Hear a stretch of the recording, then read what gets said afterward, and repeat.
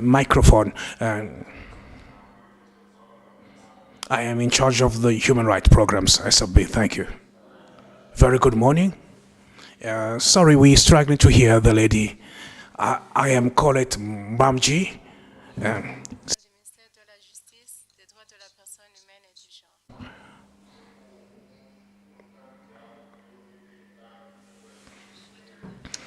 Once more again, on behalf of the distinguished members of the committee, I wish you a warm welcome, and I'd like to commend you for having discharged yourselves in this constructive dialogue. As I have enunciated, you have 5 minutes to buttress your declaration. I submit.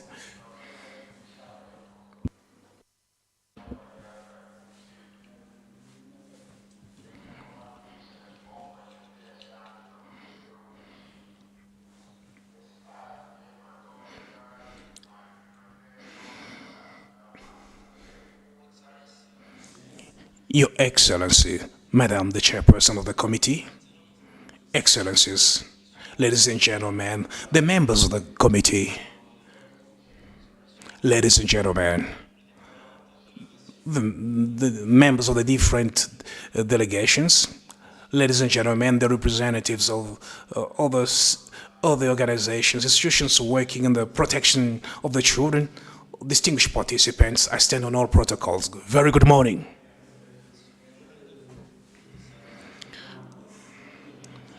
At this grand appointment of the 17th to the 25th of April, Burundi has been honored to come and present these compiled reports during the 47th ordinary session of the Committee of the African Committee of Experts for the Right and Welfare of the Children. It is a feeling of joy and enchantment on behalf of the delegation of Burundi to be in front of you, the members of the committee. Indulge me to thank them, God, the most powerful God, who has enabled us to travel to reach into this legendary kingdom of Lesotho. As for Burundi, this date of the 20th of April is a momentous day, hour, and unwavered thanks are directed to the government of Lesotho for having facilitated our trips and the warm welcome which we have experimented, and also to the committee, the African Committee of Experts for the Right and Welfare of the Children, which extended its invitation and made sure that our presence be efficacious. And would equally like to commend all the members of the committee and the secretariat for convoking this session. At the outset, I would like to articulate the warm greetings from His Excellency the President of Burundi and the AU Chairperson, the Major General Evariste Ndashimye, who delegated us to come and present this report. Your Excellencies, Madam the Chairperson of the committee, Your Excellencies, the distinguished members of the committee, Burundi is the country from the eastern part of Africa with a land area of 27,000 kilometers square, subdivided in 5 provinces, 42 districts, and 3,044 hills with a political capital Itega and Bujumbura being the economical capital. The national languages is the Kirundi, and whereas the official language which is used is French. Burundi, therefore, has 12,382,000 inhabitants, with 47% being men and 6 million and a half, meaning 52.2% of being women, meaning with 60% comprised of the youth from 0 to 19 years. The urban population is 3.7 million of people. 24% of the population, the total population, and the rural population is over 9 million, which is 75% of the population. The country, 724,000 households, and 65% are involved in agricultural activities. Madam Chairperson of the committee, ladies and gentlemen, members of the committee, Burundi, having ratified the Charter on the Right and Welfare of the Child, of the African child, on the 28th of June 2024, has already submitted its action plan for the implementation of this plan during the 31st ordinary session of the committee on the right and welfare of the child. And indeed, this was presented in Bamako, 24th of May, 2023. And also in 2025, the plan was presented on the gender plan. The periodic report, the 5th, the 6th, and the 7th periodic report was also presented on the right and welfare of the child, which is our focus today. Burundi has indeed made its focus the promotion and the protection of human rights in general, in particular the child. And through various initiatives that are aimed at fighting violence, exploitation towards children. And we salute and commend the state initiatives that are preventing physical abuse, sexual abuse, emotional abuse, and also the sexual exploitation and the traffic of children, be it within the school environment or communities. Ladies and gentlemen, Madam Chairperson, members of the committee, in order to face these challenges, Burundi as a legislative framework aiming at protecting the rights of children in line with international frameworks that have been ratified, and the code of the family code and the penal code of Burundi aim at protecting human rights of the people of Burundi. And also we have a national policy on the protection of the child also, but over and above that, we have a national strategy for fighting children, indeed for fighting the phenomenon of street children and beggars. Also, and added to that, we have free education for children and the health care for newborns. And although the very detailed information was given within this report, I would like to speak to you in a very clear manner in terms of the progress that we've registered in terms of the protection of the child in certain areas such as education, health, and justice. When it comes to education, we have drafted the sectorial plans of development for education and the trainings for 2020 since 2012 in order to have universal access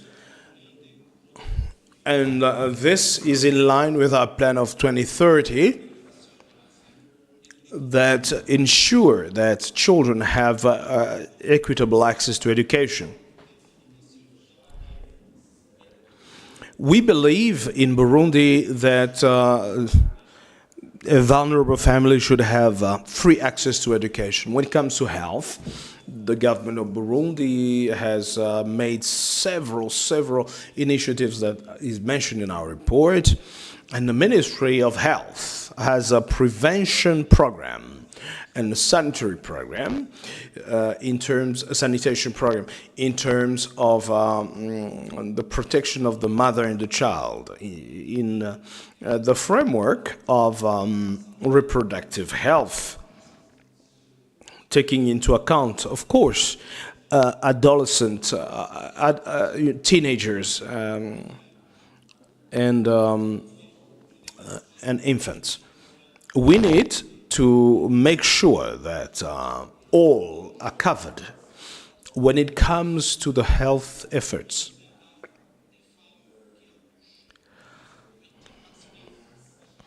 We have vaccines that should be granted to all the population in an equitable way.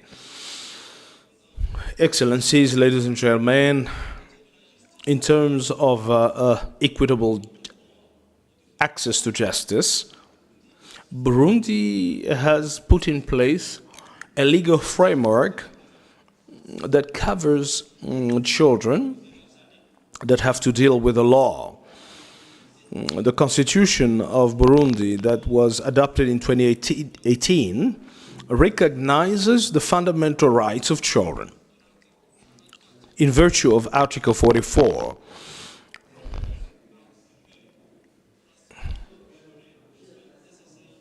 all the children should have access to the care necessary for their security also, and should be protected from exploitation and abuse. Article 46 says that no child can be detained unless it is absolutely necessary, and this detention should be as short as possible.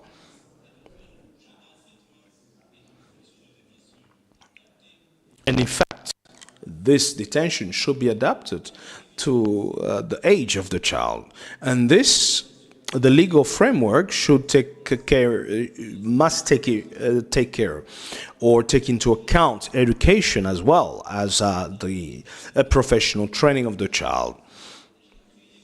When it comes to the gender, according to Article 406, we have already prepared and established facilities for children that have to face the might of the law. Excellencies, Madam Chairperson, members of the committee, we cannot talk about the promotion and the protection of the child's rights without talking about households. Burundi, through its vision, would like to continue its objectives in order to improve the livelihoods of the community and children. The universal health coverage is included, access to clean water, sanitation, hygiene, and also access to justice for all, and the inclusiveness of the child participation in all aspects. Madam Chairperson, to conclude, we would like to express a strong political will to improve the well-being of the child, the welfare of the child, through, indeed, the legislative framework, administrative framework as well, that the state has taken care of. Burundi has a very good collaboration with international partners such as the civil society working within the framework of the welfare of the child, such as UNICEF and other UN organs that are supporting our action plan in order to implement the measures of the Charter. I would like to thank the committee for its efforts and its commitment to promote and to protect the rights and the welfare of the child. Long live to the African child rights, to the rights of the African child and the Charter. Thank you very much for your kind attention.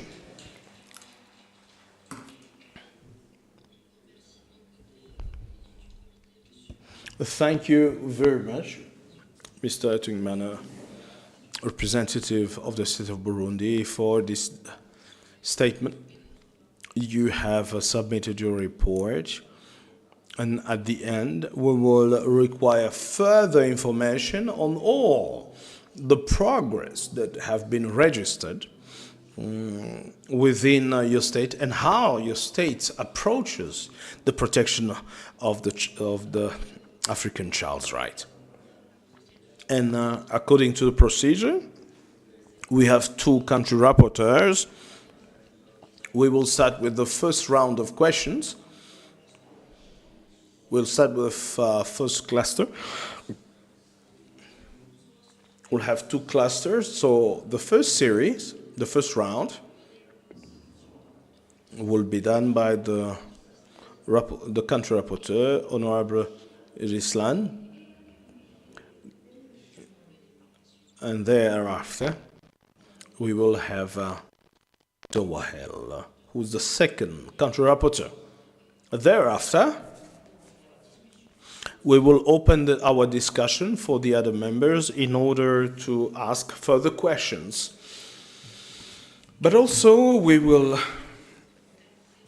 allow you to consult internally. You'll have 15 minutes for these consultations. You can use them, or you could also indicate that you don't need this break for internal consultation. It's up to you to manage that time. I will give the floor to the Vice Chairperson, Honorable Ghislaine. Thank you very much, Honorable Chairperson. Honorable members of the committee, colleagues of the Secretariat, allow me, firstly, as a country rapporteur within the ACERWC platform, to welcome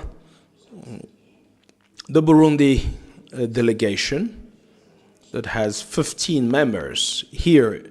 We welcome you here in Maseru, which is the HQ, the headquarters of our Secretariat. I'd like to thank the delegation of Burundi for the work that has been done in collaboration with the committee, and which is indeed focused on the 2025 report. The first periodic report was awaited in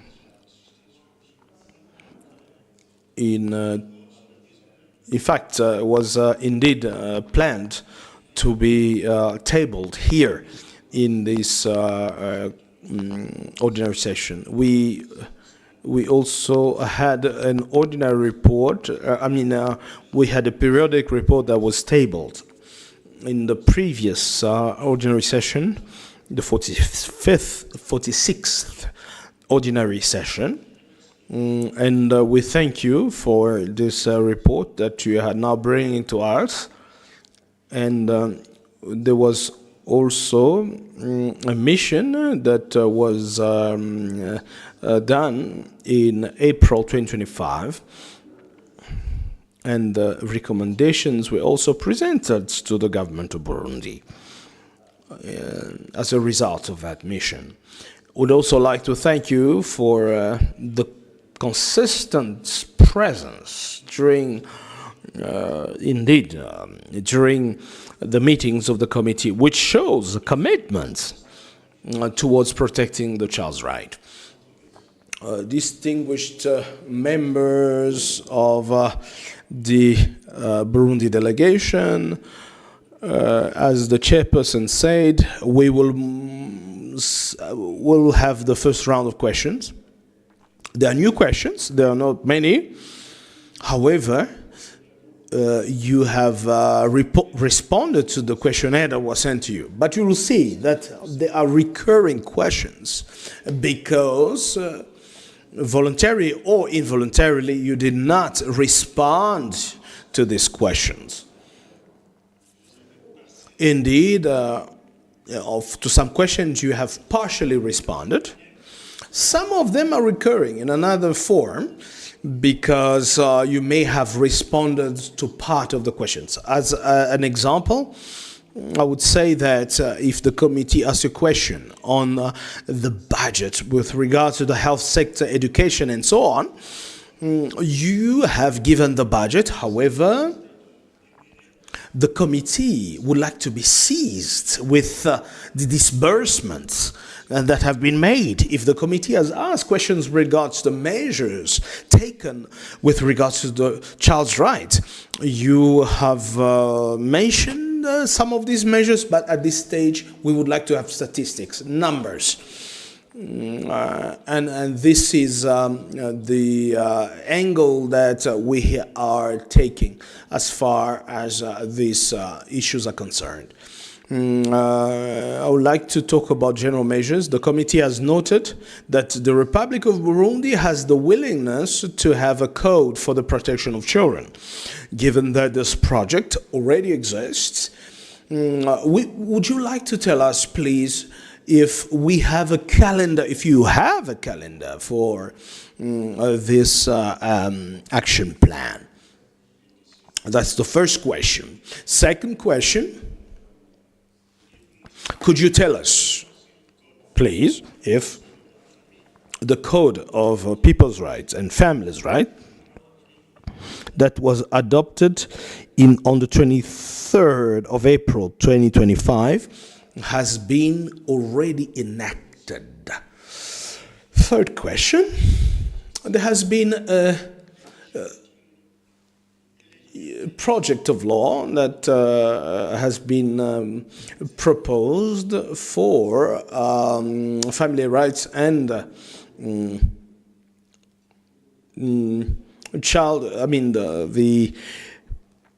marriage rights and laws. Has that been enacted and moved forward? But also, when it comes to the budget, when it comes to budget, to health, education, justice, have there been concrete budget lines allocated for those issues for the year 2026? Last question, when it comes to general measures, when it comes to the mechanism of disaggregated data, the committee notes that the NHRI of Burundi works with the Bureau of Statistics and the ministry in order to collect pertinent disaggregated data on children. The committee would like to know if this database on children is currently available in Burundi. If not, why not?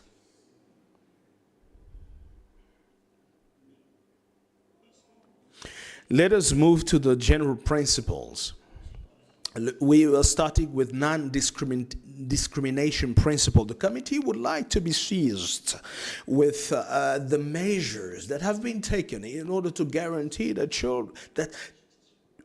female children, girls, are not discriminated. At this point, it appears that Burundi does not have such legislation. Secondly, can you give us information when it comes to the plan 2036, when it comes to legislative reforms, and also what mechanism has been taken into account in order to protect children with albinism when it comes to discrimination? And what are the measures that have been taken in order to strengthen access to backward children to education and health services? Let us now speak to the supreme interest of the child. What are the practical measures that have been taken by the government to ensure that the supreme interest of the child is really taken care of within all the judiciary processes and administrative process, as well as decision-making processes within the framework of the Constitution of Burundi? Let us now speak about the child's participation.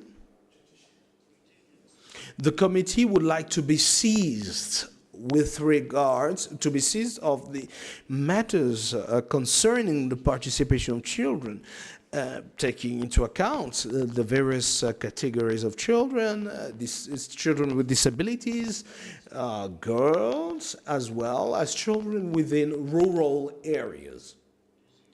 Second question in the same line, same vein, can you give us an update with regards to the parliamentary forum of children? Third question, how do children celebrate the Day of the African Child within your country? Fourth question, the committee would like to know if human and financial resources have been allocated for the good functioning of the National Forum of Children and other forums of participation, other fora of participations. And do you have a budget line within the national budget? Fifth question, the government has the government led actions of sensitization within the families, the schools and communities on the importance of listening to children? Sixth question, has media been sensitized on the importance to giving the floor to children in public platforms? Another question, how many media platforms that are child-friendly been created recently? How many, another question, how many debate platforms have been created on the rights and welfare of the child? The last point, do the government invites local MPs to listen to children when it comes to the enaction of laws?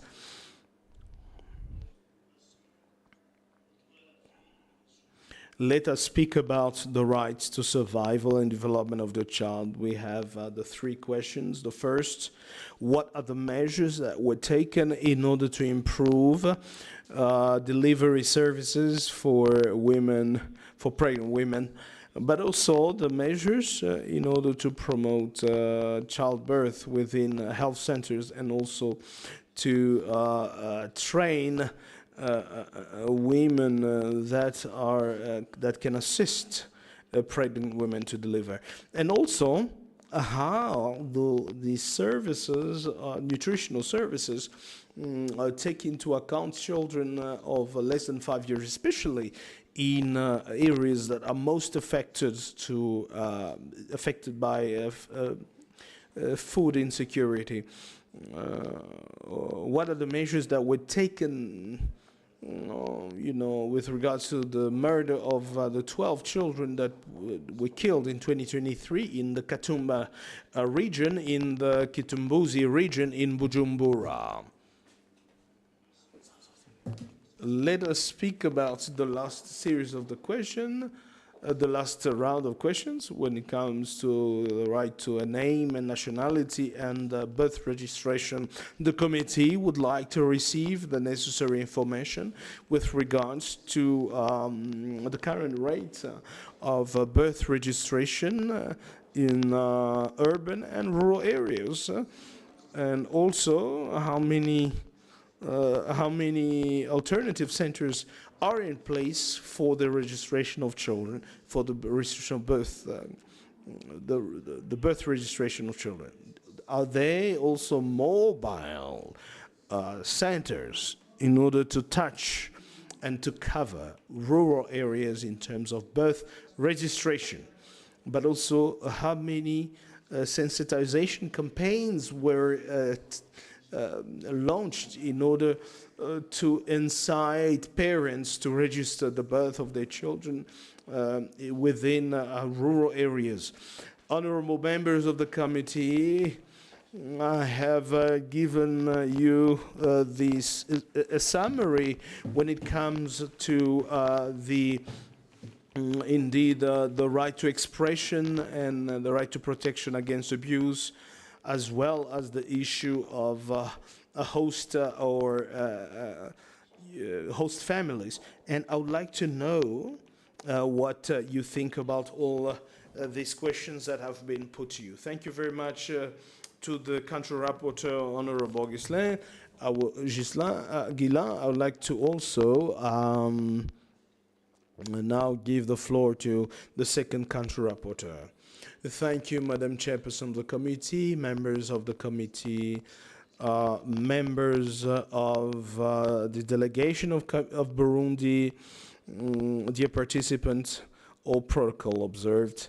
I would like to thank you for the work that has been done for the exchanges that took place with the committee, and in this spirit. I would like to ask in a very structured manner a couple of complementary information. The committee has truly appreciated the update on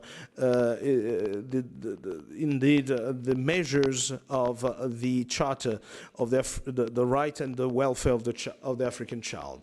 When it comes to the general measures of implementation and the Code of Protection of the Child's Rights, we would like to thank you for the various measures that you've taken in alignment with the Charter. When it comes to the budgets allocated to the child beyond the various amounts or various budget lines allocated to the child, we would like to know within a framework of traceability what exactly has been allocated to the right of the child. Does the state envisage a legislative reform for indeed to protect the child of the rights, and also what are the timelines of these reforms?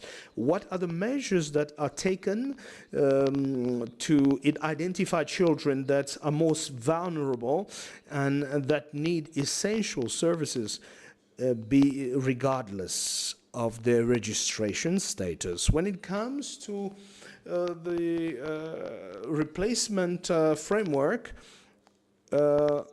do we have any measures in place for children who are without, who are not cared by parents, and how do we have a register that shows where those children have been allocated? But also, do we have a review timeline of the progress of these children and where they're being allocated? This will allow us indeed to have a clear view on the alternative care of these children who are essentially abandoned. The floor is given to the honorable members. You can take the floor to ask questions and to make comments in order to enrich this conversation and this debate. Thank you so very much, Madam the Chairperson, for giving me the floor. I'd like to also seize this opportunity to wish a warm welcome to the honorable representatives of Burundi. We thank you for having accepted the invitation and present yourself in front of the committee. My intervention will deal with 3 points, and the first being the registry of birth registry, because I see that the timeline is of 14 days, and that beyond 15 days, there is a penalty. I'd like to know, in practical terms, have you managed to increase the rates of birth registry with these provisions?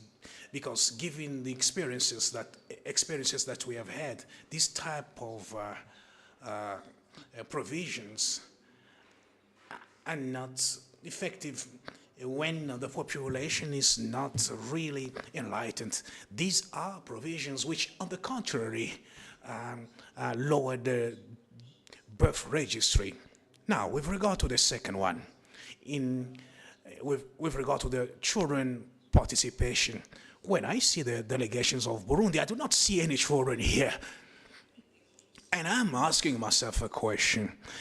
In this process of elaboration and presentation, when all the participation mechanisms are noted, the youth and infant or children fora, would you like to see all these fora translated in these preparatory processes of presentation of the report? Now, equally so, on the age of maturity, I have noted that this maturity age is 21 years. And it appears that you are saying that there is a disparity with the Charter. I believe that this is something very important. This is the comment that I wanted to address. Thank you. Thank you so very much, Honorable Kembo, Honorable Sata.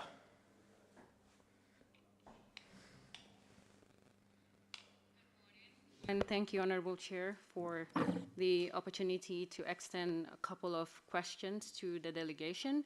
I join Honorable Committee members in extending our thanks to the delegation for the commitment to present this report, as well as the ongoing commitment to strengthening the national framework for the protection of children. I also wanted to welcome the efforts, particularly taken around violence against children. And so my question would relate to Cluster 4 on civil rights and freedom, specifically related to Article 16, protection against child abuse. I have 4 quick related questions. We welcome the functioning of the helpline 116 and also take note of the 2025 statistics that was shared, including, for instance, that 3,036 calls were received with 40 cases referred to appropriate services. However, we do note the lack of disaggregated data regarding the final outcomes of these reported cases. And so we kindly request the delegation to, if possible, to provide the percentage of reported cases that resulted in formal prosecution compared to those that were resolved through social service interventions over the last year. The second question is related to positive discipline, which has been highlighted in the report. The committee acknowledges the training of teachers in positive discipline and nonviolent management of behavior in classroom.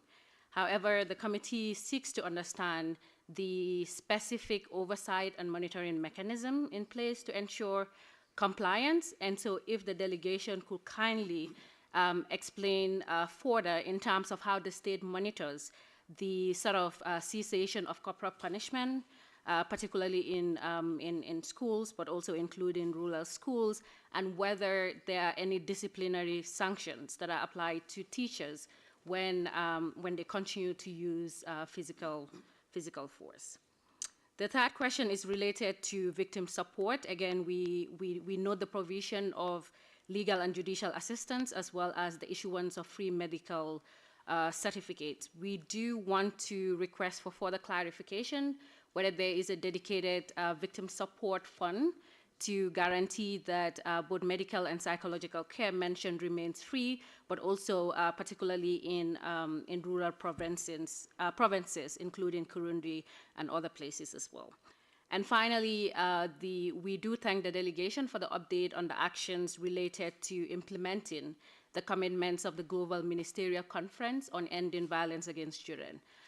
We do note that online violence is rapidly a growing concern, and we will kindly request the delegation if they can provide any details on any new initiatives specifically designed to combat online violence and child sexual exploitation. Thank you, Honorable Chair. Merci beaucoup.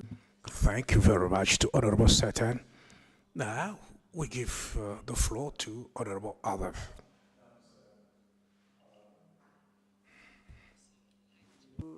Join honorable colleagues to thank the delegation of Burundi for their report. My question relates to the National Human Rights Commission of Burundi. The National Human Rights Commission of Burundi underwent a special review by the Global Alliance of NHRIs in 2024 regarding allegations of interference or political interference on the work of the NHRI, particularly on the appointment of commissioners in 2023. Some recommendations were made by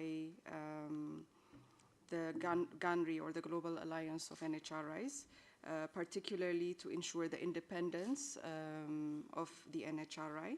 And the NHRI of Burundi had indicated that it engaged the President of the National Assembly regarding the selection and appointment of the members and the need to follow the NHRI law in practice. So I just wanted to, in view of the important role of NHRIs on the work of children, to monitor compliance, whether this has been done and whether the NHRI's independence is guaranteed in practice as well as in law. My second question relates again to this report, and the NHRI of Burundi had indicated that it publishes annual reports and that it is deliberated in parliament, but that the report is not publicly available. So I wanted to find out whether the report of the NHRI is publicly available on the website, and whether it also includes a report on the situation of children in Burundi, including the complaints, the type of complaints received, and what the trends are. So yes, these are my questions, and thank you again. Merci, Honorable Albab. Thank you, Honorable Arba. Honorable Robert Wright, Professor, you have the floor. Thank you, Honorable Chair. I also add voice to my colleagues and thank the delegation from the Republic of Burundi for coming to be part of this conversation. My questions will oscillate around two clusters: the general measures of implementation and the general principles. And I'll take a position that starts from the concluding observations which were issued, where we are now in terms of the report, and that's the question that I'll be asking. For instance, with regard to the general measures of implementation, if you may recall, the concluding observations were to adopt the Child Protection Code. If I draw you to paragraph 20 of the report, Burundi informs the committee that the draft law on the Child Protection Code has been drafted by a commission of experts and it's an advanced stage. My worry and my question is, if the Protection Code has not been adopted 7 years later, what concrete legislative timelines do you have? Could you share with us in terms of the delivery of this specific code? Secondly, if you'd recall the concluding observations, they required you to adopt legislation on succession to eliminate discrimination, especially against girls. And from paragraph 21 of this report, you clearly state that, yes, there is no succession law that exists, reliance is on customary law. How can you justify the continued reliance on customary law when there was an explicit request to have legislative reform to deal with aspects of discrimination? My third question, there was a call to harmonize all laws, including customary law, with international law standards. We are glad to hear from paragraph 22 that harmonization is ongoing through a commission, though it's not yet completed. Could you give us some kind of indication in terms of the measurable outputs to demonstrate this harmonization, to show that it has moved beyond the process into a certain kind of enforceable charge? The last question, with regard to general measures of implementation, it's in terms of the call, if you recall, to establish a functional coordination mechanism for child rights implementation.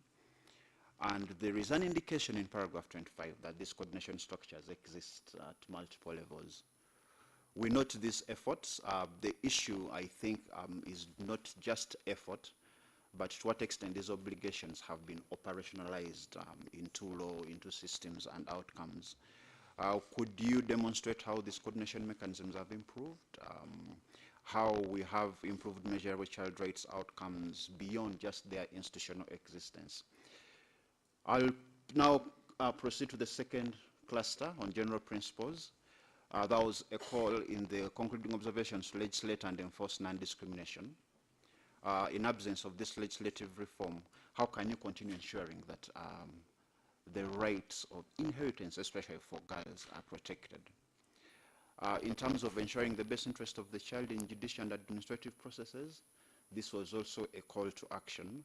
And I'm happy to read in your paragraph 63 to 69 that there have been different juvenile justice reforms, administrative safeguards that have been implemented.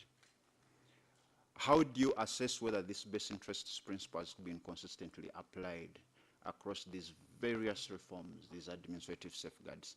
I think a practical answer to this would help us to give a best practice that could be emulated across other states. Those are my few questions, and thank you. Over to you, Honorable Chair. Merci beaucoup. Thank you very much, Honorable Robert. Therefore, we're going to have the last intervention from Honorable Satan Sunday. You have the floor. We are going to conclude with the first series of questions. You have the floor, ma'am. Thank you very much, Chair. I also want to thank Burundi government for the submission of this report. And I have just 3 questions relating to children in conflict with the law. I want first to look at the legal safeguards, to know what legal provisions exist to guarantee access to legal aid and representation for children.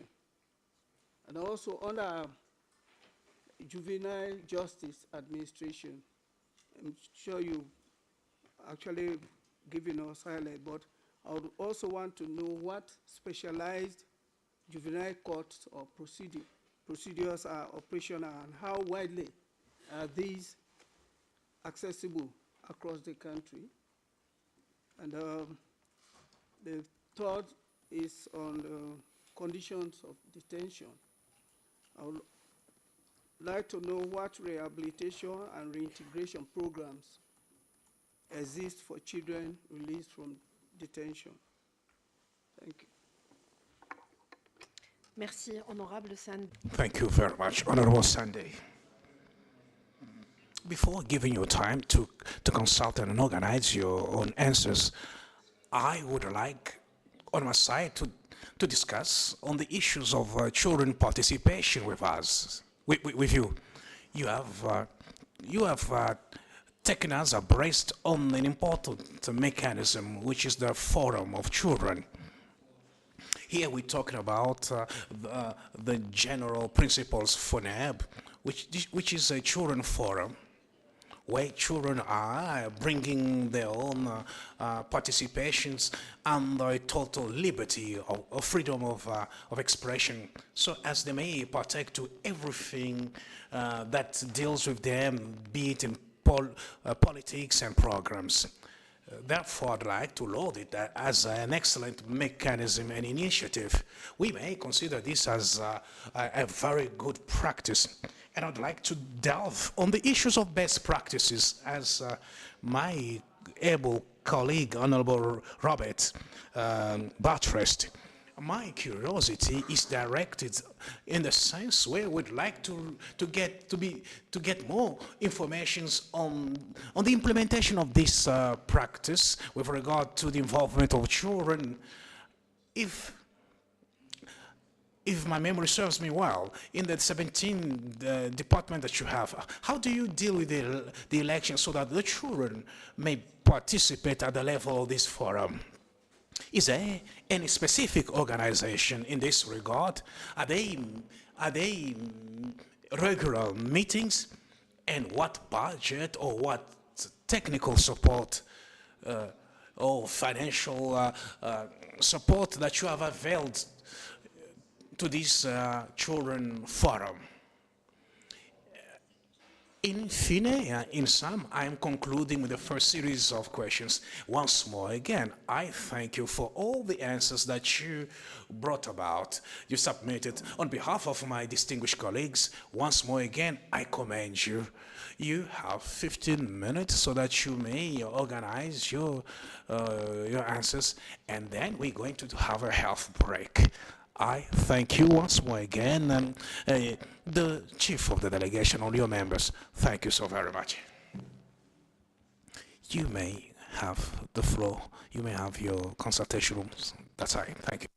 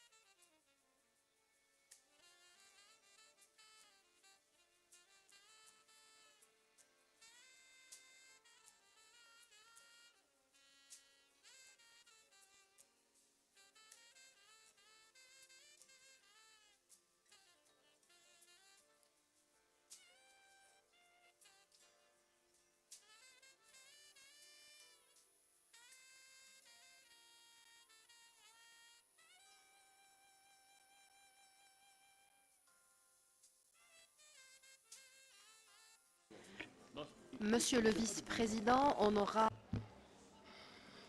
The Vice President, honorable member of the committee, here we are, the second part of our morning session. Therefore, we shall continue with the same rhythm, which pertains with the examination or the assessment of the report of Burundi. Mr. The Chief of the Delegation had 15 minutes to organize and source out information. And I therefore wish the Chief of the Delegation of Burundi and on behalf of all the members of the committee, once more again, welcome. And you have the floor for 40 minutes.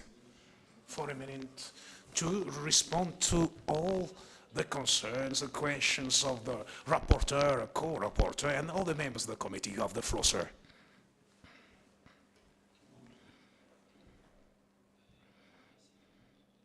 Thank you so very much once more again, Madam Chairperson, for giving me the floor. I would like at the outset to say that we received a plethora of questions, and the 15 minutes that were accorded to us to prepare answers, we figured out that it was not possible to furnish you with the answers for all the answers. That is why I would request for more clarification, for more pondered answers. I'd like to request an indulgence from you for 15 more days so that we may send you more pondered and reflected upon answers. Without further ado, Madam Chair, I will delve into the responses to the questions that you put to us. You wanted to know whether the Code of the Children Protection, as we indicated in our report, is on the process of being promulgated. Is there any precise timeline? The answer to this, Madam Chair, is that there is not a precise timeline, Madam Chair, because before the portfolio ministry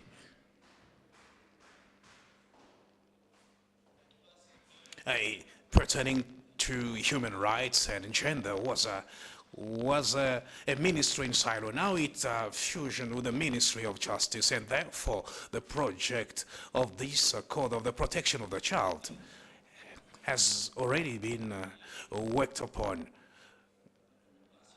by the former ministry.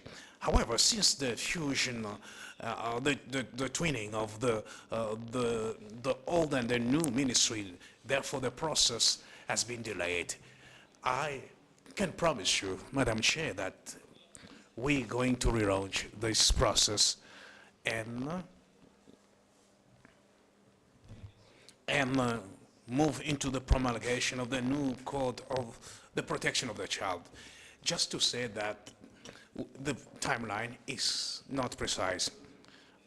I can reassure you that we will work unfetteredly, unswervedly, so that we may finalize and launch the project with a decree of the law and establishing the new Code of the Protection of the Child.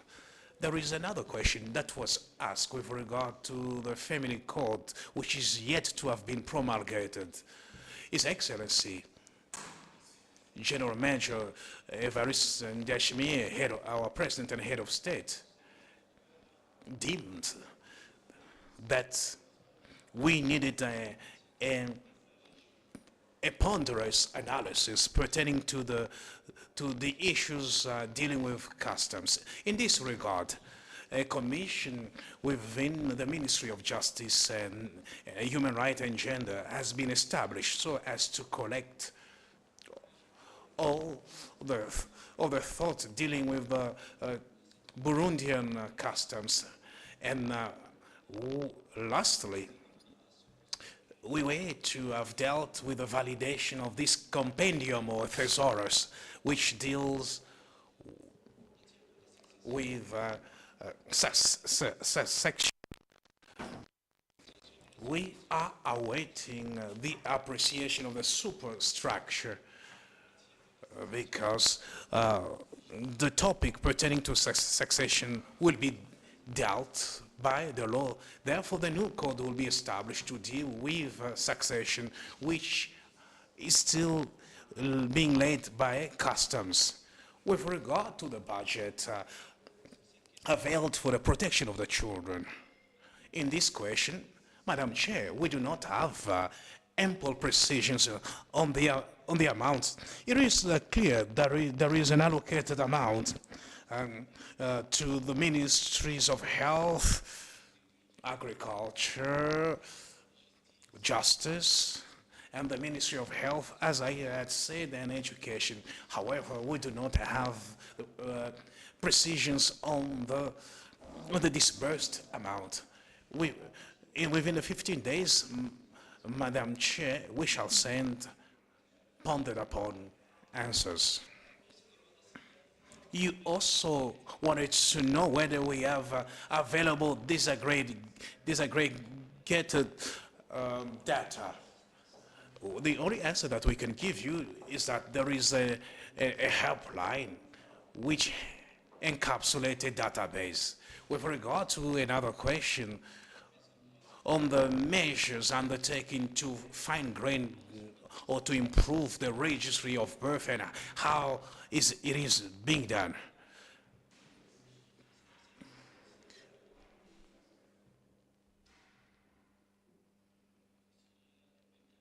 If there are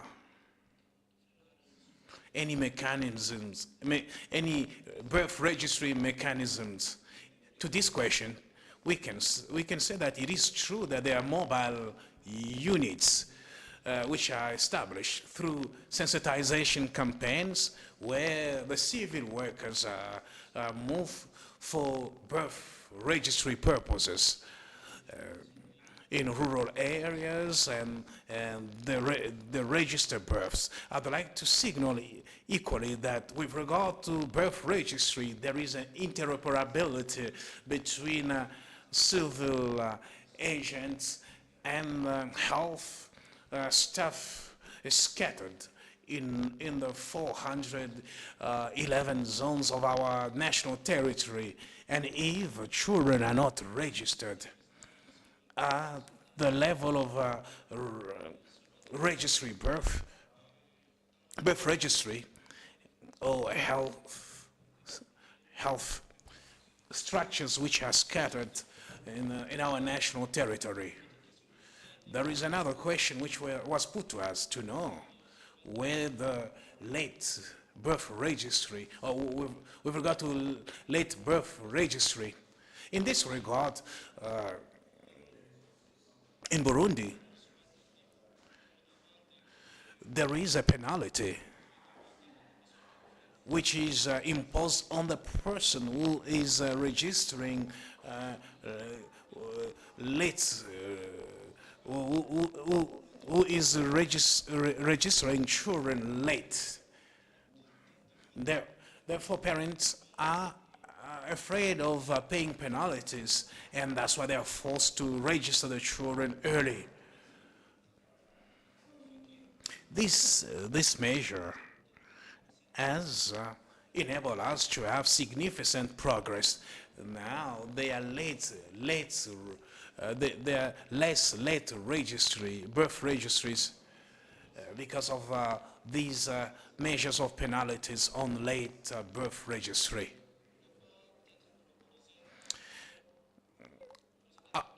With regard to the child participation, the question pertaining to the inclusivity or not of FONEP, I would like, Madam Chair, indulge me to give the floor to my colleague, to Mr. Kongolo, to answer to all the questions with regard to the operations of FONEP. I submit, Madam Chair. Thank you so very much for giving me the floor. I'd like to give the answers with regard to FONEP. National des enfants du Burundi. C'est un cadre consultatif And this is a consultative framework which encapsulate almost all the children of Burundi at the district, at the suburb, and provincial levels. Burundi is composed of more than 3,000 hills. On each hill, we have 7 members. The volume is too low. If you may, please tell that delegate to come close to his microphone. Now, it is composed with 3 girls and 3 boys, and 1 person may be co-opted from the marginalized groups, or it may be people living with albinism or disabilities. And we reassure ourselves that at the level of each hill, we need to have a category of marginalized children. Well, at the level of suburbs, it is the same thing. Burundi has 42 municipalities, and each municipality has 7 members of FONEB. In amongst the 7 members, we ensure that there should be a child a marginalized child, or a person living albinism or disabilities, and so forth. At the provincial level, we have 36 members. At the provincial level, we have children who are from municipal levels. These are the same. These are the same children from the hills. Are the ones who are going to be elected at the municipal levels, and these are the children who are going to elect their own members at the provincial levels. And at each province, we have 2 representatives, a male and a female. And then the same constituency will have to elect at the national level. Now, given that we have 18 provinces, it means at the national level, we have 36 members of FONEB. And we always respect the issues of the gender. Therefore, we have 18 girls and 18 boys. With regard to budget, Madam Chair, we have a budget which is directed, which are veiled at FONEB for the protection of infancy. And we have also equally partners who are involved in education and capacity building of the members of FONEB, and there are organizations such as Save the Children, which are very much involved. Just to say that this is a framework which is really entrenched with regard to the participation. These children partake or participate in the drafting of communal or municipal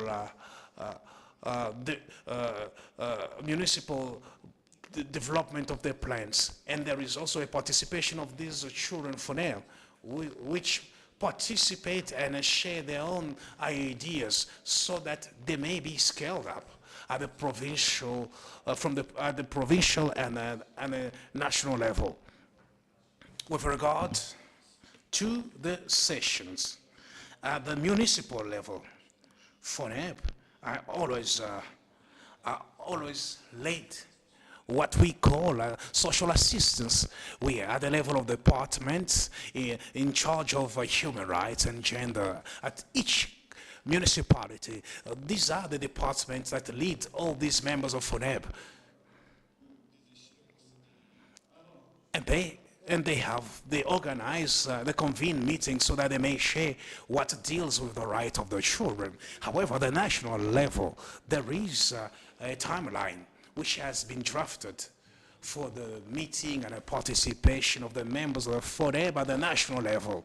And during holidays, there's always a session of 2 or 3 days dedicated to the members of FONEB at the national level, so that they may discuss and share also their ideas, their own aspirations with regard to what pertains to their own lives.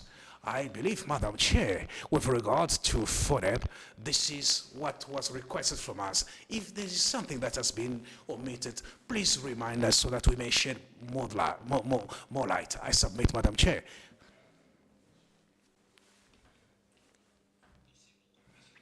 Thank you so very much, Mr. Congolo. I'd like to give the floor to Mr. Poncien to respond to the questions pertaining to the protection. Thank you so very much, Mr. the Chief of the Delegation, for giving me the floor. I'd like to respond to the questions dealing to the national policies of on human rights being drafted from 2026 to 2036. I should confess that this is the third generation of our policies, after having expunged the second generation, which ended in 2018.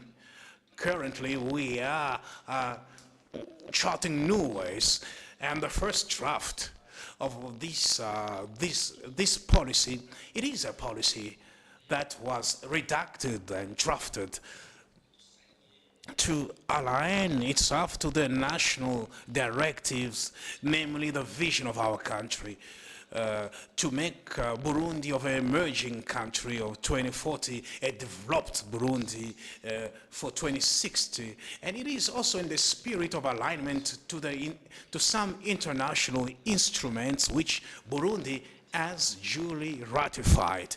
This is a policy which is going to be based on 4 axes, and the first one dealing with issues pertaining to respect, protection, and the promotion of human rights, and the second axis pertains to civil rights and civil and political and social cultural rights. And here we're going to analyze category laws, and there's also an aspect pertaining to monitoring and evaluation of funding. This is a document which is being drafted. However, it will take into consideration all the needs of will take into account people, women, young girls, and people living with disabilities, and other people with specific needs. Another question on which I'm going to delve into, pertaining to the protection of people living with albinism. At the level of Burundi, they are not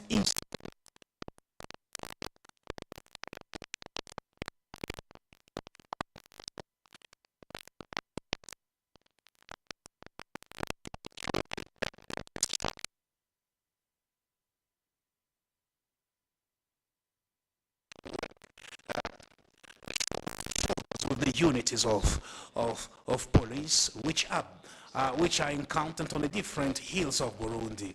And here there is an importance of local leadership pertaining to the security of the population and people with specific needs, such as people living with albinism. This is how it happens, Madam Chair, when we deal with the protection. These are measures undertaken by the government of Burundi. Another issue is flagrance. If somebody, when we deal with infraction, when someone is accused of violating the rights of people living with albinism, that person will be punished as per our laws. And then we organize open trials. And another question on which I'm going to respond is with regard to the accessibility to education by the Batwa groups. To refresh your mind, Madam Chair, at the level of Burundi, Madam Chairperson, we have drafted a national strategy dealing with the inclusion of the Batwa population. This strategy, Madam Chair, has been drafted to deal with what we call a positive discrimination, because in Burundi, a Batwa group is a group which has gone whose rights have been violated. However, through this strategy, we are going to find solutions with regard to all challenges that the Batwa populations are going through, namely education and health. For instance, Madam Chair, there is a measure which had been decreed by the government. All the Batwa children who succeed at the national examinations have the right to go to the residency. In this regard, there is also a distance between school fees for the children of the Batwa population. When the Batwa children attend schools, they do not pay it free for them, even at the secondary level. It is incumbent on the government of Burundi, which pays school fees of the Batwa children. And when we talk about health, the Batwa people have access to health. They have free cards, and there are distributions which are led by the Ministry of the Social Protection, where the Batwa population receive a health insurance card. And there is also a government policy where we are going to give the lands to the Batwa households.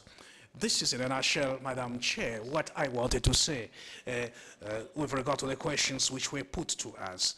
Thank you, Madam Chair.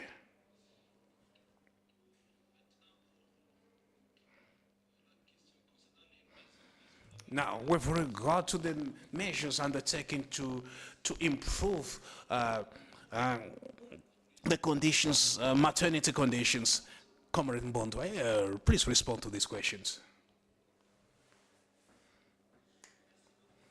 Thank you so very much for giving me the floor. I have an answer with regard to the improvement of women in terms of giving birth. I would like to undergird that giving birth in Burundi is free of charge, and before birth, all the prenatal care are free, and afterwards, to improve these conditions, we lead sensitization campaigns and using women leaders. And these women are the ones who are sharing crystal clear ideas on the importance of giving birth in health structures. And if a pregnant woman is about to give birth, she's going to give birth free of charge. If there are health care is provided for children already born,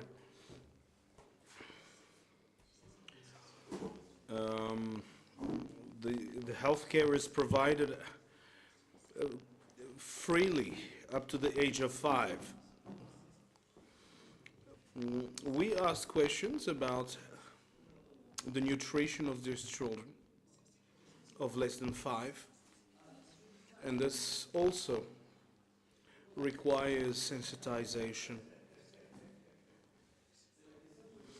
We believe that women in rural areas are often underinformed. However, we provide the information, nutritional information that they can use. But before that, we also explain the importance of breastfeeding the child until 6 months.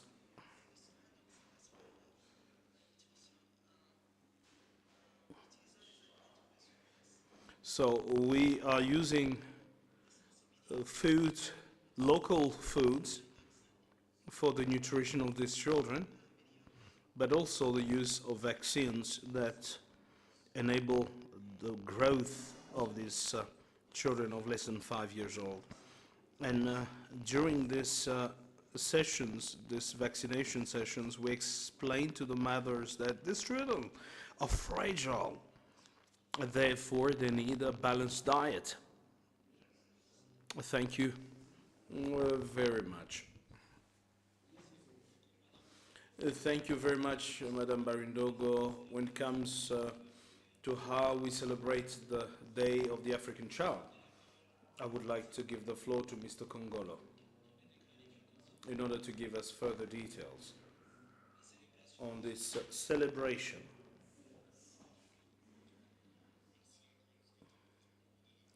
Thank you very much for the floor. When it comes to the celebration of this Day of the African Child, in Burundi, we have a full week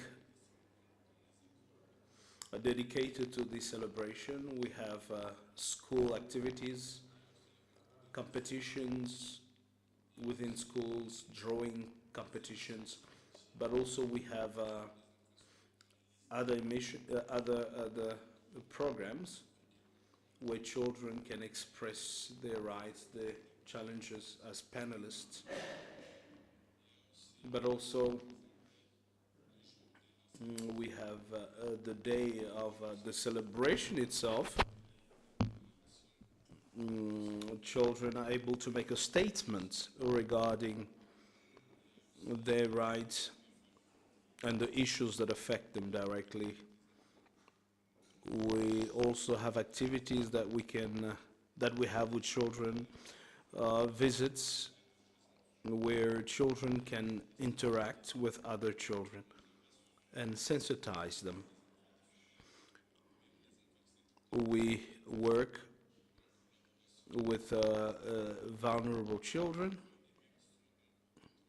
in various centers, and these platforms allow us to exchange or allow children to exchange their views with regards to human rights. Madame la Civière, yes, I wanted to say that I wanted to add something with regard to the celebration. The day was organized in collaboration with various partners working within the framework of human rights. We have Save the Children and other international organizations. On the day of the celebration, we have games organized for the children. We have dances, athletic performances, but also we have speeches that are made by children.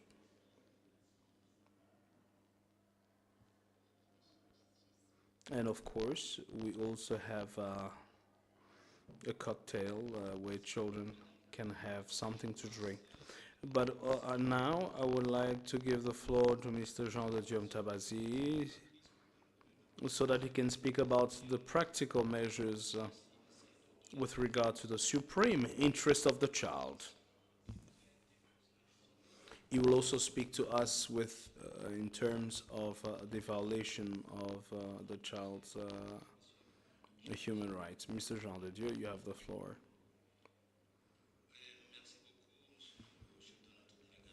Thank you very much to our head of delegation for the floor. Thank you to the chairperson and the members of the committee.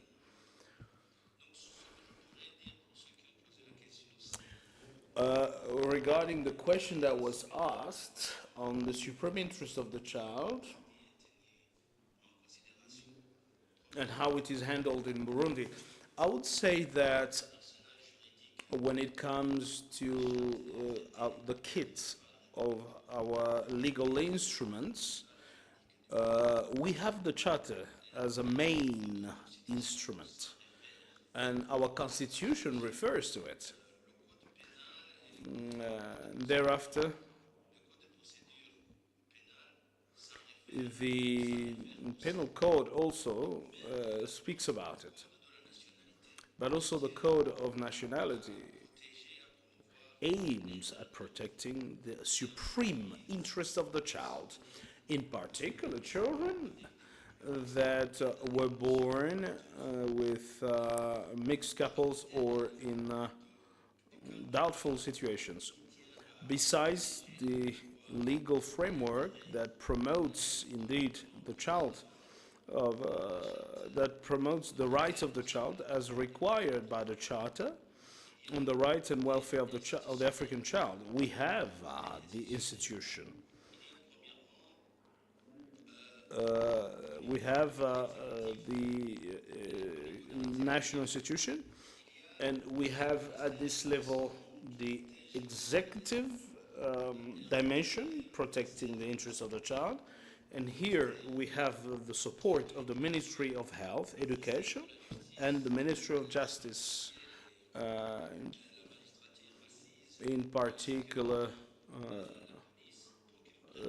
the prosecutors that make sure that children are protected, especially minors. When it comes to the Parliament, we have the various commissions within the Senate and the National Assembly. And here we have various commissions that are responsible for social matters. This commission look into the issues of families and particularly the welfare of the child. What I may add is that we have key orientations when it comes to the rights of the child. We have the directorate. We have two directorates for the promotion of the child, for the promotion of the child's rights, and also the participation of the child. And beside these governmental institutions, we have CSO organizations. Firstly, we have the National Independent Commission of Human Rights that has that also protects and promotes the child of the right. We also have ONGPH, which is the National Institution for the Prevention and Eradication of War Crimes and other crimes, other violations against human rights. And they are working in terms of sensitizing the communities, not only to promote, protect children who live with disabilities, children who have albinism, and the Batwa children. Now, when it comes to the Batwa children, I would like to mention that the Republic of Burundi endeavored to promote the rights of the Batwa minorities in involving them in decision-making processes. And I can inform you that within the Senate of Burundi, 20% of senators are from the Batwa community. At the National Assembly, we have 3 Batwas out of 100 MPs. And in the executive, the Ministry of Justice of Burundi is led by a member of the Batwa community, but also they are represented in other directorates. And this is to make sure that they are part of the promotion and the protection of the promotion and the protection of the rights of Burundi's children. Besides this institutional frameworks, we need to speak to the budgets as well. It is difficult for us to give you disaggregated data when it comes to children. However, this can be done once we're back in the country. We can work on it. And beside that, there are international organizations that are contributing to making sure that the Burundi's child has their right and the welfare protected. And we have partners that are working with us in order to promote and to protect the rights of the Burundi's child. Thank you very much, Mr. Chairperson. Thank you.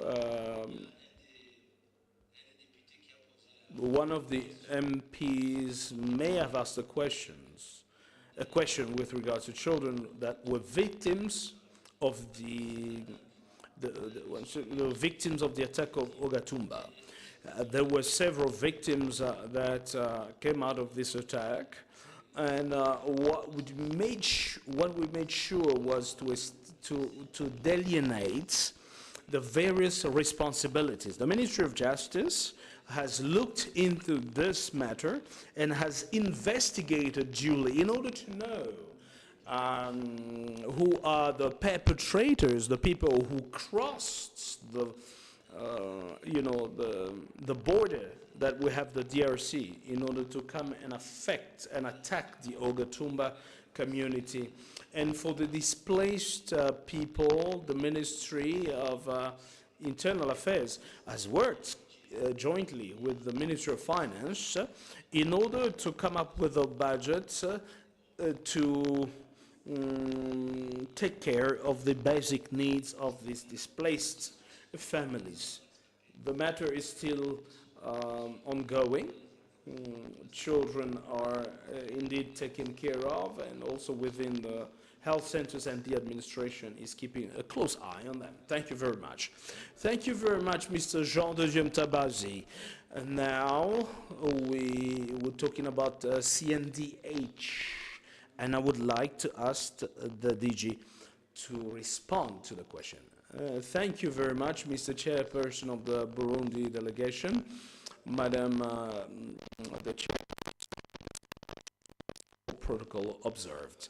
When it comes to the establishment of the new commission in 2024, Burundi would like to say that this institution had faced internal challenges, and it could not really speak to the National Assembly, and the government, through the parliament, undertook to see the ways and means to ensure the well-functioning of the Commission within a favorable climate.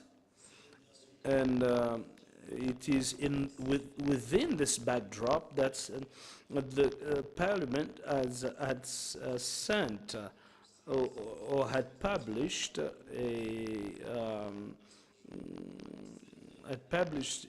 indeed a position in order to preserve this institution in Burundi. And we need to understand that Burundi is indeed a part indeed has adhered in this is part of the internal national functions of Burundi. Thank you very much to the members of the delegation for all the answers that were brought forward. And I would like to ask Madam the Chairperson that, would you like to say something? Okay.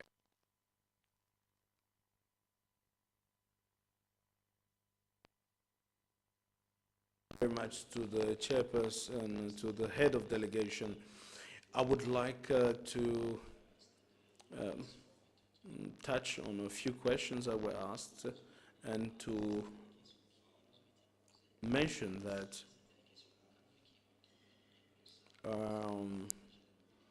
there could be indeed some measures that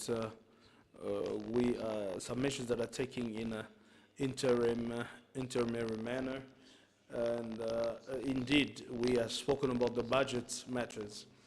But here I would like to talk about the measures that we're taking in order to identify vulnerable children. In Burundi, We have various committees for the protection of the child's right, but also national organizations that are working to protect the rights of the Burundi's child. And through these committees, we're able to identify children who are vulnerable, but also communities, community organizations also should work in the sense of identifying children with special needs. Now, regarding children who are hosted in foster families, and this is well mentioned in the report that you received for these children. We've said that we have 98 centers and have stipulated a number of children who have been received in these centers. And this is part of the answers on the questions that were asked to us. And I know also that we mentioned the number of foster families that we currently have on the national territory, but also, indeed, the data is disaggregated when it comes to provinces. Now, in Burundi, there is a joint ministerial committee responsible for the drafting of periodic reporting in line with the ratification of Burundi. And we have the data collection phase through the key ministries in order to move forward effectively. The second phase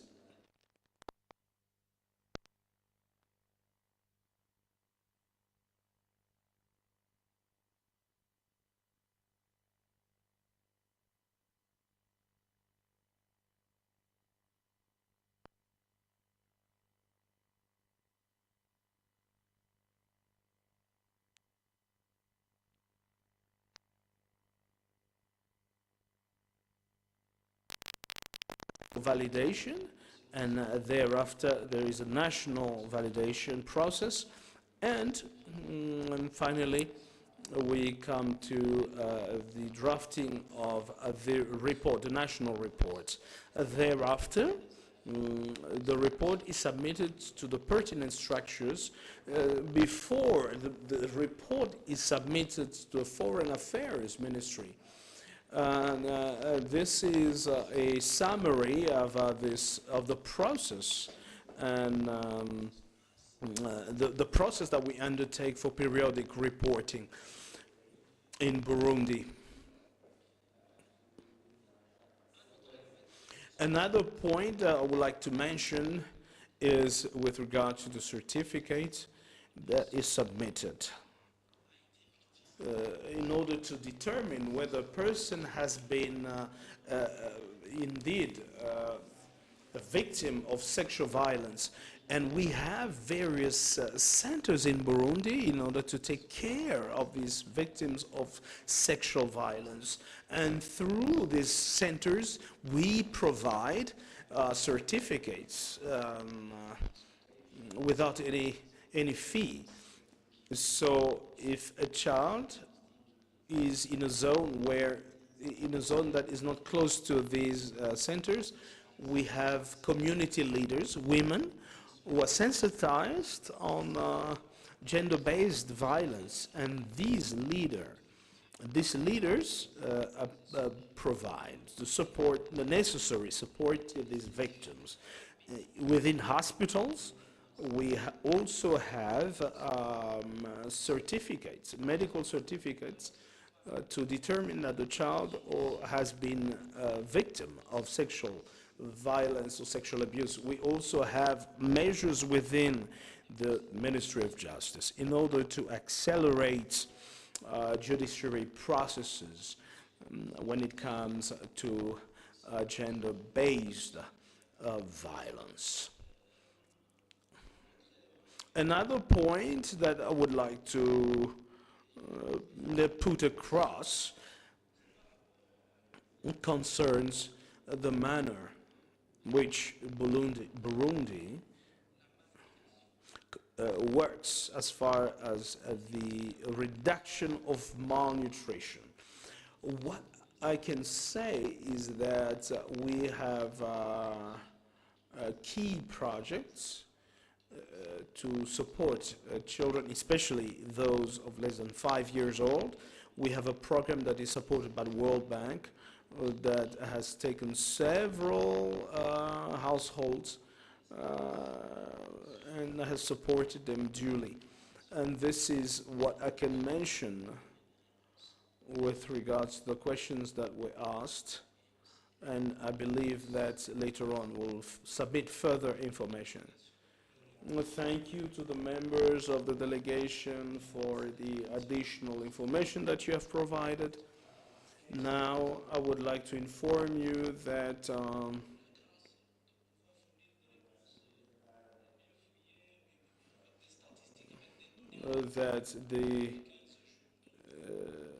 we will be, yes, we'll have the grace to submit well-researched and well-detailed informations within the next 15 days. And we ask that we may receive a formal list of the questions that have been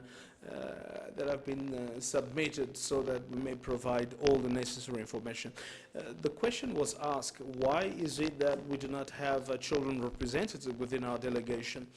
Well, within our country, children are in a very in a period of intense activities, and they're preparing for various competitions. That is why we did not want to disturb their preparation. We promise that at the next occasion we'll have a children representative.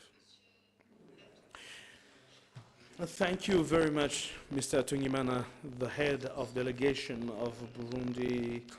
Thank you to the members of the delegation for all the information that has been provided to the honorable members of the committee and the country rapporteurs.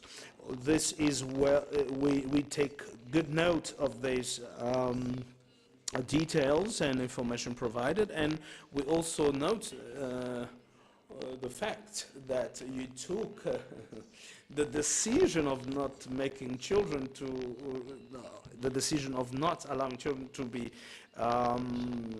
to participate due to the circumstances that you've mentioned, and we wish all the children of Burundi, we wish them well in their preparation. And now we will start with Honorable Gila, who will take the floor. Thank you very much, Honorable Chairperson of the committee, the head of the delegation of Burundi, distinguished members of the Burundi delegation. As the chairperson mentioned, we will move on to the second round of questions, starting with the health dimension and medical care. The committee would like to receive sufficient information when it comes to the budget allocated to the health sector, in particular the portion that is consecrated to the health of the child, the maternal health, and neonatal care. The committee would like to also be seized with the information, updated information, regarding the investments made in order to improve infrastructure, equipment, and the various standards for quality services within health structures. And in this dimension, on this point, the committee would like to know if early identification, prevention, and rehabilitation of children with disabilities are systematically assured for inclusive health care for all types of disabilities. Let us move to the last part, which is the traffic, the abduction of children. The committee would like to know what are the statistics, detailed statistics, when it comes to actions that are taken to fight this traffic of children, the investigations, the cases, the charges against the authors of these crimes. Do we have procedures, standardized procedures for the fight against this traffic within the border zones and the vulnerable areas? Do we also have measures to support the victims and to take the authors of these crimes to the book? And do we have measures of reintegration for these children that are victims of these traffics? Honorable Madam Chairperson, as I said, these are the questions put forward for this second round.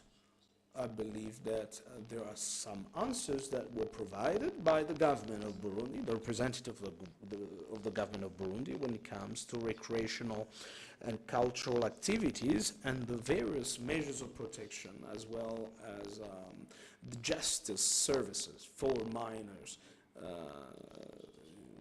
the situation of drug abuse, street children, and also negative practices that are being perpetrated. I submit. Thank you.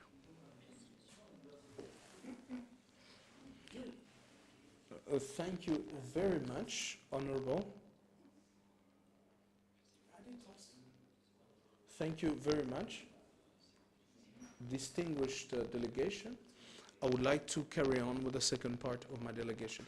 Here I would like to speak about the health and the well-being and special protection measures. I would like you to bring concrete measures when it comes to the health of children, especially medication. What are the concrete actions that were taken in order to cover indeed and assure the the flow of the the procurement services, and how do you make sure that services, health services of good quality, when it comes to vaccination, what are the corrective measures that you're taking, and what are the objectives that you have in terms of concrete numbers that you've put in place? But also we need to talk about the sources of data that you're providing when it comes to HIV, ARVs. What are the measures that you're taking in order to have a good coverage of children who are affected? And what are the major indicators for monitoring these cases? When it comes to social protection, I would like to ask the state of the national plan, of the current national plan, the resources and lessons learned. When it comes to justice for minors, what part of the budget is consecrated to children? And how many judges are currently within their roles? When it comes to centers of re-education, what are the minimal norms? And do we have a mechanism for control and monitoring for street children? We need disaggregated data and also the operations for reintegration and long-term solutions for these children. When it comes to the sanctions that have been put within the last 5 years. We would like to have detailed information, and we also like to have precise recommendations when it comes to operations on the ground. Thank you very much. Thank you, Honorable Wale. Now the discussion is open to all the members of the committee, Honorable Anne and Honorable Kimbo and Honorable Robert. You have the floor, Honorable Anne. Of the Committee of Experts on the Rights and Welfare of the Children and the head of delegation of Burundi. I stand on the existing protocol. Since I'm speaking for the first time, just allow me to welcome the delegation of Burundi to this session. We welcome you. My areas which I'm going to look at is family environment and alternative care, and also some questions on health. The committee knows that the government of Burundi has developed a national social protection strategy for the purposes of reducing vulnerabilities of families and children living on the streets. The committee seeks to be enlightened on the extent this strategy has impacted on these groups of people. This question is raised in view that the committee has noted that children living on the streets remains a major problem in Burundi. How effective are the efforts of reintegrating and reunification of these children into their families? To what extent is the government putting in programs to prevent family separation? The committee applauds the government of the state of Burundi on the development again of the National Strategy for Alternative Care for Children, taking into account the needs of displaced, unaccompanied, and separated children. These children, they have no parental care or family care. In view of this, does the national strategy cover for such children in refugee camps? Does the government assist and facilitate in the identification of parentless children who are in the refugee camps? If so, does the government also facilitate, excuse me, in the identification of family members of those children who would be parentless? The same children, do they easily access health services, and do they access education? Going over to the area of health, given the regional data on adolescent drug abuse, I would like to believe that the government of the state of Burundi has established the centers of rehabilitation in view of that to support children who are affected. Are these centers for rehabilitation accessible to every child in Burundi? Are the services free of charge or they pay a certain fee? To what extent does case management for such children continue beyond the care in the centers, and also reintegration to their families and their schools? I submit, Madam Chair. Merci beaucoup, Honorable Anne. Thank you very much, Honorable Anne. Honorable Kimbo, you have the floor. Thank you, Madam Chairperson. I would like to speak on 3 matters. Firstly, the legal pluralism, the law on the issue of gender and early marriages. When it comes to legal pluralism, I would like to know what are the options of the government of Burundi. You spoke about the compilation of the various traditional or customary practices. Do you include that in the law, or do you have a different dimension that you use for the formal compilation Will the customary practices that are codified that will be part of the law, or what will be the administration of justice? Do you use a pluralist approach when it comes to the various customer practices, or do you have a unified system that administers the various laws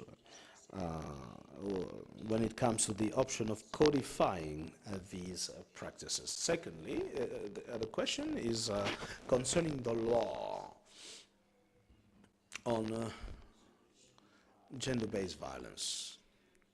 I saw that in Article number 6, you are talking about the incitation to GBV through indecent dress codes or, you know, indecent attires.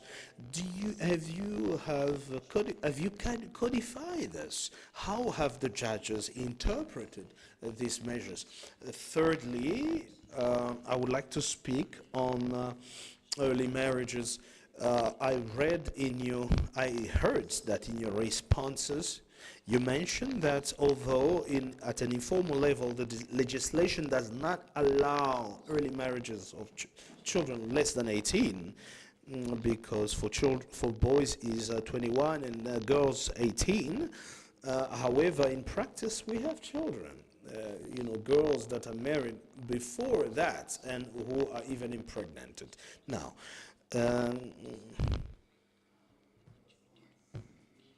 so how do we then look at the sexual maturity or the maturity in general when it comes to these marriages? And what are the measures taken by the government of Burundi in order to support these young girls that are impregnated early, and so that these does not pose an obstacle to these young girls? Thank you very much. Honorable Robert.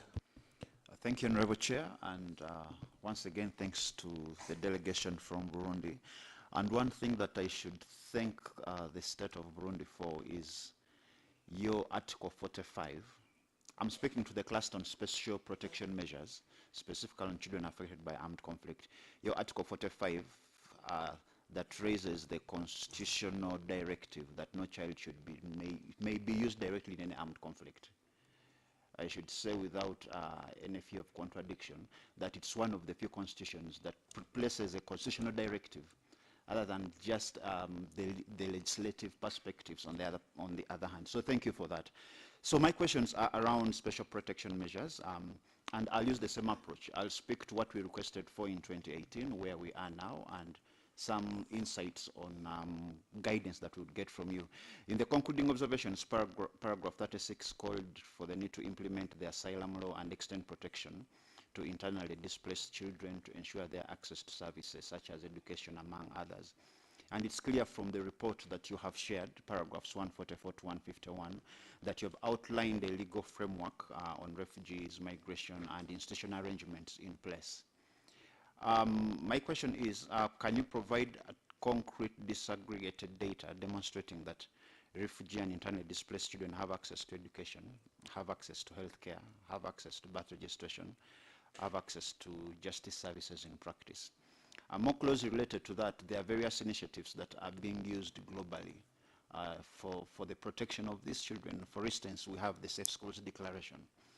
There are any steps by the state party to endorse the Safe Schools Declaration, as it would be one critical tool that would help in ensuring that these specific children have access to services such as education. My second question derives its legitimacy from paragraph 37 of the concluding observations that called on the state to address the root causes of displacement, ensure reunification, reintegration, and reinstatement of children in school. The report, the current report, in paragraphs 144 onwards, they refer to the return of children to school, general protection efforts, but it would benefit if there was some kind of detailed structure on reintegration and reunification systems. So beyond the general references that you give us in paragraphs 144 to 146, what formal mechanisms do you have in place that have ensured or continue to ensure family tracing, reunification, school integration for children who are returning, and are there any measurable outcomes that as a state you could provide? Once again, thank you. Thank you, Honorable Chair. Merci beaucoup, honorable. Thank you very much, Honorable Robert. We give the floor to Honorable Wilson. You have the floor. Thank you very much, Madam Chair. Once again, we thank the delegation of the Republic of Burundi in this session. My questions are related to the state policies related to education and in relation to investments for children in Burundi. The first question is as follows. Bearing in mind the considerable growth of artificial intelligence and automation and robotics in the world, what are the public policies that the state of Burundi has been developing to ensure that there is investment towards an adequate education system for children to be conversant with this new development, for them to be ready to face the challenges of the 21st century, namely artificial intelligence, quantic computation, and industrial automation. And a second question, which I would like to have your elucidation. What is the participation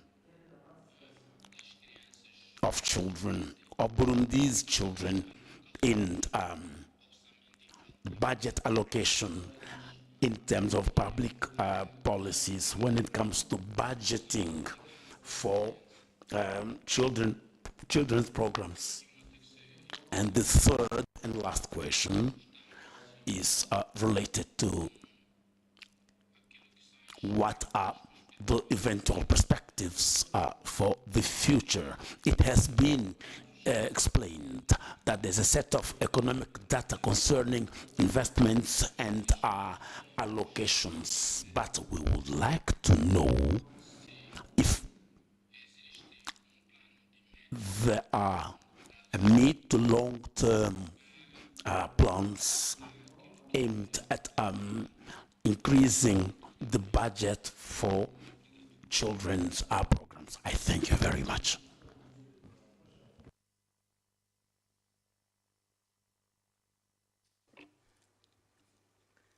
Merci beaucoup, honorable. Thank you very much, Honorable Wilson. I will now like to ask clarifying questions and to speak about special protection measures.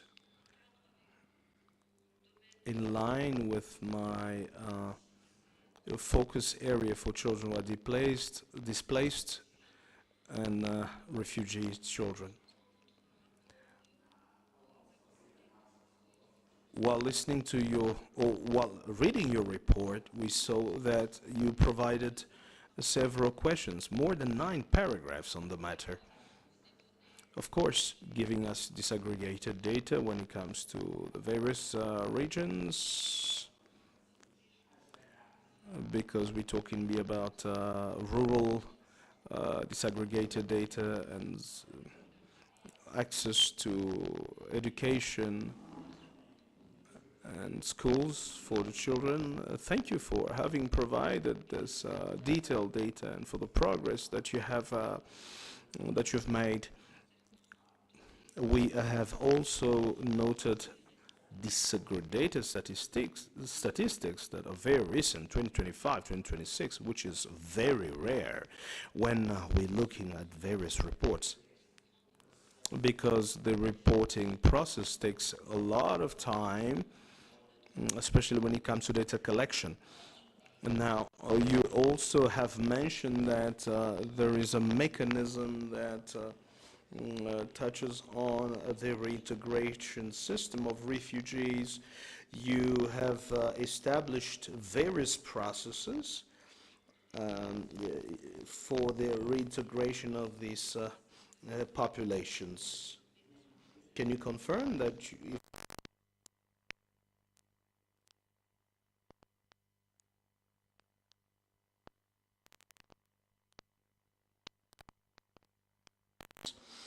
and I would also like to receive some information with regards to the specific measures taken for the protection of refugee children and displaced children from Burundi living abroad. And sometimes we forget to highlight the situation of Burundi's children who are abroad and who are currently in Kenya, for example, for various reasons. You have also mentioned, you have provided answers when it comes to the statelessness and access to health services of children who are stateless. On my side, I would like to know if you have a specific program to indeed eradicate statelessness. And yeah, I would like to obtain further information. You also spoke about your approach when it comes to reintegration, the proximity approach, and interoperability approach. Can you give us further information on the matter? I'll conclude this second round of questions with the questions that I have asked. We can give you 10 minutes and you can have internal consultations, and thereafter we can resume with our work. Thank you very much, Madam Chairperson. As you did for the first round of questions, kindly allow us to consult internally and to provide our answers. I can take this decision, but the condition is that you may only take 10 minutes, because earlier on you took more than 10 minutes. Will 10 minutes be sufficient for you to come back within the room? 15 minutes would be enough. Now you're negotiating. All right. I would like to ask the honorables if you are in agreement. We need to reach consensus. All right. So you have 15 minutes. See you in 15 minutes.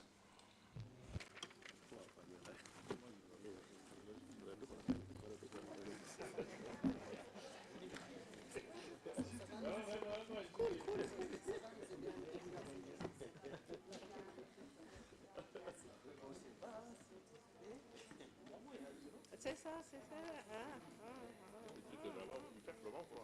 Il est fait vraiment pour aujourd'hui. Oui. Ah oui, mais moi je viens du Burkina, donc il fait actuellement au Burkina, il fait 45 degrés.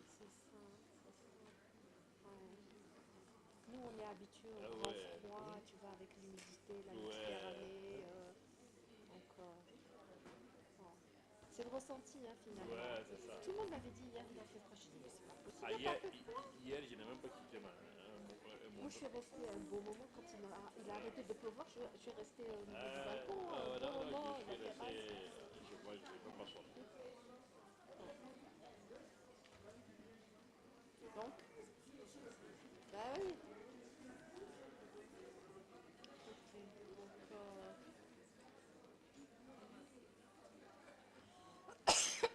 En fait, le truc des organisations nationales des droits de l'homme, dans la perspective, c'était que, comme les organisations de la société civile font leur forum, les forums, et aussi ils viennent faire leur forum. Avec la loi, on peut faire Et aussi même. voilà, et qu'ils nous présentent aussi les recommandations.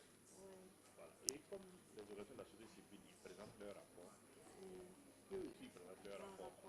Mais le problème, c'est qu'on n'a pas l'argent pour pouvoir augmenter le nombre de jours pour pouvoir le faire. Donc ça veut dire que bon, ça veut dire qu'il faut décider effectivement. Parce que si on réduit les organisations de la société civile de 3 heures à 1h30, bon, ça va être un peu compliqué. Même, bon, bien entendu, on ne doit même pas donner aussi 3 heures aux organisations de la société civile et donner 3 heures à l'État. Parce que c'est vrai qu'il faut qu'on diminue peut-être la société civile 2 heures. Et puis, bon, on essaie de gratter 1 heure quelque part pour ajouter pour les organisations nationales des droits de l'homme pour pouvoir faire 2 heures, 2 heures. Et donner maintenant. Oh, c'est bien d'avoir un espace. Ouais. C'est conçu que sur les rapports. Ben, ça va les valoriser aussi, je dirais comme ça. Voilà. Non, et puis, Ils sont programmés pour venir. Mais en général, les églises frères, quand ils viennent, celles de délégation, on voit les INDH qui présentent et la société civile. Mais même dans leur plupart, j'ai vu ça, quand ils viennent, parmi la délégation, ils ont des représentants des INDH avec eux. Ils travaillent déjà en amont. Mais l'idéal, c'est de rencontrer la société civile et les institutions de droits de l'homme avant la délégation. Avant. L'idéal, c'est de faire ça bien avant.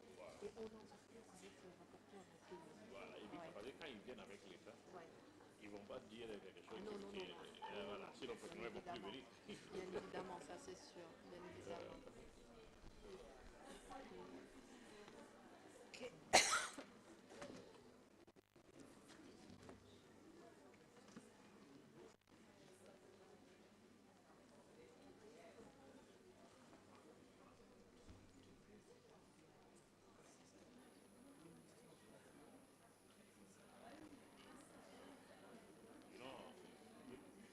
There is something that you are calling precedent.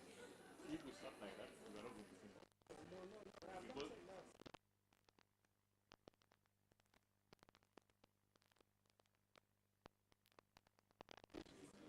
old people. Yeah, if she wants to invite us, she should tell us. We will inform her that she is inviting us. Oui, comment? Non, non, j'ai déjà envoyé j'ai déjà demandé aux collègues, donc ils sont en train de le chercher.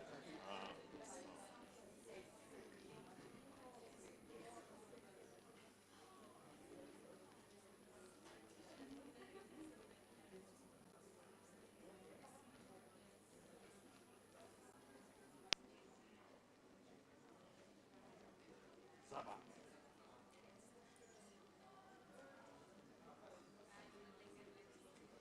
Hey, welcome. Morning. How are you? Good to see you.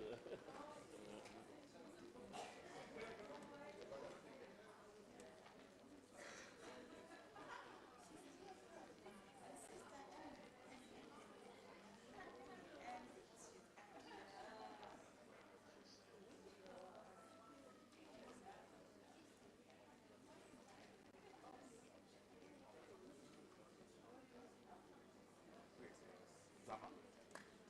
Oh.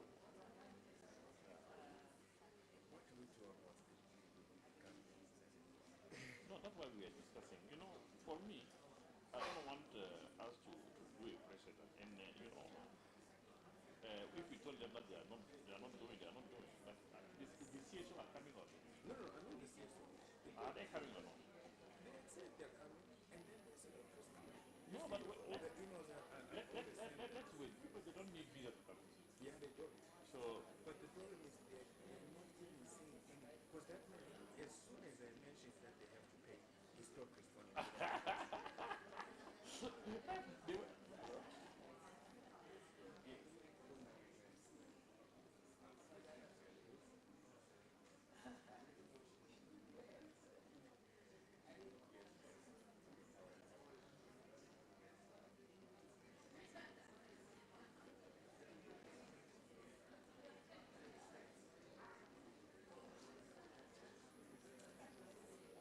Yes, yes, yes.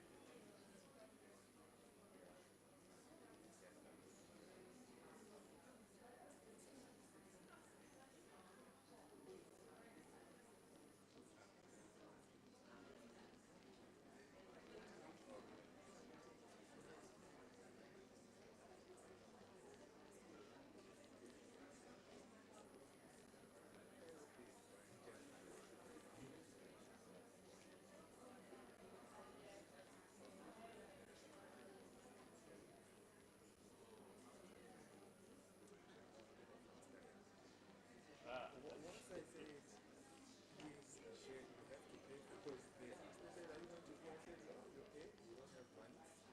Tell me who is, please send us the delegation. And then that's when Atibuni stopped No, responding. it's not that we don't have money only. It's just we are not supposed to pay. Yeah, Even we have the money, we are not supposed to pay. yeah, Eh? yeah, absolutely. And the government are telling us, you are the one who took the decision that we should not pay for it. And you are not giving us the money. So, yeah. No, I mean, it's one thing that to say we are not coming, but to just keep quiet, knowing that we are waiting for you to tell us. Yeah. Very unfortunate. If you have his number, you can just contact one of our colleagues in Banjul so that they will call them in the I direct really call. tried I reached out to him on WhatsApp. No, No, to call direct call from Banjul. That's why. Yeah, he will just okay. Are you going or not? yeah, So that they will just we arrange it because not informing us. yeah, We are having 3 hours yeah, without working and we are paying a lot of things for nothing. yeah, Yeah? But for us, already having the report is already good. yeah.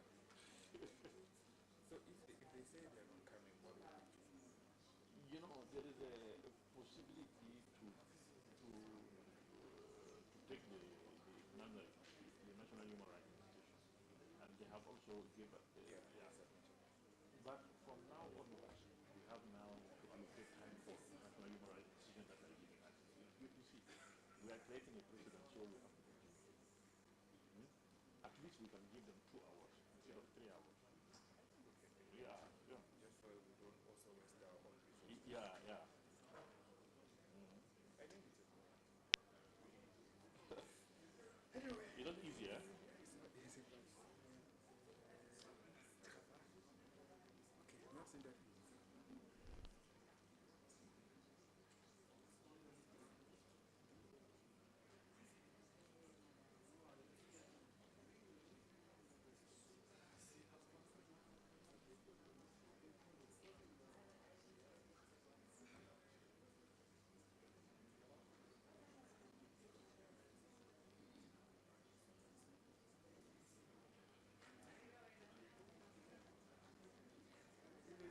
Francophone, il veut vraiment répondre littéralement à toutes les questions.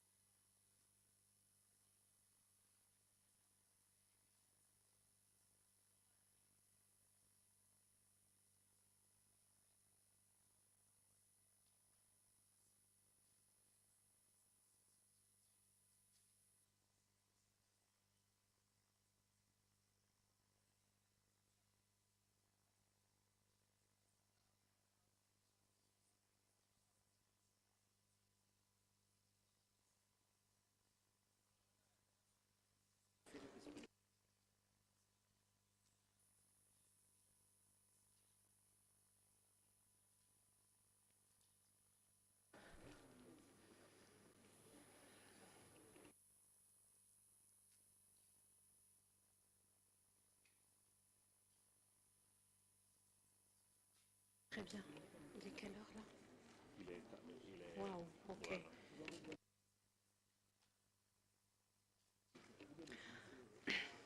Monsieur le vice-président, Distinguished Vice President, honorable members, we are going to resume this constructive dialogue.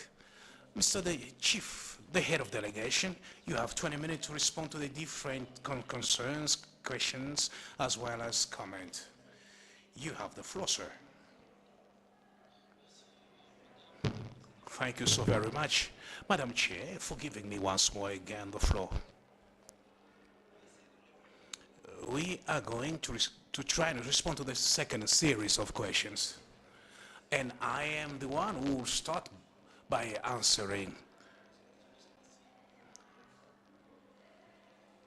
With regard to the question pertaining to codifying customs, to this question, Madam Chair, I will say no. No, why no? Because everything will depend on the appraisal and appreciation on the superstructure. Here I'm talking about the National Assembly, the Parliament, which enacts the laws and vote and enact the laws. There have been as well concerns with regard to other topics which are to be laid by customs. And this was a subject which was submitted for debate, which was fine-grained for debate, so as to respond to this concern. The Ministry of Justice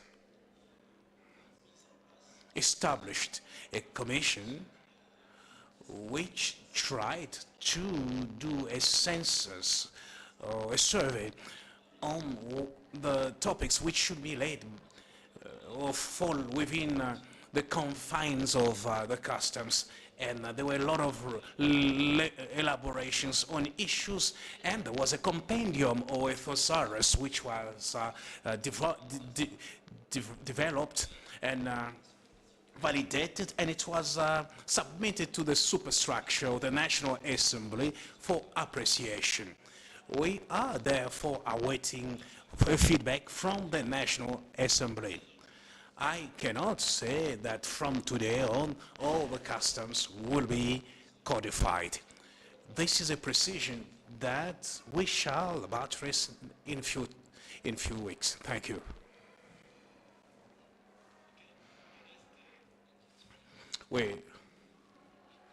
With regard to other questions, I will give the floor to my able colleagues to respond adequately. I will start with the Director General here, so as to respond to the issue pertaining to health and medical care. Thank you so very much for according me the floor. With regard to medical care, Burundi committed itself to observe the international standards pertaining to health structure. In this regard, we need to note the constructions of municipal hospitals in Burundi since 2021. Therefore, Burundi possesses medical establishments in all suburbs. With regard to people living with disabilities, Burundi informs the committee that these infrastructures are built so as to respond to specific measures, so as to guarantee an equitable medical care service. With regard to budget allocated to minors, so as to facilitate access to justice, Burundi informs the committee that at the General Directorate, there is a directorate that deals with victims of human rights, with a budget allocated or estimated at more than 54 million of Burundi francs, so as to deal with victims of violations for legal purposes. And also there is an allocation of lawyers with regard to the principles of the ultimate supreme interest of the child, it is respected. I thank you, Madam Chair, for the floor.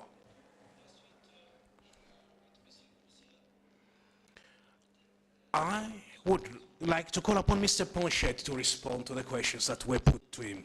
Thank you so very much, the head of delegation. With regard to the first question pertaining to this, to people living with disabilities, I would like to underscore that there is a law that deals with the protection of people living with disabilities. Equally so, Burundi also ratified a law in this regard.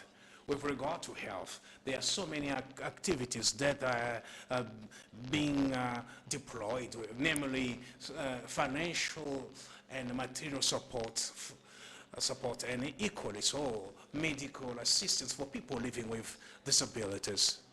And there is also pension and mutual cards which are allocated to people living with disabilities and pensioners. There are also rights for people living with disabilities. There are also national policies for people living with disabilities.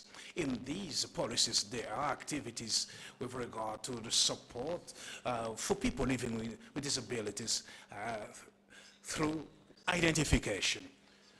With regard to health structures, there are national structures which deal with people living with disabilities. Here, I would like to undergird CENAR, and there are also private structures for people living with disabilities, and we have a Saint Kizito.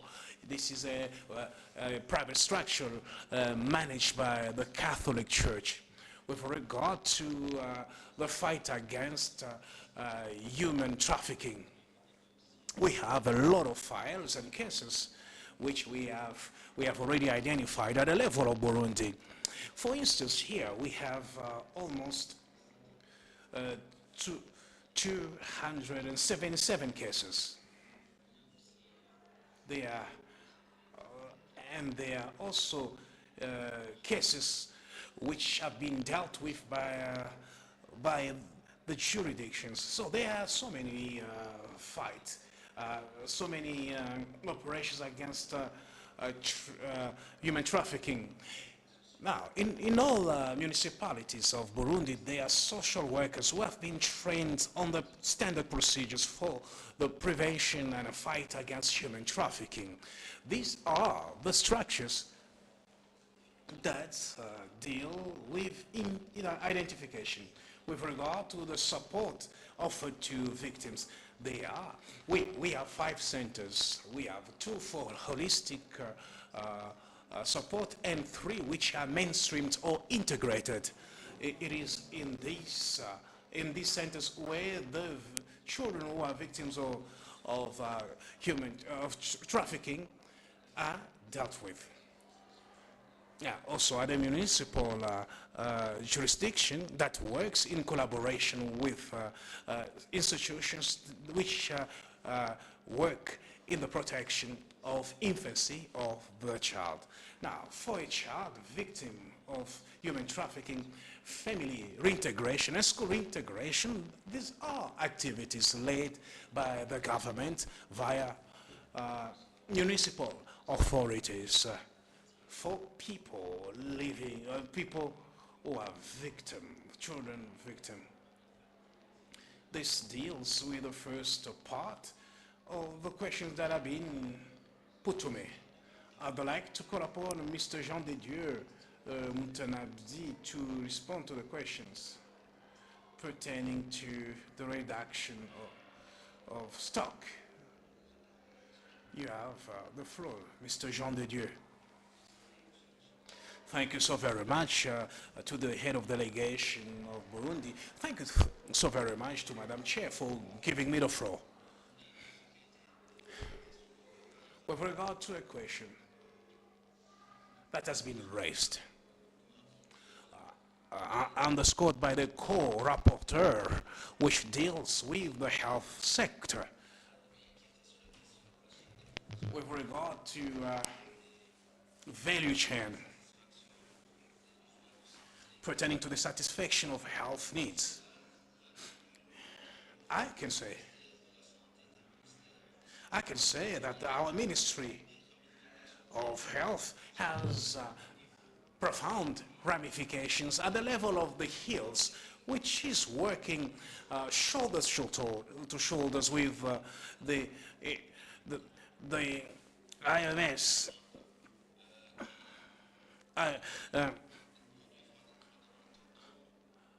Well, when we deal with the fundamental products which the children need, and the WHO and the governments ensure that these products are in full stock. Our Ministry of Health is very much alive to the fact that there are diseases that are very, very dangerous for children, such as poliomyelitis, tetanus, meningitis, rubella, and so forth.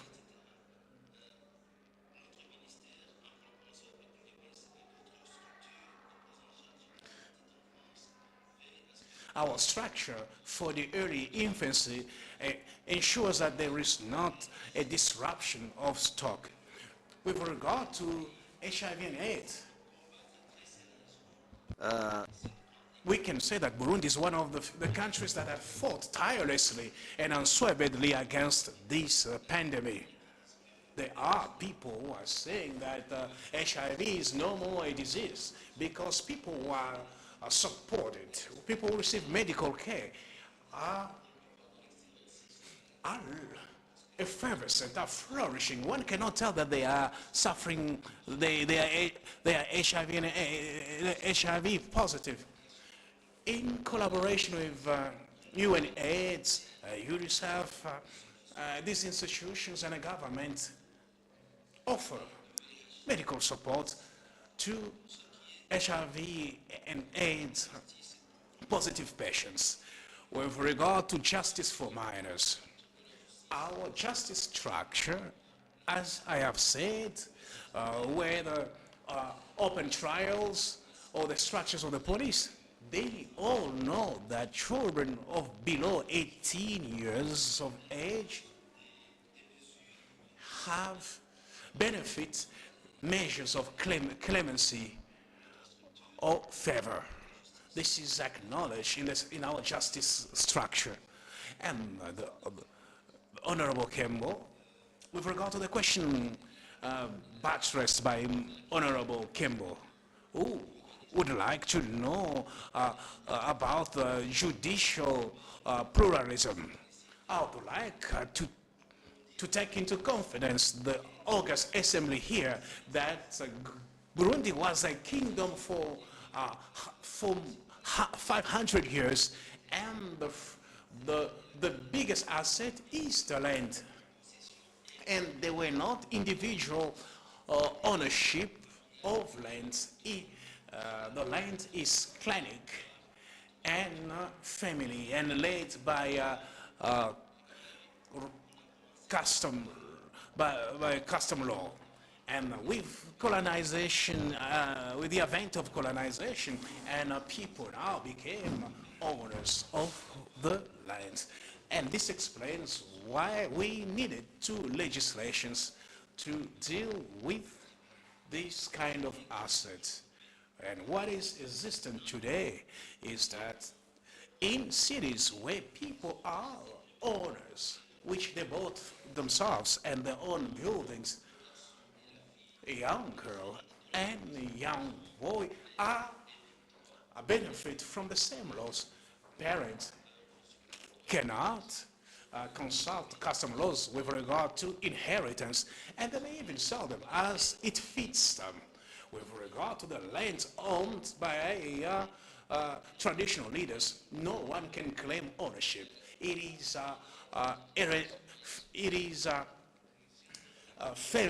is family owned.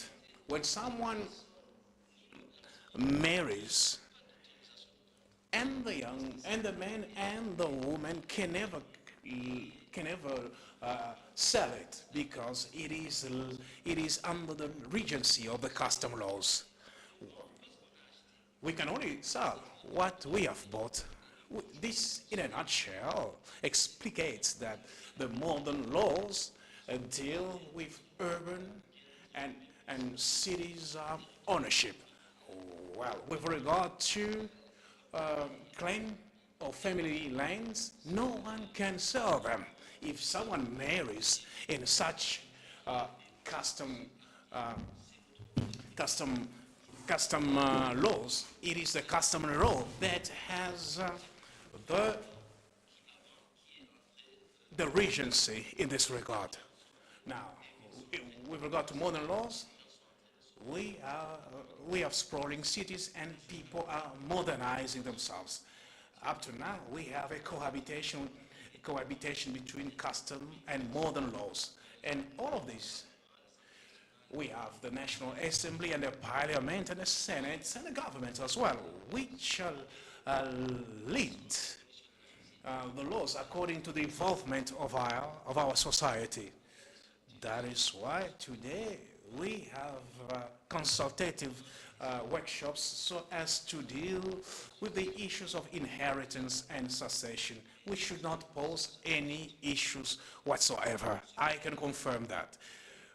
With regard to the pregnant young girls, they are supported not only by government structures, but equally so by NGOs and civil society organizations. With regard to their care, health care, and when they are still studying, and with the age, under the age of 18. Madam Chairperson, you asked a question regarding children that are refugees and displaced children and stateless children. What I can say is that Burundi is not a closed country. We have we have conflicts within our region, such as the DRC, a neighboring country. They are affected by these conflicts. And so we have migrants going to Kenya, as Madam Chairperson so eloquently said. They are going for green pastures. Others are going to Tanzania or Arabic countries. But for those going to Kenya, Tanzania or DRC, there are refugees. However, this question was given to diplomatic missions. While coming to Maseru, we transited through Nairobi, and our head of diplomatic mission in Nairobi told us that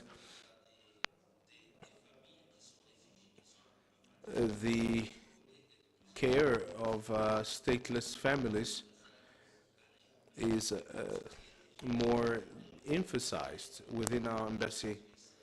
For those who are in the US, Canada, they're going through different phases before they can receive proper papers or to receive the citizenship where they are refugees.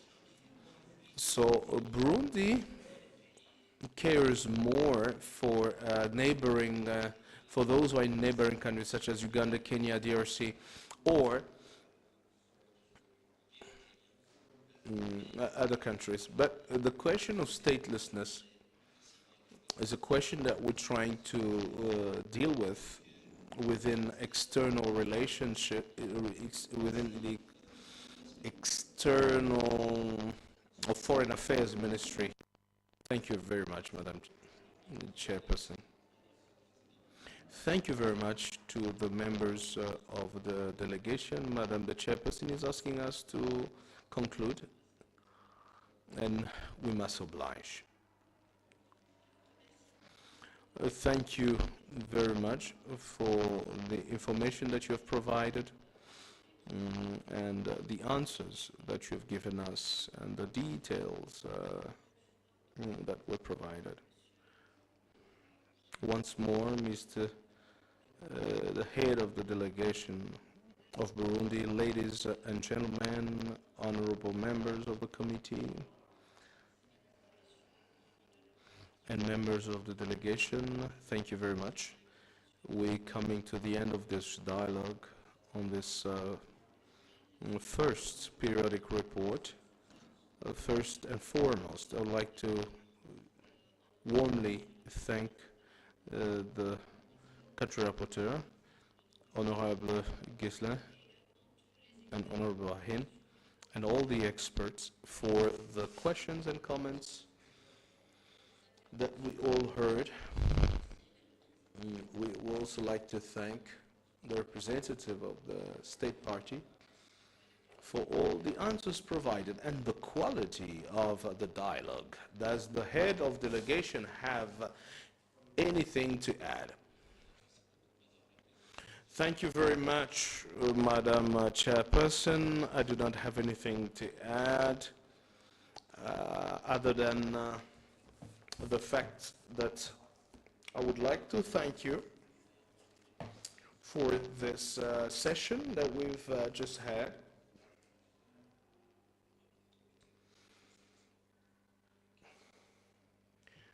And with the members of the committee, I think we are very glad for the atmosphere that we had for this session. I would like to emphasize the fact that you have the possibility to fill in this information in writing. You can send this information to Secretariat. You have 2 weeks to do so. Normally, we ask for the answers in 1 week. However, because you requested, the members of the committees and myself will allow you to have 2 weeks so that we may have your answers in writing and provide further details on all the questions that were asked. On behalf of all my colleagues of the committee and the country rapporteurs, I would like to thank you, Mr. Chairperson, the head of delegation.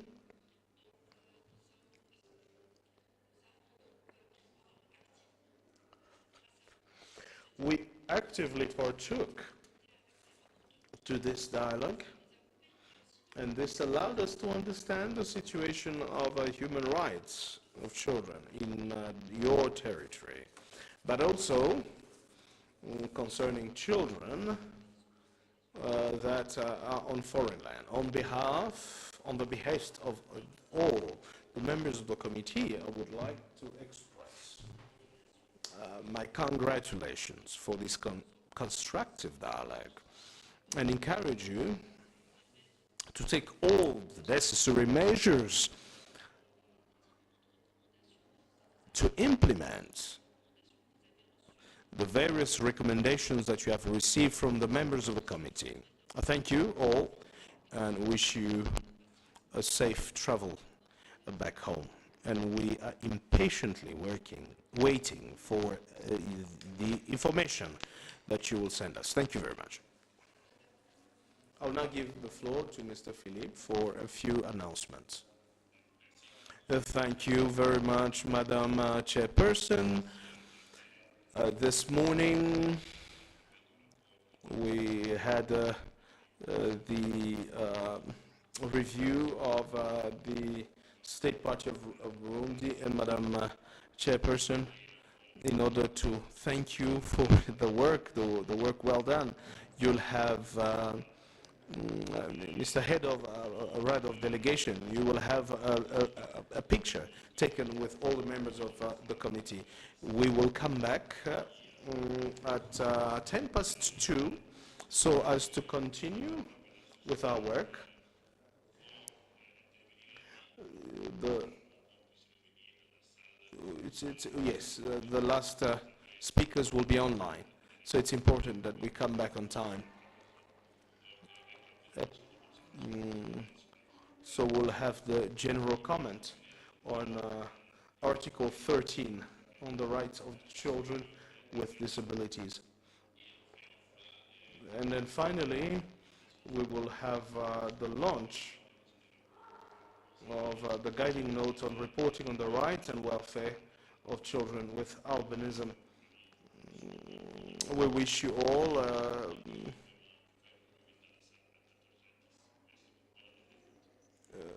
we wish you all a good lunch. Enjoy your lunch. Thank you very much on this announcements, and we see each other at 2:10. Thank you.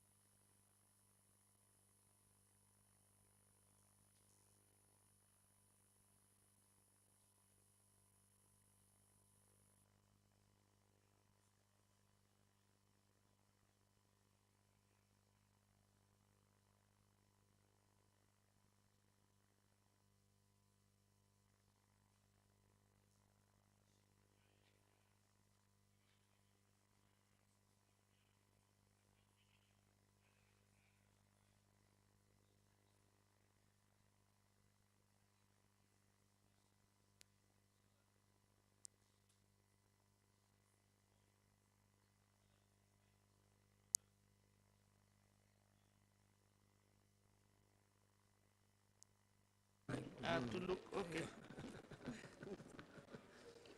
Make it look real.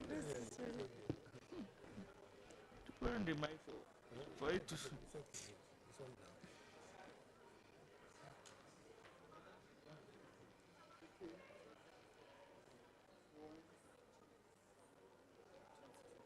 Huh?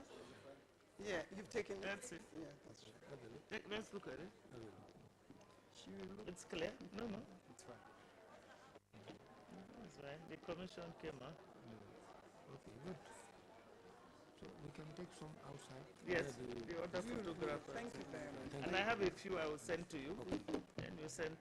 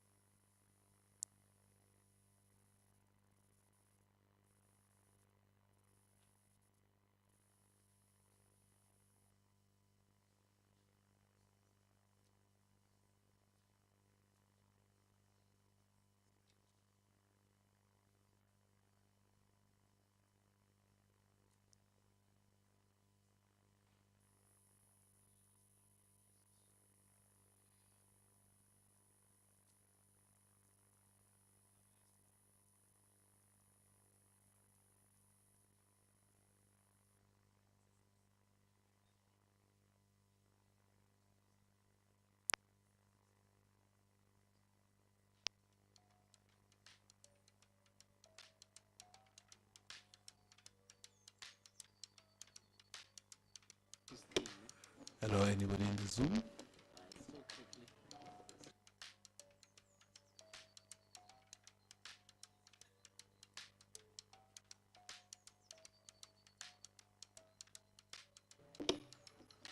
Hello, anybody in the Zoom?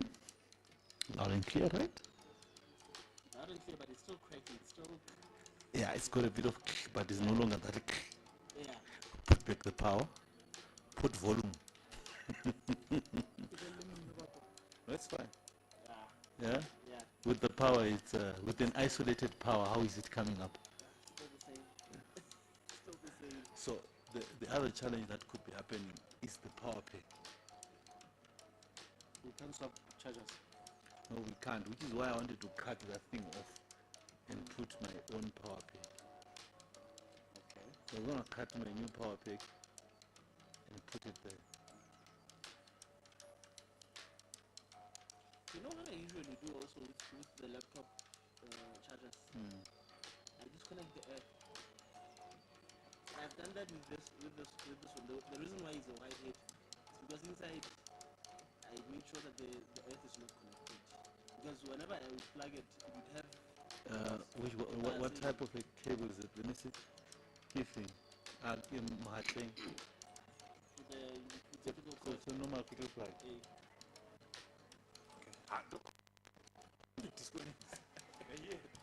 Kya photosynthesis? Like it's some bad. And we've been fighting Portuguese since the whole It was still a bit of a fight first couple of days at Portuguese. Is it? There was a bit of fight at one of the channels at least. The person in Zoom, they want to talk to us.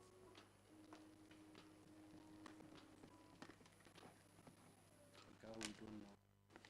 No, because we said we're going to do a system check.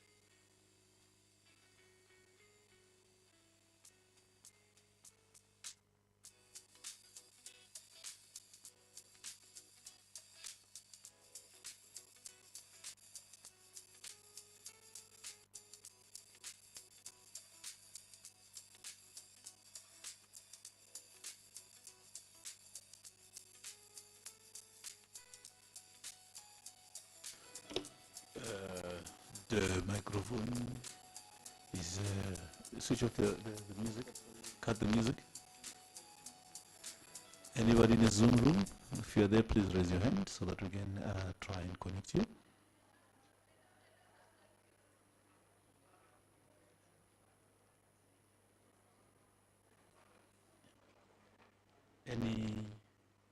any notable change, sir? Oh, it still does that cracky sound.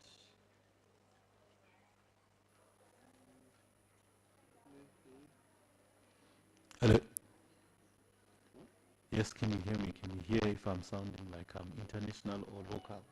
It's bad. To start remote. To start power. It's still the same. Without the power. It can't. It can't be the same. It's the same. It's cracky, but it's not. I think it's reduced that cutting thing that it was doing. Okay. I made it clean. Our stream was now clean, merchant. You don't know the Harasaka stream. Okay. So what like I saw?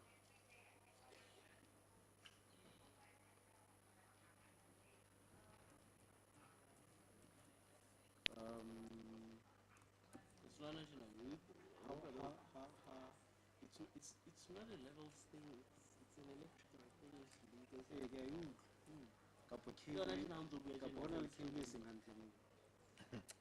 You know, this connection, it's got 3 cables on it.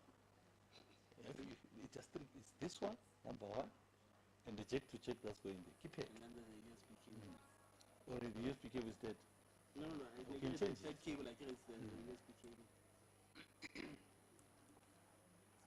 So did you come for lunch? But there's no lunch. Yeah, I don't eat crap.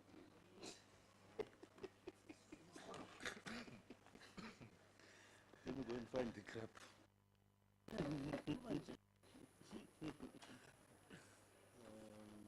Maranzo izama ne crap there. Is there bread? Egg fried rice with lettuce. Everything's finished. They're waiting, they're queuing, you'll see they're queuing. That is coming from the Taiwanese. I love this new supply. What happened? What do you know about the upcoming couple? What was happening? That's exactly they are doing. They're trying to raise local, and local is proving that Joburg was a better option. Gosh, guys. No, that disappointing. I hate the fact that I hate the fact that what you're saying is true. No, that is very disappointing. Because right now we are giving them a passport to say Ronnie and Tim must come back. Yeah. So let's make sure they don't come back.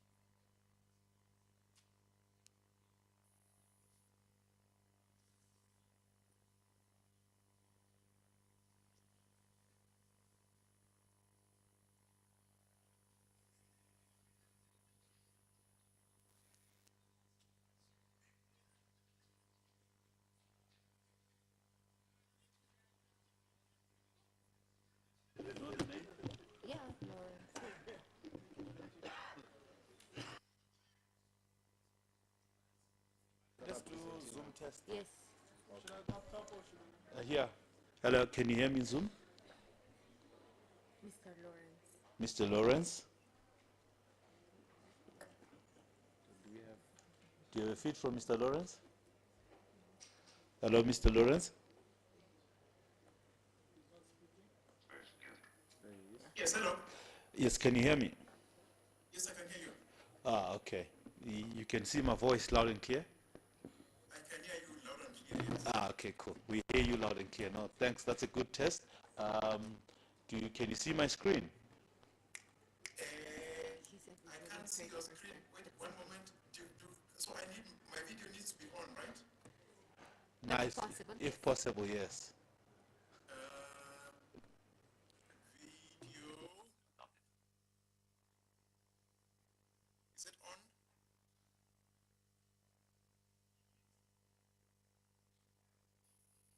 Oh, yes, we can see you. Thank you. Now I can't see your screen because I'm blind. Ah. Alrighty, but at least you can see my voice. I'm glad you can. Yes, I can see your voice. Ah, cool, man. We'll catch up later then. Excellent. Cool. So at this point, I switch off my video. Yes, you can switch off your video. Thank you.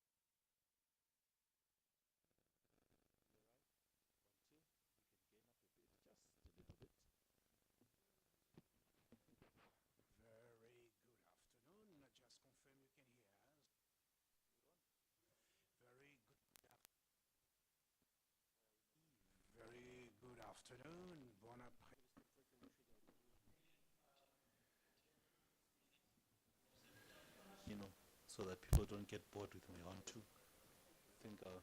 I think I just know how to go up to 2. Here, it's there. Come on. 1, 2. There. 2, 1, 2. Okay.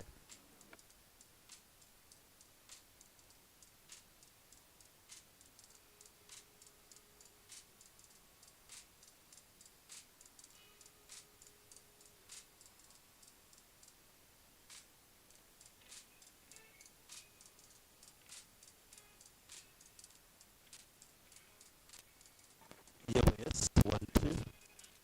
1, 2. 1, 2, 2, 2, 1, 2. 4, 1, 2, 2, 2.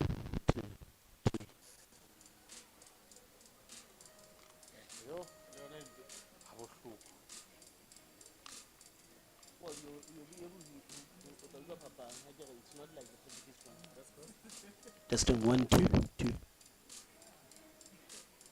Ah, the check is a problem. No. This is how it's been. There's no difference. Get on, but. Huh? Coffee.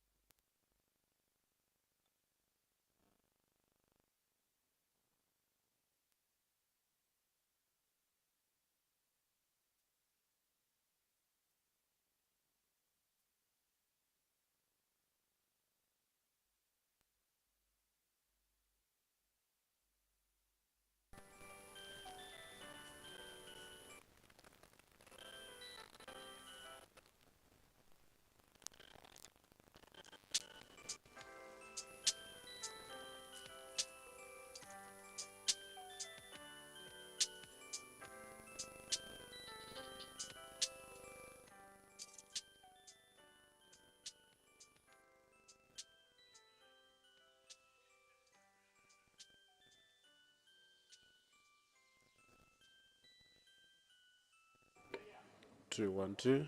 Testing 1 2. How is it now? The cracking 2 is 1 gone. 2. The cracking is gone.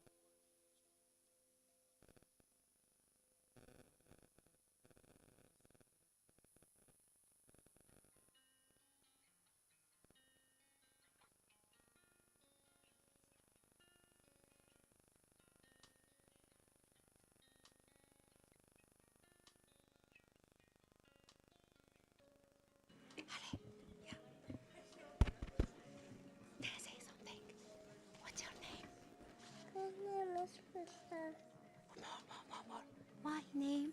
Yeah. Yes, you can say. My name? Yeah. My name? Yeah. What's your name? My name is Putra. Putra. Yeah. You enjoy? You enjoy your day with us? Really? You want to sing something? Hi. So go. This is opportunity for you. Yeah. Go. You don't want. You look. All these people, they are hearing you. All these people are with you. Say something on the mic. You can say. You don't want.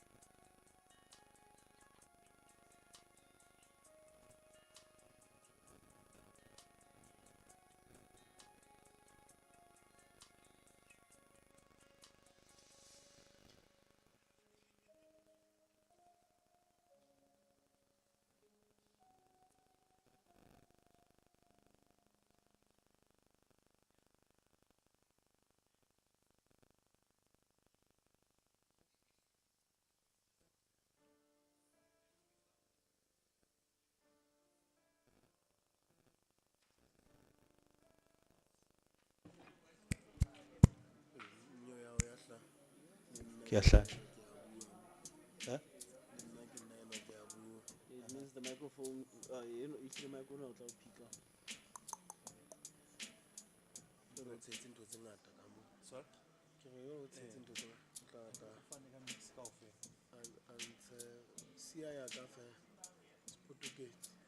No, I'm not see. Ubo face Portuguese fair.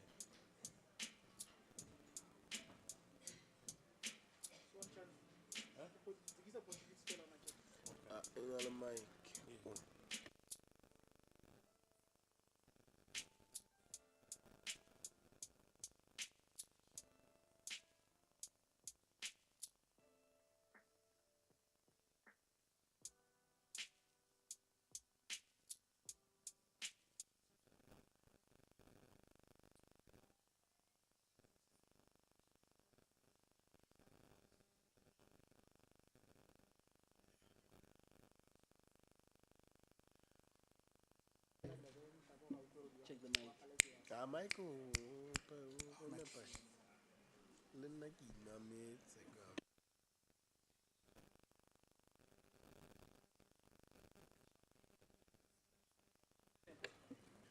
Checking. How's the audio? So it's the ground there. Test. Mic. Check. Okay. So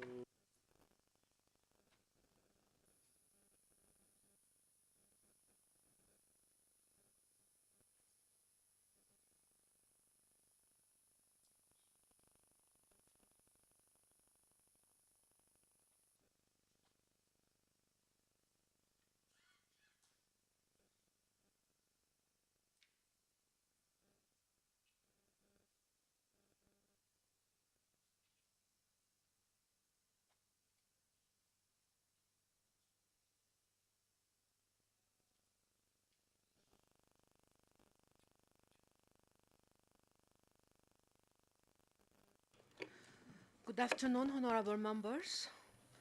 So we will start with the program of this afternoon with the presentation on the general or on the draft general comment on Article 13 on the right of children with disabilities.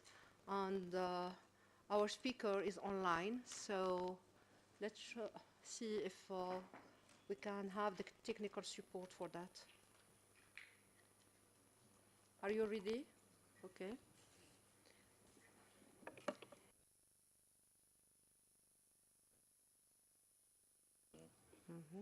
So, Professor Lawrence Mote, you have the floor. Mute current audio. Start my video or spoof. Video now started. AI voting join meeting. Revised exception report 4.2. The openness spotlight in your video. Thank you very much, Honorable Chair, and good afternoon to all participants. I wish to speak about the development of a general comment on Article 13 of the African Charter on the rights and welfare of the child. So, Chair, the African Committee of Experts on the rights and welfare of the child is developing a general comment on Article 13 of the African Charter on the rights and welfare of the child. Now, Article 13 of the Charter is titled Handicapped Children. So it is titled Handicapped Children. Now, this article has 3 paragraphs, and if I can just quickly, for those in the audience who may not know, read that article.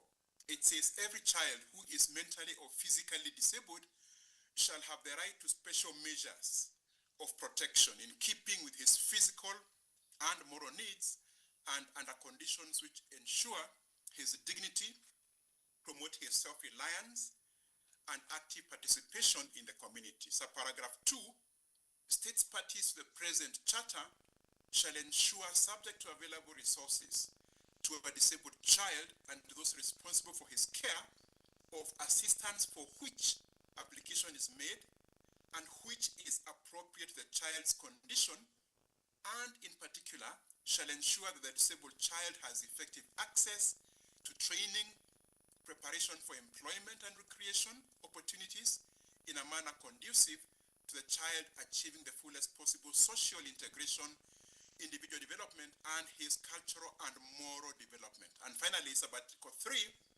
the states parties to the present charter shall use the available resources with a view to achieving progressively the full convenience of the mentally and physically disabled person to movement and access to public highway, buildings, and other places to which the disabled may legitimately want to have access to. Honorable Chair, the African Children's Charter establishes standards. So Article 13, and it establishes standards and measures for ensuring the rights of children with disabilities. Now, over the years, the committee has used the Charter and Article 13 to promote and protect the rights of children with disabilities. So actually, when you look at the work of the committee, you'll see it has concluding observations, it has prepared studies on the rights of children with disabilities, and in all these cases, you'll see that the committee recognizes that children with disabilities face the same sorts of violations that other children face. So at that level, that is fine. However, the committee has also, actually I should say, that the committee has also established a dedicated mechanism, which is a working group on the rights of children with disabilities. Now, why does the committee want to prepare a general comment on Article 13? It is because the Article 13 does not establish comprehensive standards for ensuring the rights of children with disabilities. When you look at Article 13, and I have read it, this article is not aligned to the contemporary normative standards on disability. So if you want to look at the contemporary standards of disability rights, you have to look at the African Union Protocol to the African Charter on Human and People's Rights on the rights of persons with disabilities in Africa. Or, of course, you can also look at the United Nations Convention on the rights of persons with disabilities. Now, when you compare Article 13 with these more contemporary instruments, what you'll find is that the African Disability Protocol and the CRPD are anchored on the human rights model of disability. So they focus, they are based. The way they approach disability is on the basis of the human rights approach to disability. But when you look at Article 13 and the way it has been framed, Article 13 draws from the medical and charity models of disability. Again, the committee recognizes that Article 13 establishes internal limitations. So when you look at Article 13, you'll see there are internal limitations on the rights which children with disabilities can enjoy. So, qualifications such as resource qualifications, and then you also have qualified measures of protection, again, which are established in Article 13, which inhibit the full exercise of rights by children with disabilities. So then that is the basis on which the committee, or which has spurred the committee to develop a general comment to provide authoritative interpretation on how Article 13 of the Charter on the rights of children with disabilities should be understood and applied. The general comment will elaborate on the scope and content of the rights of children with disabilities under Article 13, and also the attendant obligations of states parties to the Charter. It will establish progressive standards on the rights of children with disabilities in conformity with continental and international standards. And it will also explore how emerging issues, so here we are speaking about things like artificial intelligence, we are speaking about things like climate change, and also humanitarian emergencies. So how all these intersect with the rights of children with disabilities. Now, Chair, I'll highlight objectives of the general comment, and then I will move and speak about the scope and the proposed outline of the general comment. So first I'll speak to the objectives, and then I'll speak to the scope and content of the general comment. So in terms of objectives, and really I think the objectives align with what I have already said. So this general comment, the kinds of things which it will need to elaborate, it will explain the elements of Article 13 of the Charter. So when you look at the 3 paragraphs of Article 13 of the Charter, you'll find that there are multiple elements, which cause, which make one, which can make one to scratch their heads in terms of exactly what they mean. And so, the general comment will be exploring these and explaining them contextually, so that we actually ensure that they are framed in such a way that children can enjoy their full rights under the African Charter on the Rights and Welfare of the Child. And I'll be coming back to explain what to be in the paragraphs when I speak about the content. This general comment will elaborate the nature and scope of the obligations of states parties in line with the challenges faced by children with disabilities in Africa. You know that when you speak about state obligations, you can classify them, under the triple framework of respect, protect, and fulfill. But within that, you then look at policies, you look at laws, you look at the judicial interpretation, you look at budgets, those sorts of things, in terms of the obligations which states should have. So the general comment will be explaining this. It will define who children with disabilities are, and it will identify the specific measures each category of children with disabilities require. So again, when we speak about children with disabilities, we and the general comment would really need to speak to the subcategories of people, of children with disabilities. There are children with certain types of disabilities who usually get forgotten when conversations on children with disabilities happen. So it's important, the focus is hard, for example, on children with psychosocial disabilities, children with intellectual disabilities, children with albinism, basically children with physical disabilities, with sensory disabilities. The general comment will align terminologies and concepts in conformity with international and regional standards on disability rights. And I have already mentioned the relevant instruments, including the African Disability Protocol and the CRPD. It will explain legislative, administrative, budgetary, and judicial or other practical measures which states parties should take to implement Article 13. It will highlight the relationship of Article 13 with the general principles of the Charter.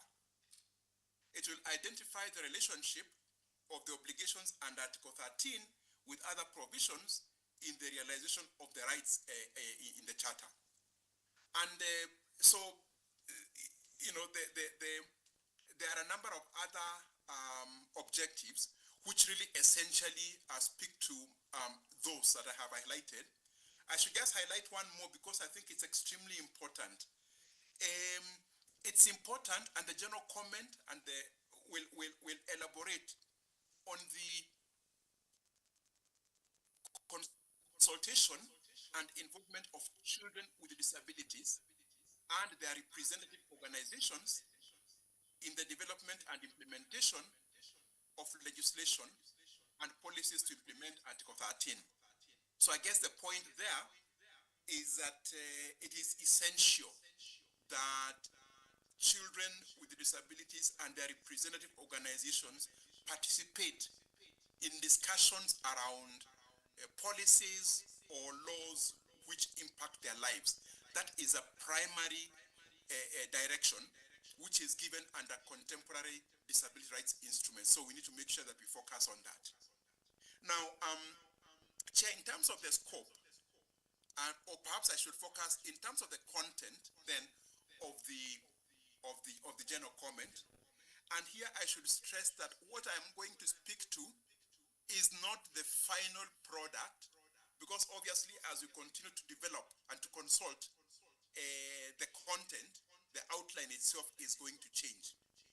But from the discussions which we've had so far with the committee, some of the things which will be included in the general comment, obviously there will be an introduction where we'll be speaking, and the general comment will be speaking to legal basis of the general comment, situation of children with disabilities in Africa.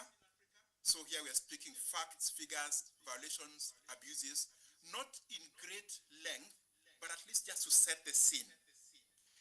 Aim of the general comment, and then part 2 will be looking at underlying concepts and principles.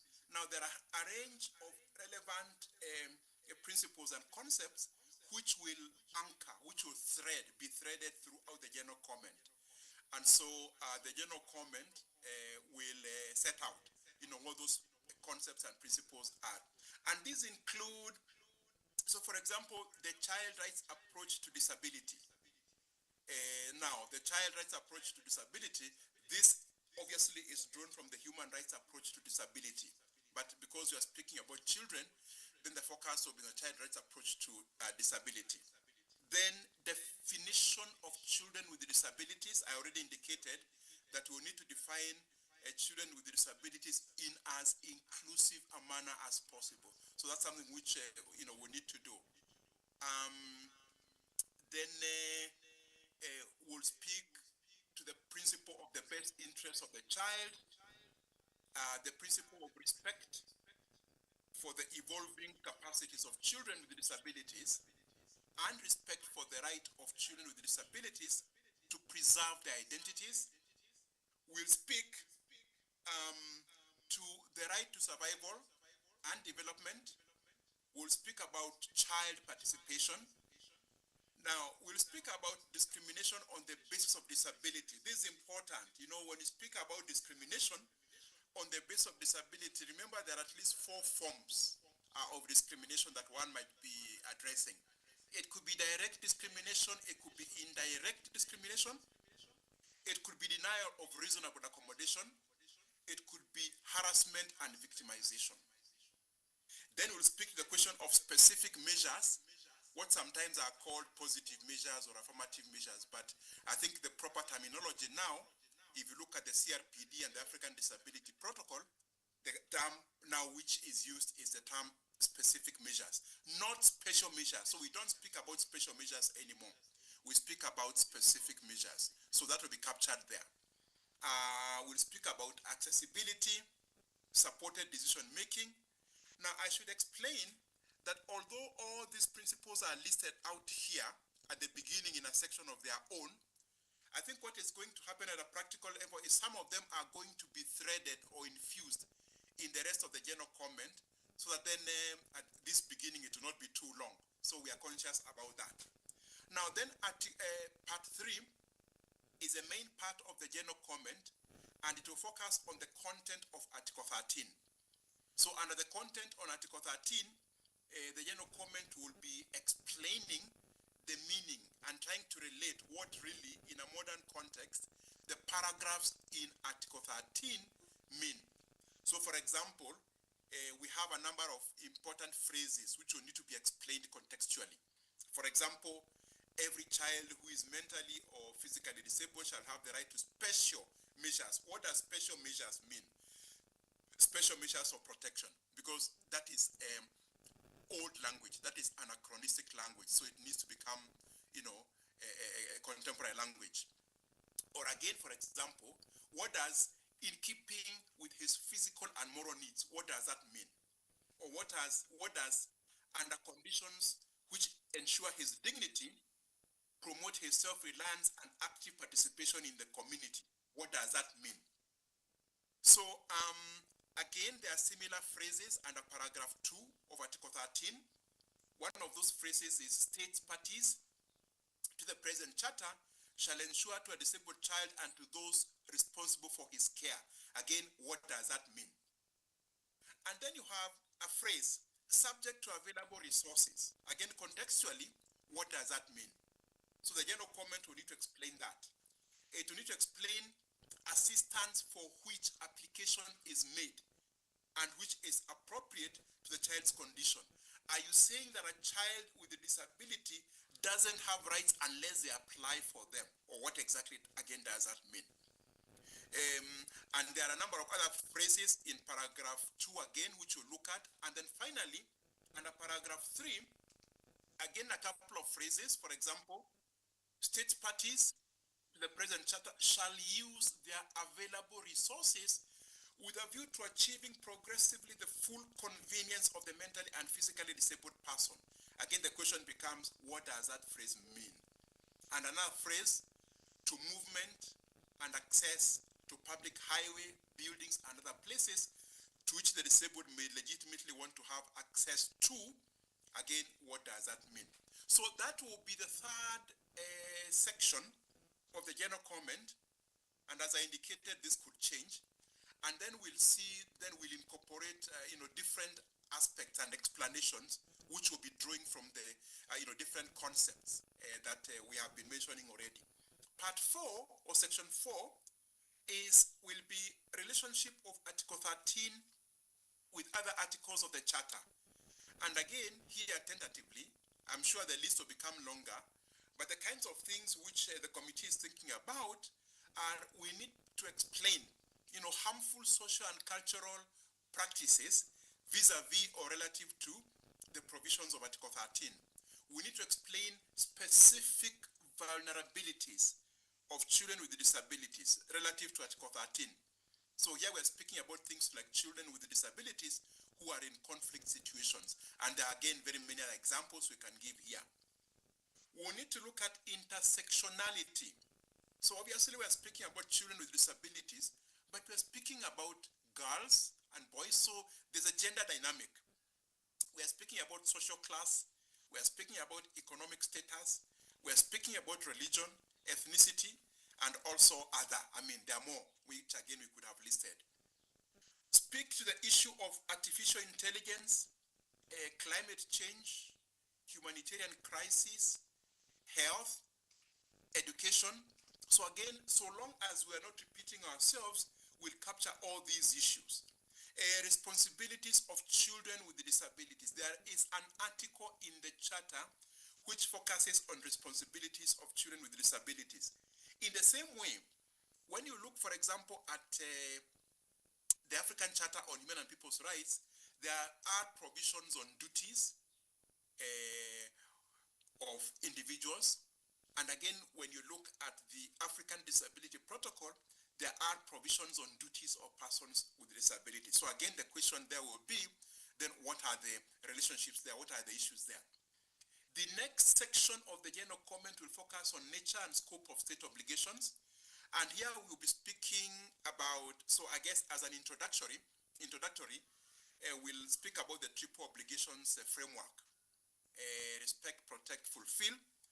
And then we look at different interventions, different measures, policy measures, legislative measures, judicial measures, budgetary measures, national action plans, coordination and implementation, monitoring and accountability, things like those. Then, as I indicated before, it is important to actually have a specific section on the roles of organizations of, actually I should have said children with disabilities. So roles of organizations of children with disabilities. Of course, it could be roles of organizations of persons with disabilities, but with a particular focus on children with disabilities. And then we'll have, finally, a section on the roles of other stakeholders. So, Chair, to conclude my presentation, I should just say that in terms of the methodology, and again in terms of the way forward, so we are going to do desktop review. So we've not done that yet. And so when you do that, in fact, the information which is here will become even more comprehensive. So we'll do desktop review, which will be based on a whole lot or range of material.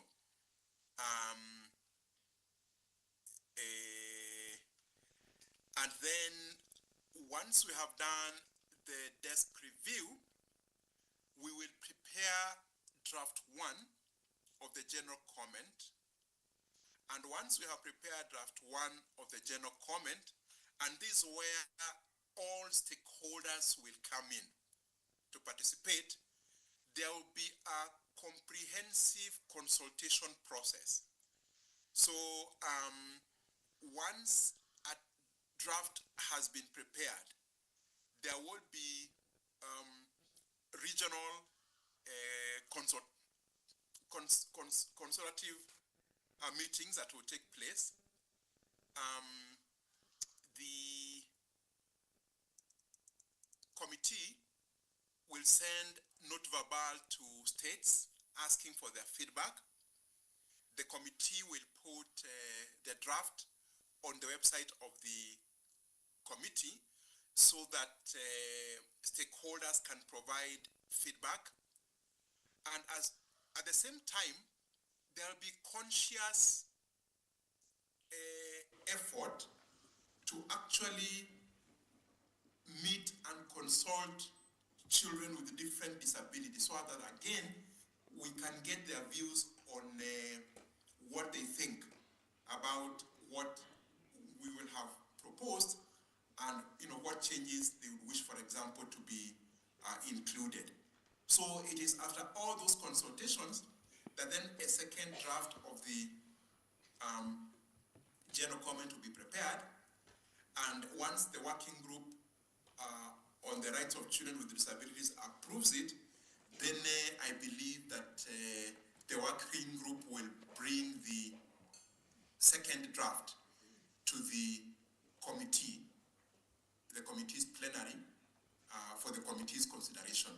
Now, all this work we anticipate is going to be done between now and I would say November, and so the public and all stakeholders can look forward to engagements with this process throughout this year. Chair, I think I should stop there, and I do thank you for giving me audience. Thank you so much, Chair. Merci beaucoup, Dr. Thank you very much, Dr. Lawrence Mute, for this presentation of the preliminary report concerning the general comment on Article 13. We're talking about children with disabilities, and we noted very clearly the approach that will be the pillar and that will anchor this general consultation. It is an approach that will be based on human rights. We also note the specificities of various vulnerabilities that need to be taken into account, while keeping in mind the intersectionality and the inclusivity, as well as all the elements that could come into play. We have noted the methodology as well as the roadmap, and I believe that on this basis, on this ground, I would like to open the debate, starting by Mr. Vice Chairperson and the honorable members. Honorable members, do you have anything to say?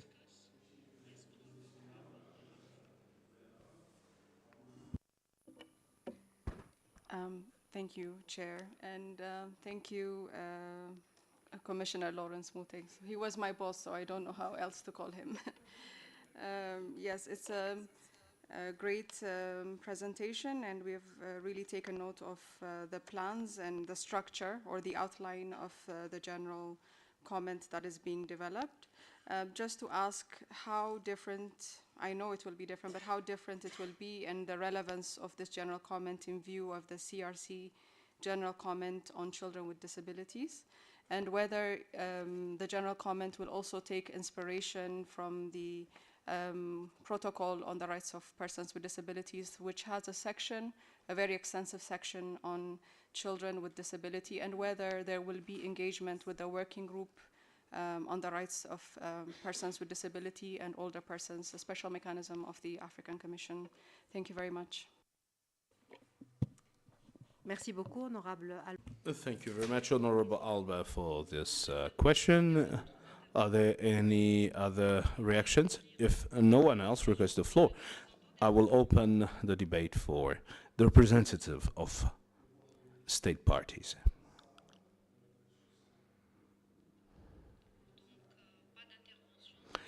No one requests the floor.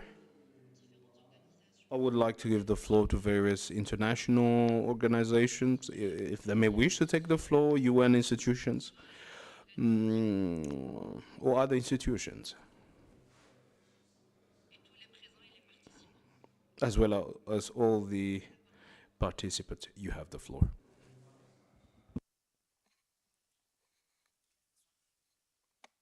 Thank you very much. My name is Mulukan Mitidraman. I am the UN independent expert on the enjoyment of human rights by children with albinism. I was very thankful to hear Commissioner Muteze talking about children with disabilities who are often neglected, and specifically mentioning children with albinism. So I think just to reiterate that the general comment should take into account the specific needs of children with albinism, and just to also say that I'm willing to also support in that process should you need any specific information on children with albinism. Thank you. Est-ce qu'il y a d'autres interventions dans la salle? Okay, Are there other requests for the floor? If none, then I will give the floor to Mr. Mute so that he may respond to the various comments and questions. Mr. Mute, are you still with us? Dr. Lawrence, are you still with us?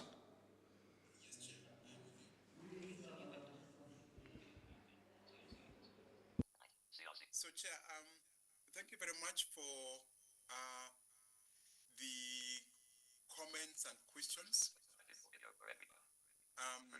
so just to address all of them, starting with the last comment, I'm sure the working group would welcome the support of the independent expert. And I can say that when I met the working group last week, they were very clear about the importance of ensuring that we are inclusive, the importance of not just putting all children in a basket or just mentioning them and then passing, but actually focusing on each category or subcategory. And so children with albinism are one of those groups. And so I do welcome, and I'm sure the working group will welcome engagement with yourself.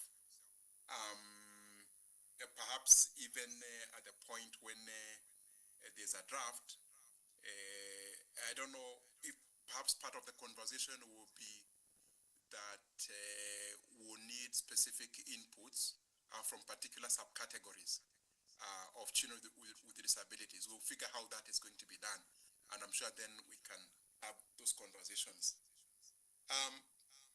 The questions by the honorable expert, Albab. So a couple of things. One, the methodology indeed takes account of all instruments which provide interpretation on, broadly speaking, the rights of children with disabilities. So indeed, the CRC general comment on children with disabilities will be one of the material which we look at. Of course, you need to keep in mind that the CRC general comment was for the Convention on the Rights of the Child. And so our concern would be to ensure that we focus on our particular context, so on the particular African context, which sometimes might have specificities which would not have been taken account either in the CRC itself or also therefore in the arising general comment. But definitely we are going to use that, and even communications which have been determined by the CRC. I think we have indicated at the global level again, for example, that we are going to be guided by the communications which have been determined by the Committee on the Rights of Persons with Disabilities, and also, of course, the 8 or 9 general comments which the CRPD, the committee has issued. Also the concluding observations. So yes, we really are going to be as inclusive as possible. I must say, for some strange reason, I forgot to include the working group on older persons and persons with disabilities of the African Commission on Human and People's Rights. And I agree that this is one, again, of the working groups which this working group of the committee should work with as we proceed to prepare the general comment. So we are definitely then going to include the working group in the inception report as we finalize it. So thank you so much, Albab. I actually, for some strange reason, forgot that. So Chair, I think those would be the responses I would have. And I think it's just really ultimately to call on all stakeholders, first of all, to assure them that we are going to be extremely careful to make sure that we reflect the law, but also to make sure that we interpret Article 13 in a way that can be useful now for children with disabilities now, because I don't think we can begin going to say, let's amend the charter. We can't do that. That's too cumbersome. But I think we can interpret it in a way that is beneficial to children with disabilities today. Thank you so much, Chair. Merci beaucoup, Dr. Lawrence. Well, thank you very much, Dr. Lawrence, for your answer to the various comments and questions. I think that with your scientific and holistic approach based on human rights, we will receive the first draft that we impatiently await.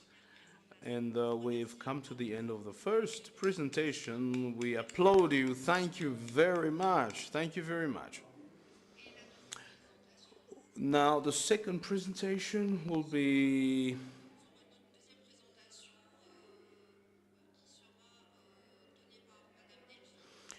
made by Madame Delphine, responsible of programs within the AU. And here we'll talk about indeed the outcome of the AUC Child Care Conference by HHS. Are you here? Can you hear us? Madame Delphine, can you hear us?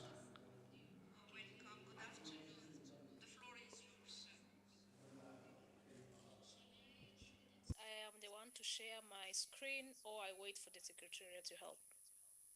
Can you please share? Okay, thank you so much. Is it visible now? Yes, it is. Please, you can proceed.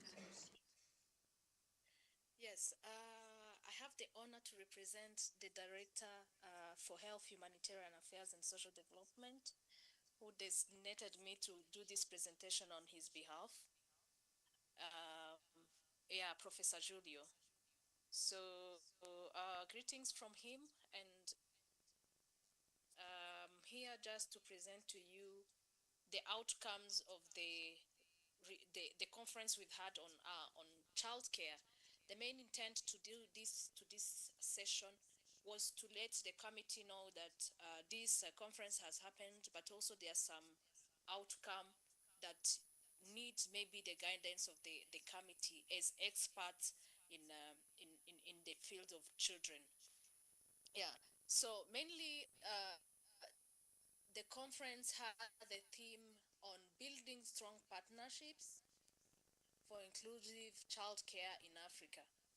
And it happens in June from 18th to 20th of June 2025.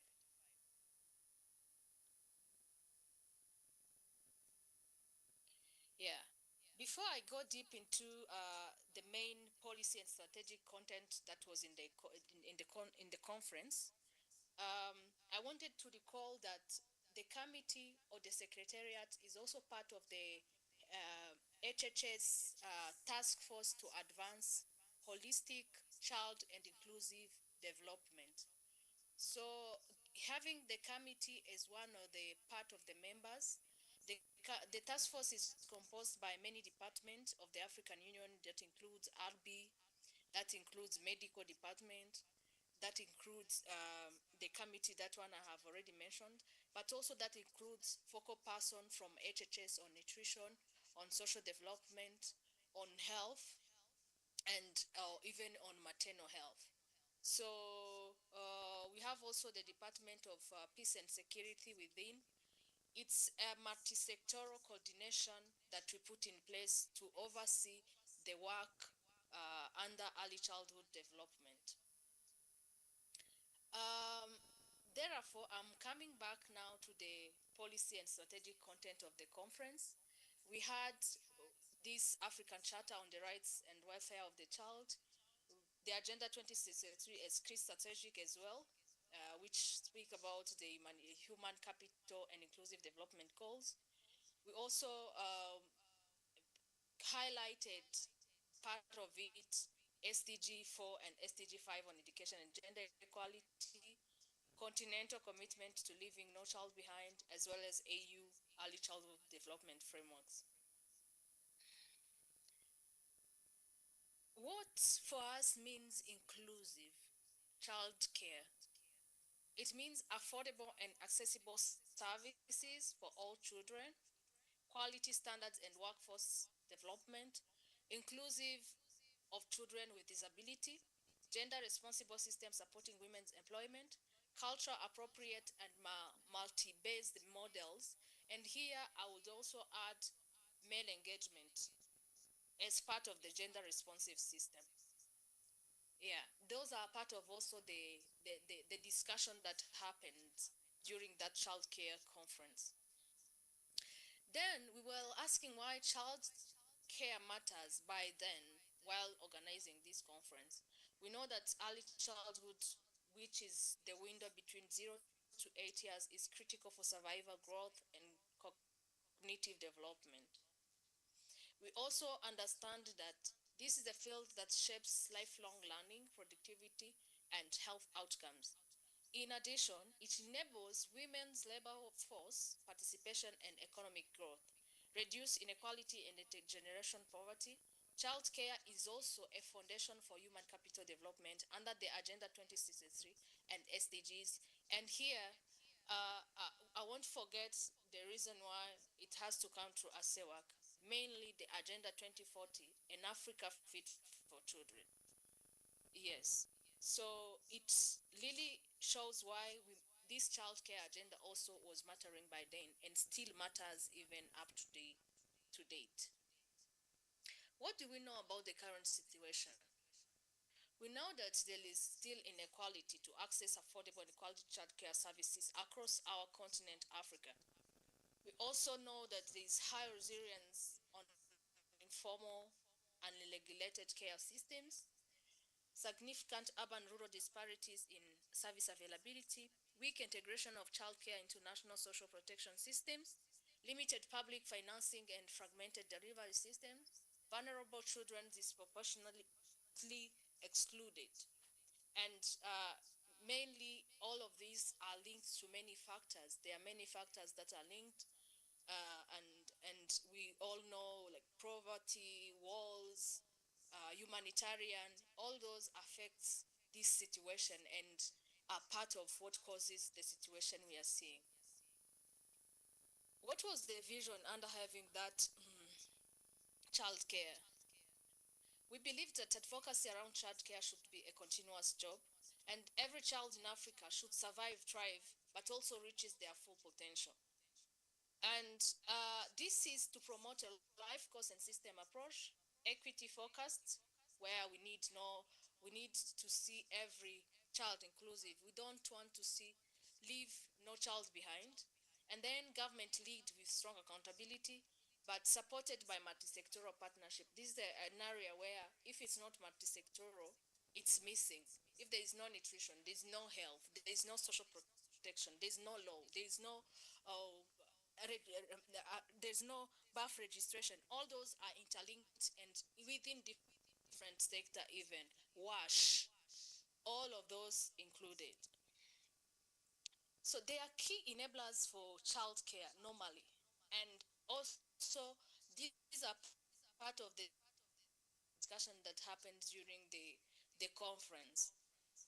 Strong multi-sectoral coordination mechanism, sustainable innovation financing models, robust data and monitoring and accountability system, skilled workforce across sectors, and local levels.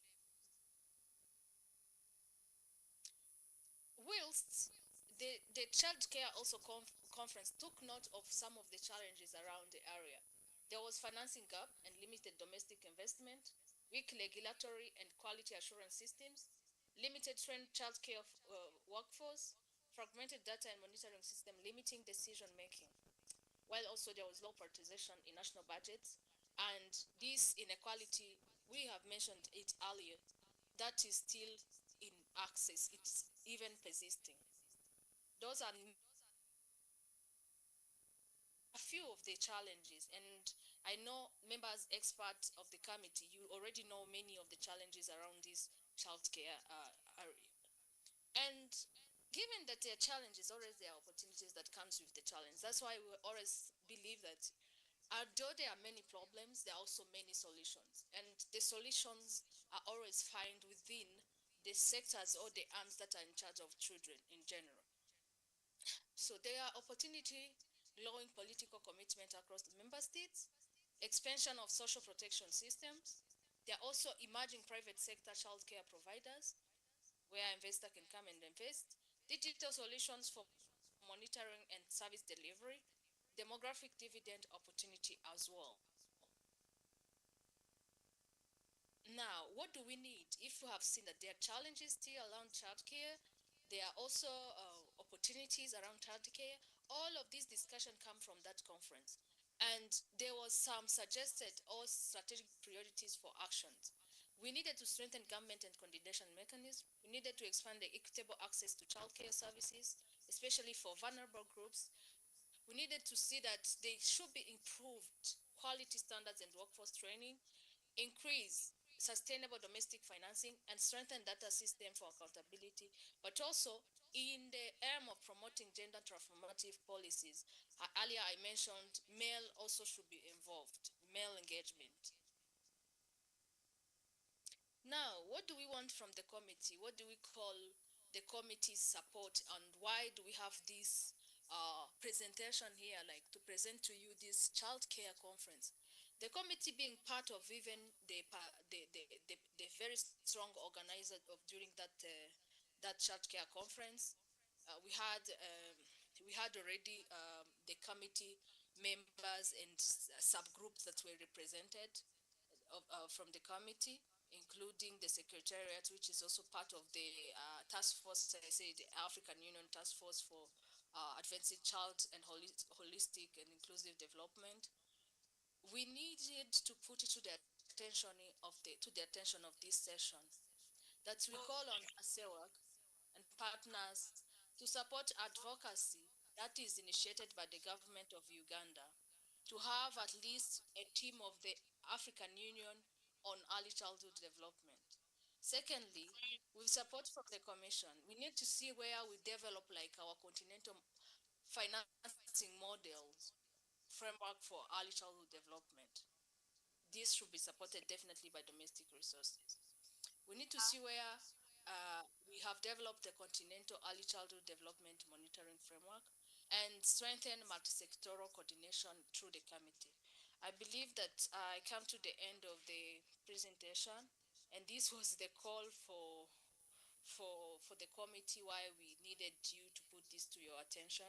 In conclusion, we understand that children are Africa's most valuable assets, and child care is an investment in human capital, but also partnership are the engine of scale and sustainability. Together we can build an inclusive system for every child. Thank you so much, and over to you, Chair.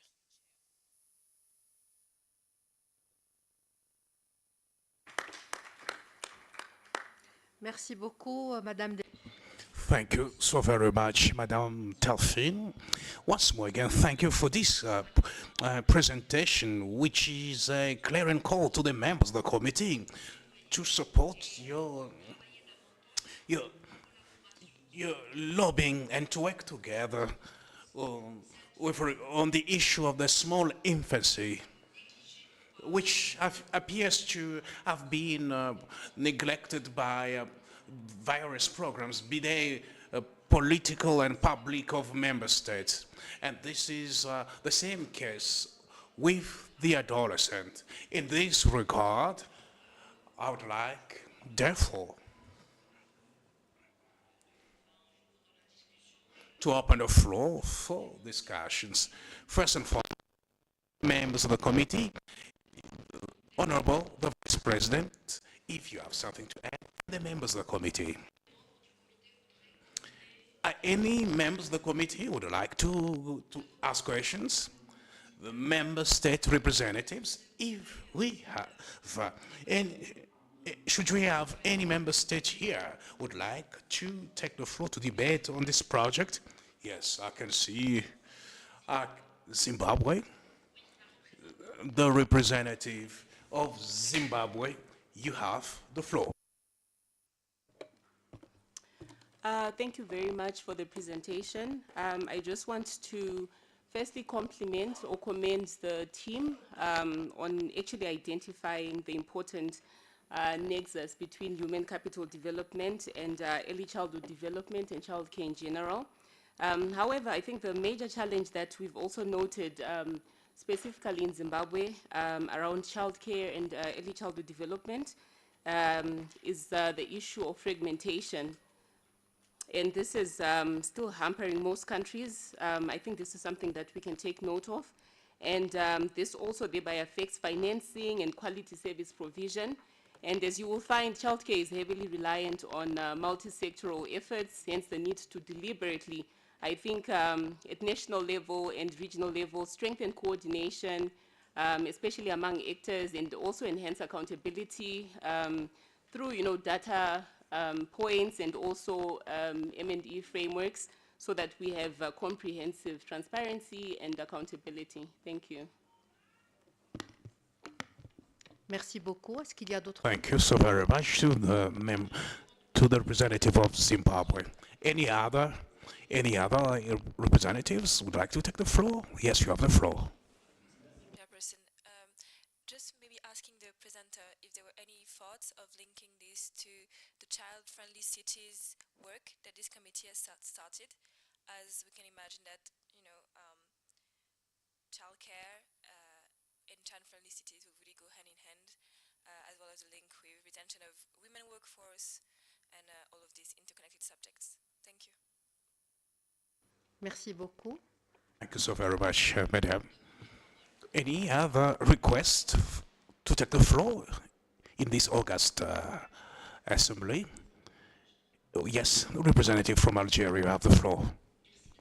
Thank you, Madam Chair, for the floor. I'd like to underscore, and share with the group the Algerian program with the small infancy, and including the UNICEF program in the first days against the 1,000 days. This is a project which involved a lot of institutions so as to find and adapted programs in support and medical care, and it was underscored in various programs, including the last project, the national program for the small infancy, where so many practices and rules were implemented in the support of the small infancy. I submit, Madam Chair.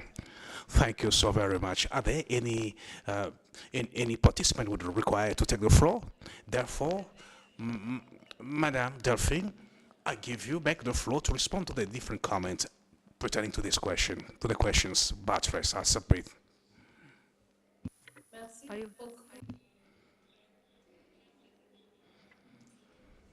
Comment. I wish to thank you. I think it was more of a suggestion, not a question, that there was fragmentation.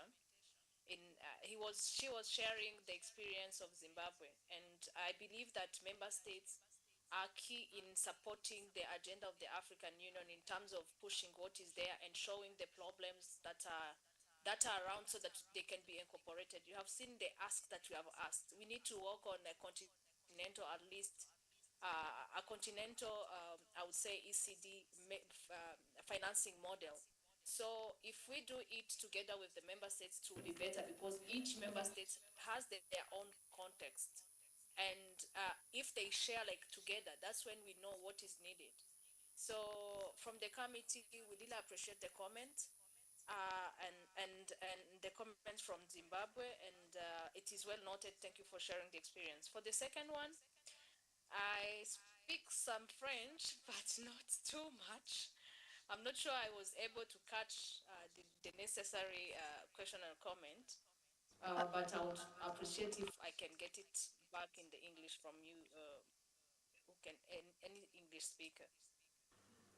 Sorry, Madame Delphine, I think we don't have we have a question, or it's on the network? We don't have a question on English. It was just a comment, I think, from Zimbabwe and from Algeria.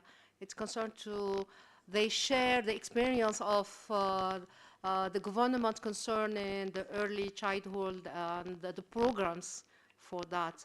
But I think, is there another question? No. Okay.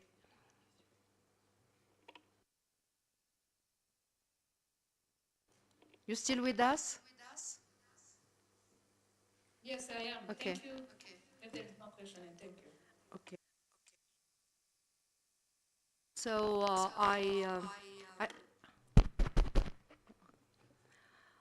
I thank you for your presentation. I assure you that our committee and all honorable members, we are concerned about the issue of early childhood And you are always welcome to our session to share with us your project and your programs. Thank you another time.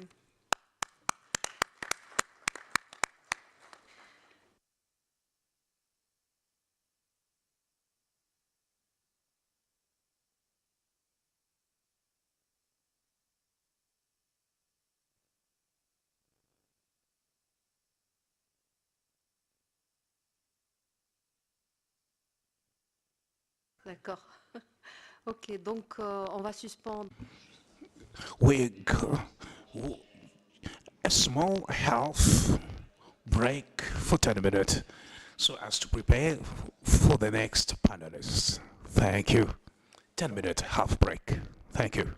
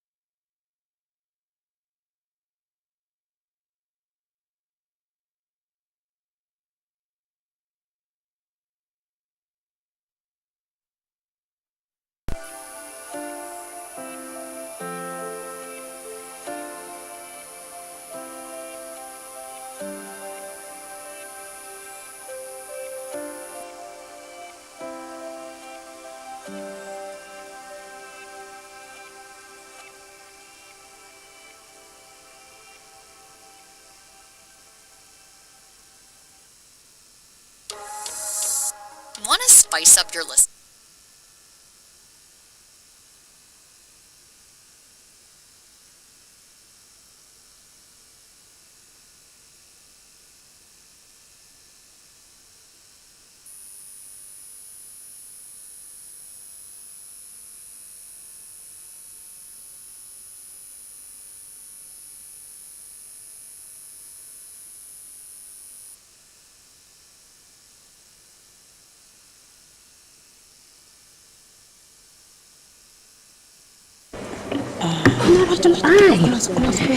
Close.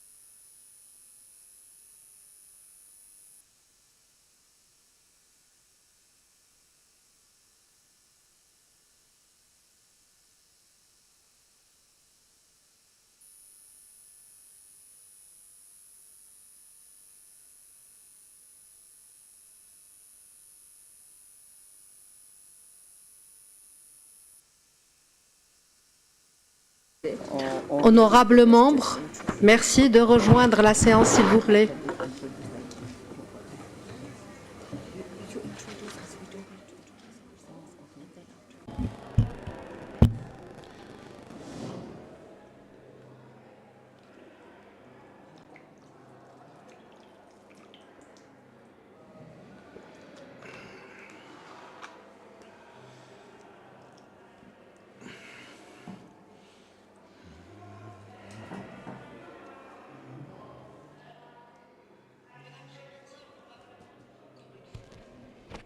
Good afternoon, honorable members. We've reached the end of this program of the day. However, we have a very solid point. It is a very important moment for the committee. We will have a panel on the launch of the guiding notes on reporting on the rights and welfare of children with albinism. The panel will be moderated by Honorable Anne Masiwa, who is also the chairperson on the commission, or the working group rather, of children living with disabilities. We will have several speakers and panelists who will represent our committee, as well as the member states. And indeed, we will have the representative of children. And without further ado, and without going into the details of this program, I would like to give the floor to the chairperson of this panel. You have the floor. Madam President, Honorable Sabrina, allow me at this time, Excellencies and distinguished representatives of member states here present, my colleagues, members of the African Committee of Experts on the Rights and Welfare of the Child, Ms. Muluka N. Muti Dramond, United Nations Independent Expert on the Enjoyment of Human Rights by Persons with Albinism, members of national human rights institutions here present, esteemed civil society organizations and organizations of persons with albinism, dear children and young people, especially children with albinism joining us today. Good afternoon and warm welcome.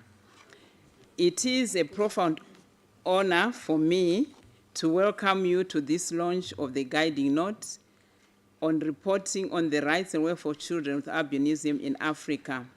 From the onset, on behalf of the working group and the committee, I would like to express our deepest appreciation to Ms. Muluka Ann Miti-Dramond, the UN independent expert on the enjoyment of human rights by persons with albinism, for the support and collaboration in the development of the guiding note, as well as in this launch. This forms part of our collective journey to ensure that no child with albinism on this continent continues to suffer in silence and invisibility. Our continent is home to the largest number of children with albinism in the world. It is a continent where the rights of children with albinism is often violated. Across Africa, children with albinism face severe, persistent, and intersecting violations of their rights. These violations are deeply rooted in discrimination, harmful myths, and systemic neglect.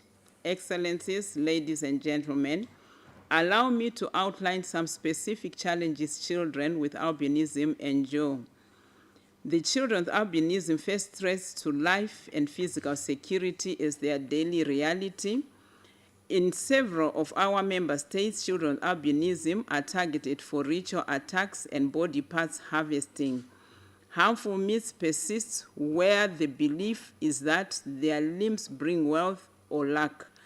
As a result, many families hide their children with albinism or send them away into institutions, believing they are cursed or pose a danger to the family. Sometimes they also believe they are better protected in institutions. Children with albinism are also affected by discrimination and stigma. They experience multiple and intersecting forms of discrimination based on disability, color, age, and gender. This leads to social exclusion, bullying, and rejection by peers, teachers, and community members. Children with albinism face several challenges in accessing basic services. They face a huge barrier in accessing education.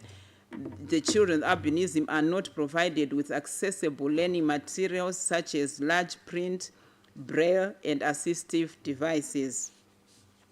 Teachers are rarely trained to support children with low vision. Many are placed in special needs units far from home or excluded entirely from mainstream schools. In terms of health services, they are often not provided with services that respond to their specific needs. Children with albinism face a high risk of skin cancer due to lack of sunscreen and protective clothing. They have limited access to affordable dermatologists, eye care specialists, and treatment. The children with albinism born to mothers accused of witchcraft are often denied birth registration. Moreover, some children with albinism are abandoned at birth, exposing them to lack of legal identity and risk of statelessness. Families fleeing attacks may become internally displaced or move across borders. This exposes the children to trafficking, exploitation, and loss of documentation. Excellencies, ladies and gentlemen, the committee has focused on children with albinism for a while now, even before the establishment of the Working Group on Children's Disabilities. Investigation mission conducted to Tanzania in 2015 and Malawi in 2022 observed some challenges to which recommendations were provided. We also held a day of general discussion during the 43rd ordinary session in April 2024, focusing on solutions for the challenges faced by children with albinism. From these engagements, the committee noted the lack of evidence and data on children with albinism, which further affects the implementation of targeted interventions, leaving them invisible in reports, in policies, and in budgets. To bridge this gap, the committee, through its Working Group on Children with Disabilities and in collaboration with the United Nations, independent expert on the enjoyment of human rights by persons with albinism, developed the guiding note on reporting on the rights and welfare of children with albinism in Africa. I would like to take this opportunity to clarify what the guiding note is and what it is not. The guiding note does not raise a stand-alone reporting obligation, and it is not a replacement for our existing reporting guidelines. Rather, it is a complementary norm providing indicator-based framework that works alongside the committee's existing guidelines on the form, content, and consideration of initial and periodic reports. The guiding note provides state parties with clear, concrete indicators across critical thematic areas. It is intended to support states in their efforts in the realization of the rights of children with albinism. By standardizing reporting, the guidelines enable state parties to know exactly what data to collect and how to present it in consultation with children with albinism, ensuing their participation. Ladies and gentlemen, as we officially present this guiding note to member states, civil society organizations, national human rights institutions, and organizations of persons with albinism for wider use in the state party reporting procedure, we also intend to increase awareness about the unique and intersecting vulnerabilities faced by children with albinism and the need for targeted rights-based responses. During this launch, we would also like to explore and elaborate the practical modalities for the implementation and utilization of the guiding notes indicators, demonstrating how state parties can use it to strengthen their reporting and improve policy formulation and implementation. We are grateful that representatives from the Kingdom of Lesotho and Republic of Madagascar have joined us in this launch to share their experiences. We will also hear the perspective of a child representative and a civil society organization representative to identify modalities of use of the guidelines by all stakeholders. As I conclude, I wish to encourage all state parties to utilize the indicators in the guiding note in their upcoming initial and periodic reports. The indicators will further be elaborated during this panel and also to guide in assessment by the national, to guide in the national situation, allocate budgets and develop policies that protect and promote the rights of children with albinism. I also encourage the national human rights institutions and civil society organizations to use the guiding note to monitor state compliance, conduct independent inquiries, and submit alternative and complementary reports to our committee. To our development partners, I call upon you to support states and civil society organizations to build capacity for data collection, analysis, and reporting based on the guiding note. And most importantly, to children with albinism. This document is for you. It is your tool to demand your rights. Your voice matters. Let us enhance our commitment to ensure that no child with albinism in Africa is left behind. I thank you.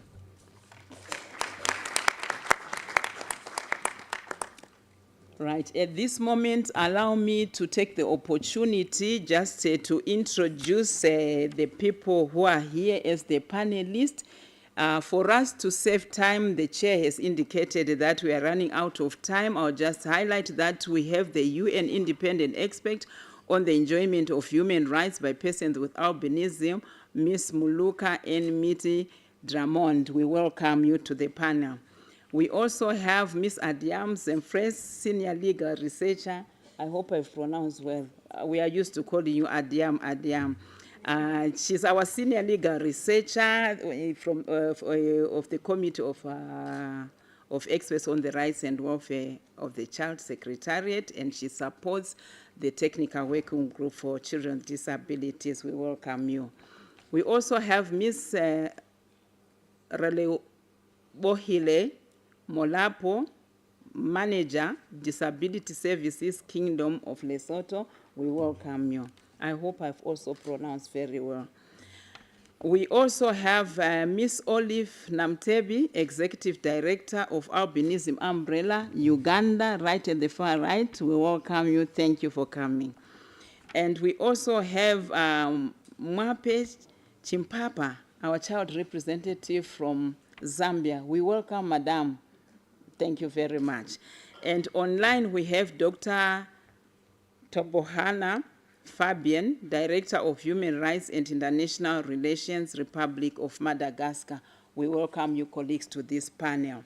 So at this time, I'll give time to our UN independent experts on the enjoyment of human rights by persons with albinism, Ms. Muluka and Miti Ramon. I don't know whether you want to do it here or you want to stand there. It's up to you to give us the keynote address. All right, thank you.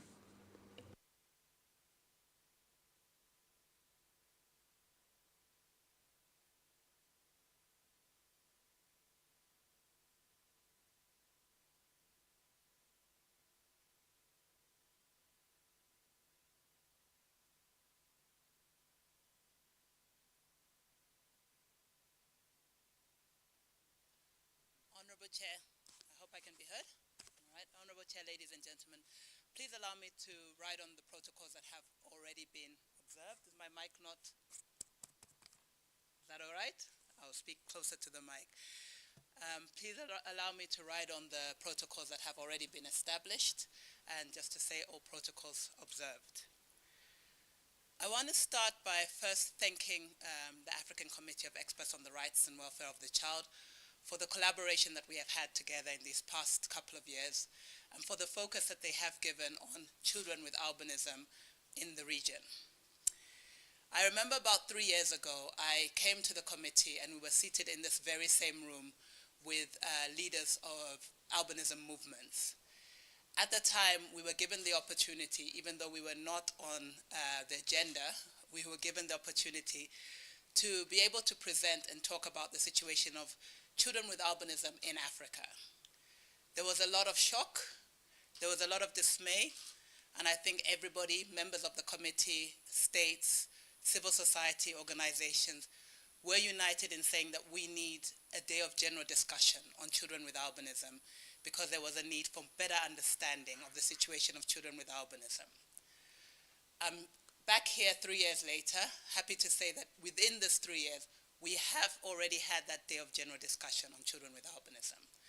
The committee heard the statements that were made by the albinism leaders, took it seriously, and ensured that we had a day of general discussion in a very short space of time. And I do not want to take that for granted. At the same time, there was a statement that came out, the outcome statement that came out of the day of general discussion. And I'm happy to see that already some of what was recommended in that outcome statement has already been implemented. I note, for example, that the African Child Policy Forum is in the process of about to launch a report on children with albinism, the situation of children with albinism in Africa. I also note, for example, that just last week in Zambia, the government launched a national action plan on albinism. So it's very heartening to see that things are actually being done. Following that time, I've had the honor and privilege of working with the committee, particularly the Working Group on Children with Disabilities. And it has been an honor for me to work with Honorable Anne Musiwa, Honorable Abu Bakri, Honorable Avak as well. And we have worked on the development of this guiding note. I also want to take this moment to thank the secretariat that have worked with us.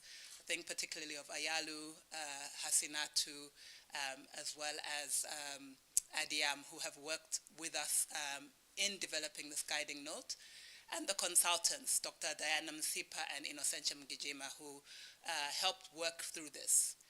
It is not a small thing that we're sitting here today, 3 years after we started the discussion, and have now got this guiding note. As Honorable Anne Musiwa mentioned, this is not to replace what is already existing. This is not to create something new. We asked for this guiding note because we noticed a gap.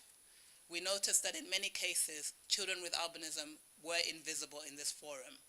Children with albinism were not being mentioned in state reporting. The few times that we heard about children with albinism, this was in relation to attacks and killings of children with albinism in the continent. But then the countries where there were no killings, we rarely heard of children with albinism being mentioned. It's interesting when you're on the same wavelength, when you speak a lot, that you end up speaking in the same way and using the same words. Honorable Anne and I have not discussed what we were going to talk about today, but she has actually used a lot of the words that I wanted to use. And one of the most important one is invisibility. Ladies and gentlemen, when you are invisible, you don't count. You don't count when you're not counted. And children with albinism have not been counted. They have been invisible. Invisibility leads to exclusion, and exclusion leads to rights violations.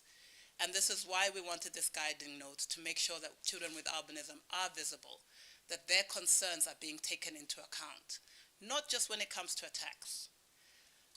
Don't get me wrong, the attacks, the killings, the abductions, mutilation, these are the most egregious forms of attacks against children with albinism.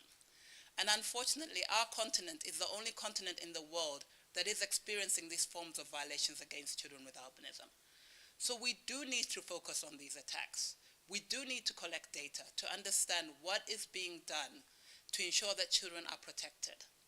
The guiding note refers to indicators to look at child protection, how many child protection officers are available, what laws are in place, how many prosecutions are occurring. Prosecutions are an essential part of ensuring an end to the attacks, the killings against children with albinism. Very often I'm told that people are being prosecuted for attacks against children with albinism, but when I ask for the statistics, when I ask for the data, I am not given this data. I remind you that justice must not only be done, but it must be seen to be done as well. And data is essential in this. It is essential for us to be able to say, last year we had 10 cases of attacks and we prosecuted so many cases. We need to be seeing the progress over time of what is happening to protect children with albinism. As I've mentioned, the killings and the attacks are not the only concerns. Children with albinism face a lot of violations in relation to education, in relation to healthcare and access to healthcare services. There are violations in relation to protection of the family and parental care. And yet when we come to getting data, there's very little data again. We know for a fact that children with albinism are disproportionately impacted when it comes to access to education. There's a high dropout rate, we know that for a fact, but we have no data regarding the enrollment rate of children with albinism and the dropout rate of children with albinism. We know they face bullying.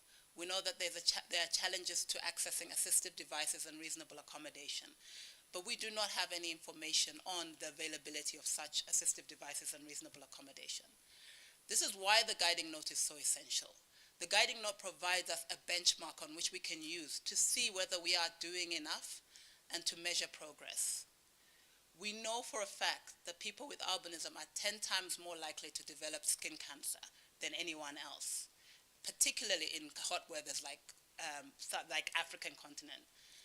However, when we ask for the data on the number of people with albinism who are impacted by skin cancer, even in countries where there's good data on skin cancer or other forms of skin cancer, that data is not disaggregated to help us to sufficiently identify how many of these people who had skin cancer were people with albinism, how many of them were children with albinism, and how many actually died, because unfortunately I do hear cases of deaths of skin cancer regularly.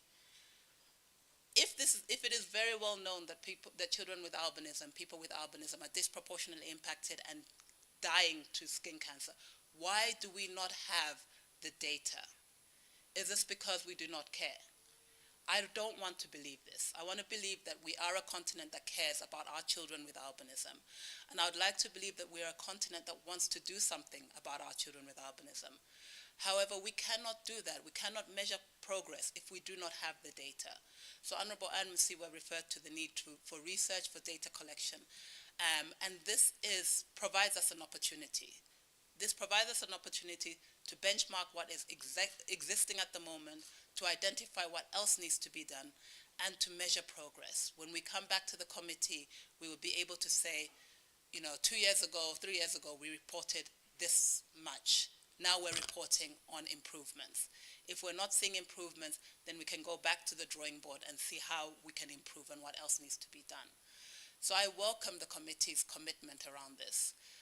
I call on civil society, the states, and the committee to use these guiding notes to improve the lives of children with albinism.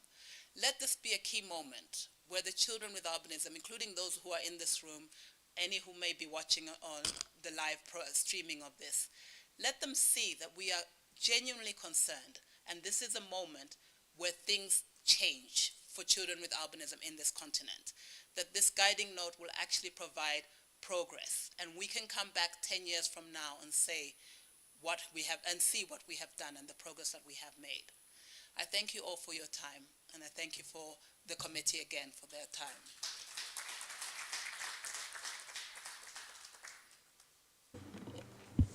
Thank you very much for that keynote address. We can never be able to overemphasize the importance of disaggregated data for children with albinism. For many a time and always, basically, they've always been hidden in the general statistics, which we always have at the different levels of governance.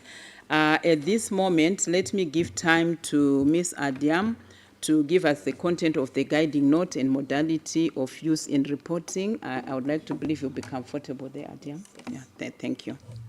Over to you. Thank you. Thank you very much, Chair. Good afternoon, good evening, Excellencies, distinguished representatives of Member States, honorable members of the committee.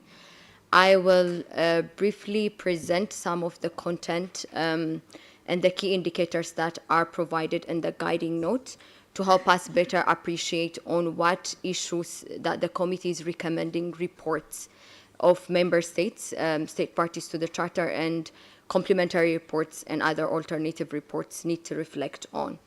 To briefly highlight why we need the guiding note from the first place, it has already been mentioned, but just to highlight that the committee so far has received 45 reports, or reports from 45 countries, and only 10 state party reports mention children with albinism. And this shows that there is a huge gap in data. And when we say report, the committee is not only asking reports when there are cases of violence, but reporting is a tool where we would like to showcase good practices, best practices, to foster peer learning among states. So we would like to encourage state parties to reflect and provide detailed analysis, data, and the measures that are being undertaken in relation to children with albinism. The committee also realized that there is a need to provide better guidance on thematic indicator-based framework to assist member states on what to use as a benchmark, as a reference point when issues of children with albinism are raised. Moreover, specificity is needed when we are talking about interventions for children with disabilities. And I think this has already been also reflected in the previous presentation by the consultant assisting to develop the general comment on Article 13, that children with disabilities are not a homogeneous group of children. There are different specificities and types of disabilities that require specific intervention, targeted intervention, tailored to meet the needs of the specific disabilities that children are living with. It is therefore with this consideration that the committee believed that it's important to highlight the specific indicators that should be provided for children with disabilities, but particularly children with albinism. So that is what the guiding notes tries to provide. It is also important to note when looking at the objectives that there are different other normative standards or tools at the continental level that are already developed on children with albinism. So the guiding note tries to provide a comprehensive tool taking into account these normative standards, such as the African Union Plan of Action to End Attacks and Other human rights violations targeting persons with albinism in Africa, and other resolutions that are already issued by this committee, including resolution number 19, focusing on the situation of children with albinism.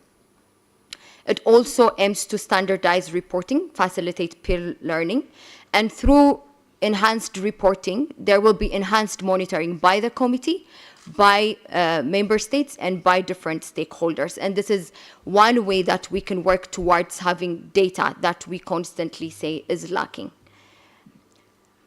Just to highlight the content of the guiding note, Excellencies and members of the committee and distinguished representatives of member states, the guiding note has 8 thematic areas on equality and non-discrimination, service delivery and protection of specific rights, name, identity, and nationality, protection of children on the move and stateless children, accessibility, participation of children with albinism, inclusive budgeting, accountability, and governance. And these thematic areas were identified in close consultation with organizations of persons with albinism and children with albinism.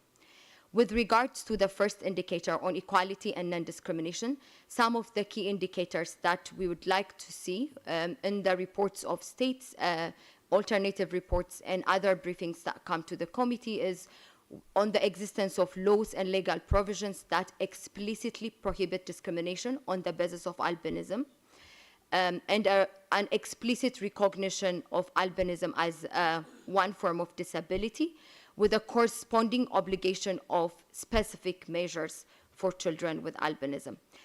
We would also like to see data on hate speech, bullying, and attacks disaggregated by age, sex, and region, existence of national awareness campaigns to combat harmful stereotypes and myths against children with albinism, and mechanisms that are set in place to address these violations, and how children with albinism are provided avenues for filing complaints and reporting the violations that they are facing. The other indicator relates to service delivery and protection of specific rights. This indicator or this thematic area addresses issues in relation to health, education, protection, and family environment.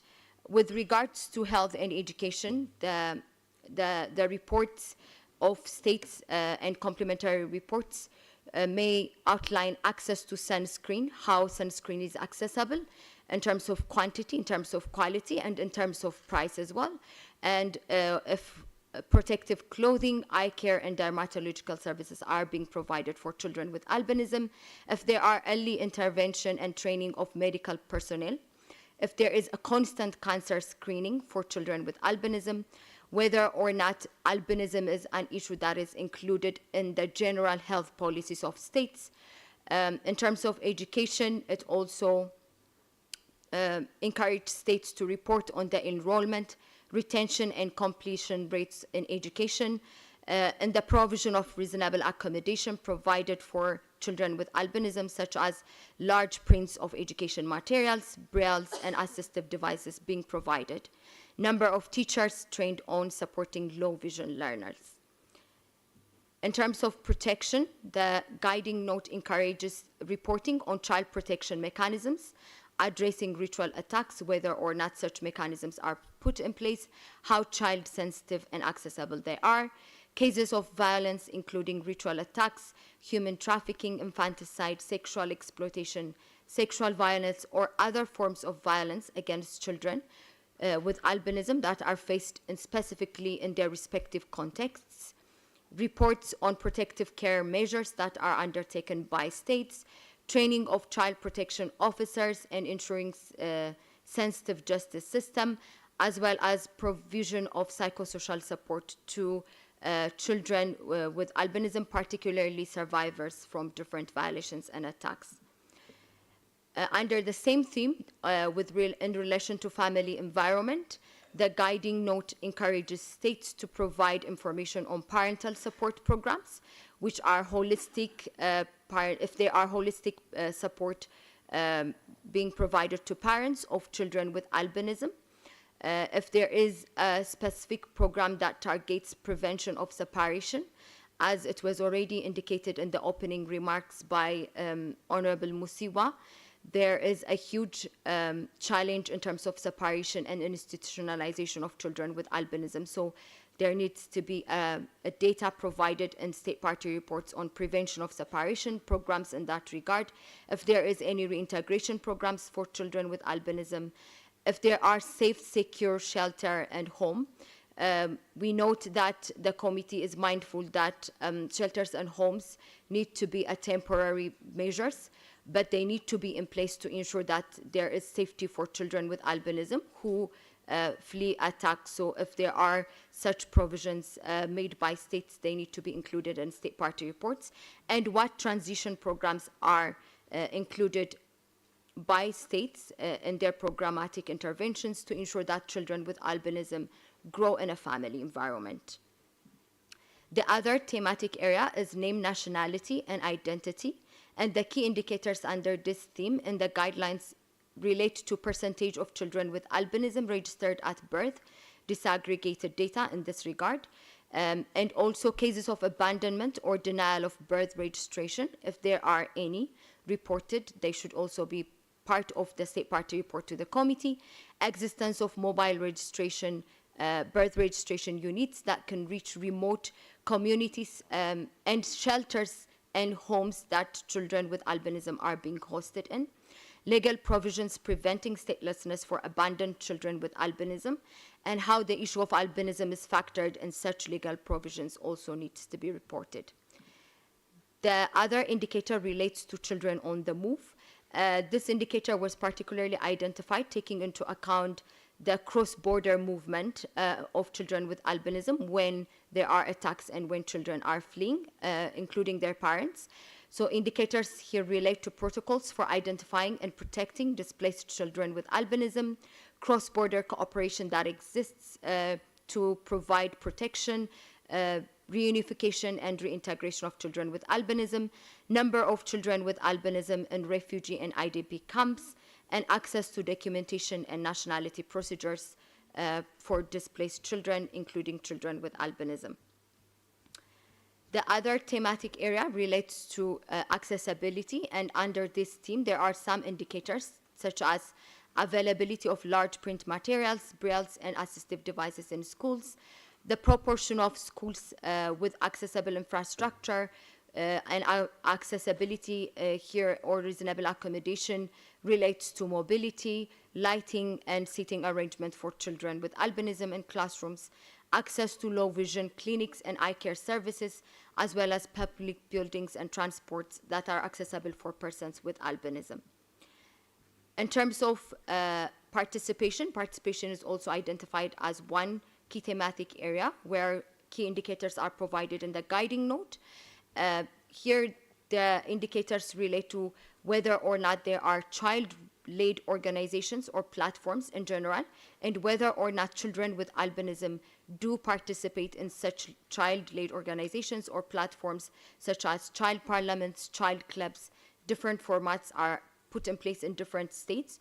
So the reporting guideline encourages to identify the number of children with albinism that participate in such platforms, evidence that their views inform policies, and beyond the generic participation, the committee would like to see the influence and the impact of the views of children being taken into account when policies and different measures are developed by states. Number of children with albinism involved in decision-making bodies, and mechanisms for safe and meaningful participation is another indicator. The other thematic area, the seventh thematic area, is inclusive budgeting. Here the indicators relate to budget lines allocated specifically to albinism-related programs, in addition to health-related or children with disabilities-related programs, and if possible to provide data on percentage of disability budgets reaching children with albinism, tracking of expenditures on sunscreen, health services and educational materials that support the learning of children with albinism, and existence of participatory budgeting mechanisms that respond to the needs of children with disabilities, and particularly children with albinism. The last thematic area relates to accountability and governance. And under this theme, the guiding note encourages states to report on the number of investigations and prosecutions on attacks against persons and children with albinism, the existence of national coordination mechanisms on albinism, regular reporting by states to the Committee on Implementation. As it was already mentioned, this guiding note is not a standalone reporting mechanism. It is to assist the content of the state party reports of member states, state parties to the committee. So unless countries are regularly reporting to the committee, we cannot operationalize this guiding note. So regular reporting by states to the committee is also highly encouraged and one of the indicators towards the implementation of this guiding note. It also encourages states and other stakeholders to report on the role of national human rights institutions and civil society organizations in monitoring shadow report and submitting complementary reports. Finally, how we can use the guiding note. This guiding note, and as much as that it's a guiding note on reporting, it also tries to encourage and provide benchmarks on interventions that need to be undertaken.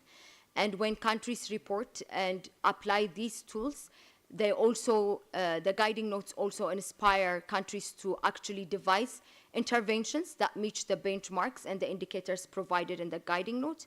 So to identify gaps and design targeted interventions is one of the ways that we can use the guiding note. We can use the indicators to structure state party and complementary reports and track progress over time using the same indicators and also ensure that through time that we generate disaggregated data on the situation of children with albinism in our continent. Thank you very much, Chair. Thank you very much, Ms. Adiam, for unpacking the content of the guiding notes and modality of use in reporting. And as highlighted in summary by Adiam, the 8 thematic areas of the guiding note allows governments and organizations to allocate resources properly, develop inclusive laws and policies, monitor progress over time, strengthen accountability, and also without the data, it is difficult to prove who is left behind and whether interventions are working. That's in summary. Thank you very much, Adiam, for that presentation. Now, we are going to hear the added value of the guiding note for state parties, how the guiding note indicators shape interventions and reporting on the charter. We have state representatives here who are with us who are going to highlight the situation of children with albinism in their countries, the measures undertaken by their governments, and how the guiding note is anticipated to add value. So we'll start with Ms. Molapo, the Manager for Disability Services from the Kingdom of Lesotho. I give you the time.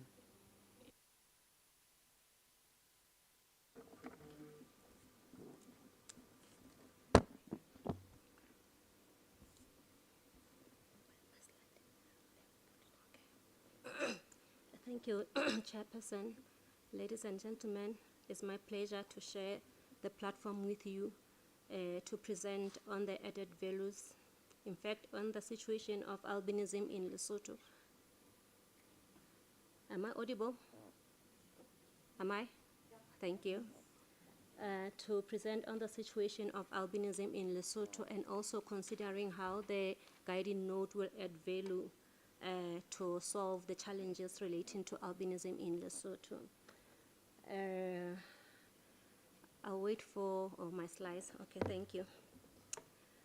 So like I said, I've outlined my presentation already, so without waste of time, let me just dive into the actual presentation. Chairperson and distinguished delegates, one of the clearest tests of our commitment to the Charter is whether the most invisible children, such as children with albinism, are meaningfully reflected in our laws, policies, intervention, and mostly in our reporting.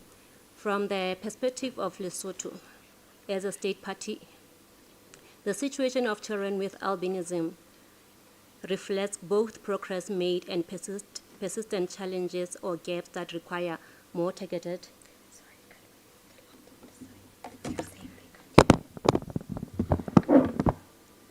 Oh, I'm sorry for that. Should I start? Yes. Okay. I can continue. Okay, from the perspective of Lesotho, as a state party, the situation of children with albinism reflects both progress made and persistent challenges or gap that require more targeted interventions. And compared to other countries in the region, Lesotho has not experienced like extreme forms of violence on children with albinism. However, we cannot deny that they still face multi-facet challenges, such as exclusion, often driven by the misconceptions surrounding albinism, as we also reflect to the Disability African Protocol, which states mostly or highlights intensively on the challenges that are faced by children with albinism in Africa. So among the challenges that they face, I'll just highlight a few which I consider key at this stage.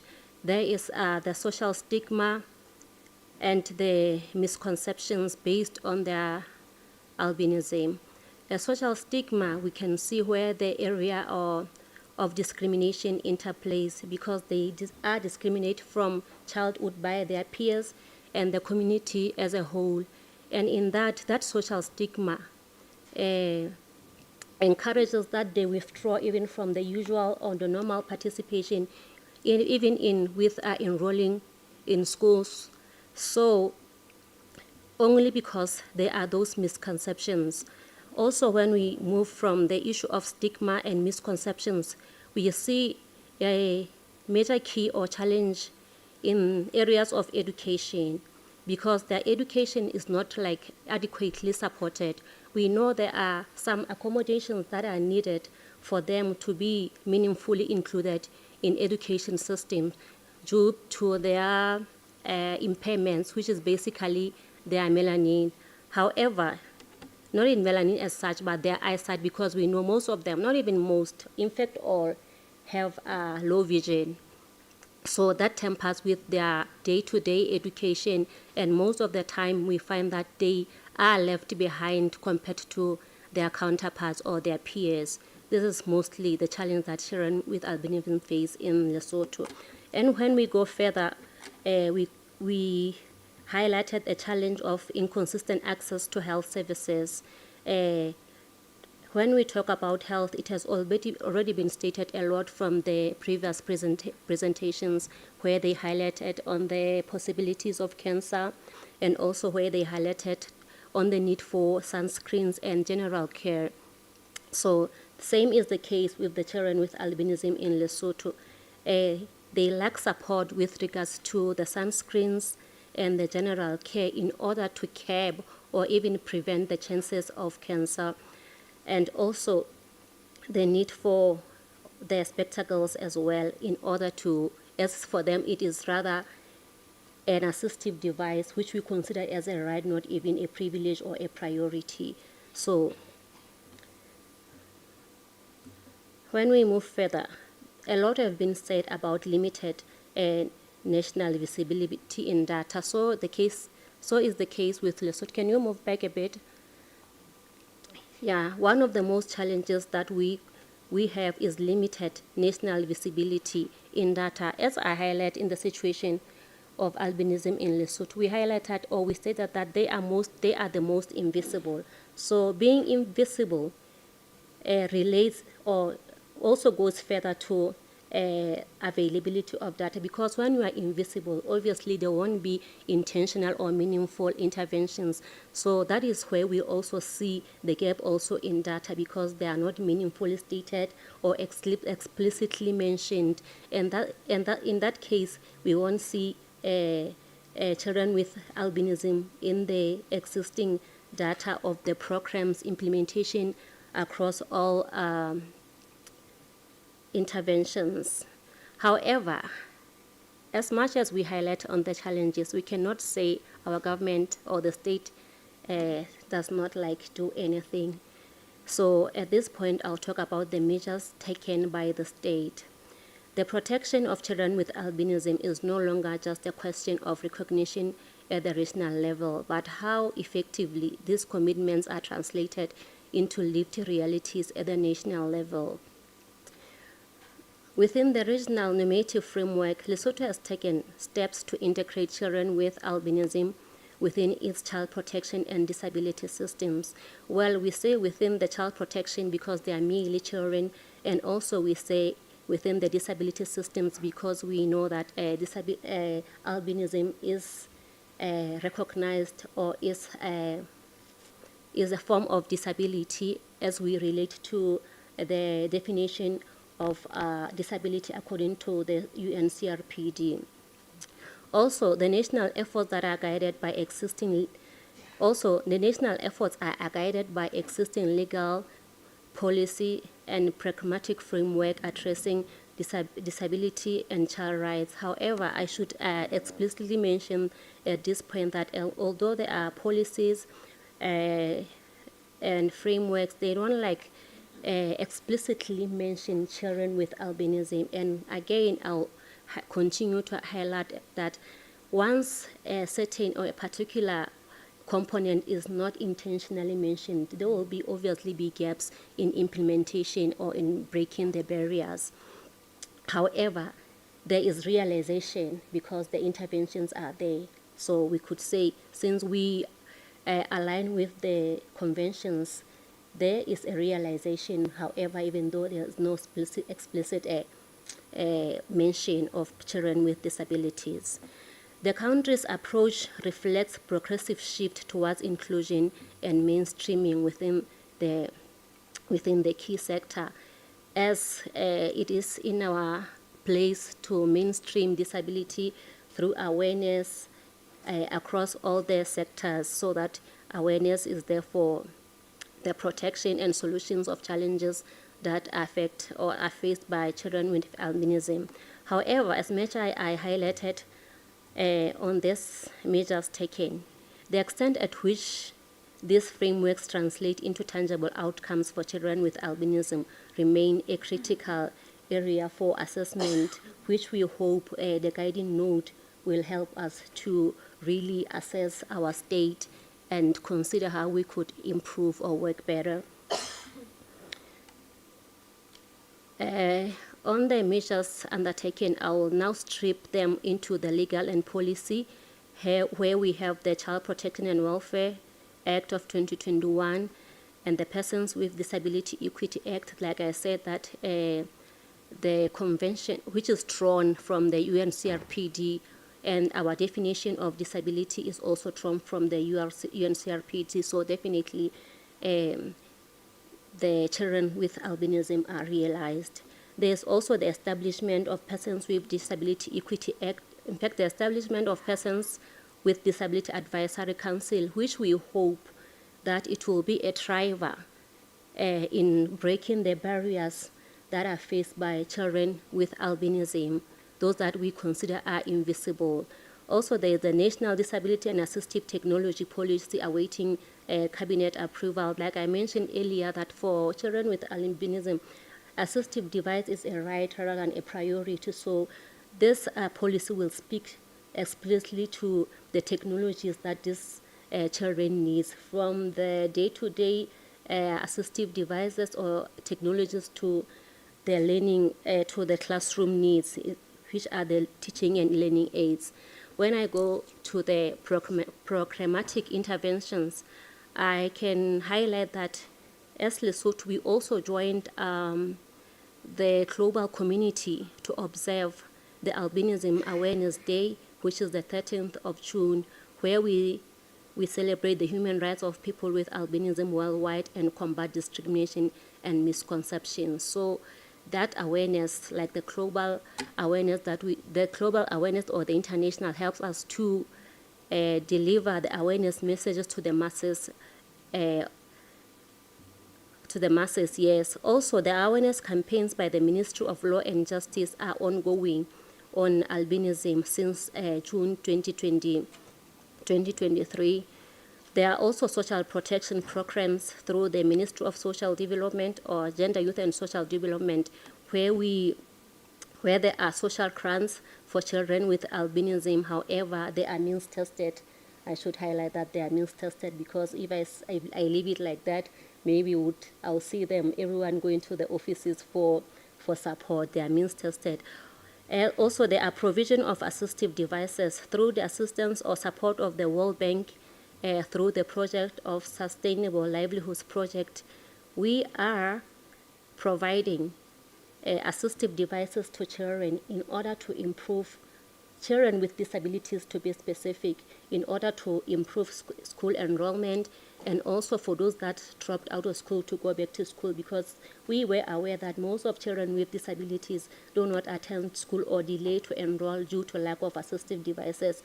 So we have supported schools, the special schools, and also the inclusive schools with assistive devices and teaching aids like computers, the braille, and the learning and teaching aids from laptops up to the softwares. Also, I should highlight that we also provide the spectacles to learners with low vision. We have done it with St. Catherine's, St. Bernadette. They can attest to that, those that are here. We have also introduced that the self-care products that the Ministry of Gender, Youth and Social Development provides to our clients should constitute sunscreens, because we were aware that the sunscreens are not easily accessible and even affordable. So the self-care package now constitutes of sunscreens. Also, in the provision of the spectacles, when there is recommendation for spectacles, there is also accommodation for that. Like we mentioned, one of the challenges that they are prone to cancer due to their melanin. We also have medical exemptions for those that cannot afford treatment. For the first time, we have provided the support, financial support as the Ministry of Gender and Social Development to the Albino Multipurpose Association by providing subsistence for the first time in this financial year. However, there are still implementation gaps, because as I reflected, most of the times I kept on saying they are not explicitly or distinctively mentioned, so there is limited targeted programming, so meaning the intervention won't be like meaningful or specific. Also, there is weak disaggregated data, and those children in rural areas do not access information. It could be maybe information does not reach to them, or also that maybe they are invisible based on their geographical locations. There's also gaps in accommodation in school, because some schools cannot accommodate children with disabilities due to their specific needs. Let me go straight to the added value of the guiding notes. We're looking forward that the guiding notes will provide clear indicators for target actions, because if you implement without indicators, you won't even be able to measure your success and areas of improvement. So since the thematic areas are simple and clear, they'll help us to align and also help us in evidence-based planning and budgeting, while we also improve identification of gaps and strengthen accountability as the government. In terms of reporting, the reporting will be structured and evidence-based. Our data will improve, and better compatibility between the states. Like when we report, maybe in the next session, every state will now be aligning with these thematic areas. So normally when there is competition, everyone strives to be better and the best. And there will be a stronger commitment, accountability to the committee. Thank you. Thank you, Ms. Molapo, for the presentation. You have really alluded to the challenges which are faced by children with albinism, which minimizes actually the state of inclusivity. You've also alluded to that. And also you've just confirmed the need for targeted interventions, which is dependent on effective data collection. And you are looking forward to using the guiding note, that it will guide your state on the kind of interventions which you have to implement, and also it will help you in monitoring progress. So we really appreciate that, that presentation. And at this juncture, let me give time to Dr. Fabian. He is online. Are you now online, Dr. Fabian? Fabian está online. Thank you very much. We welcome you.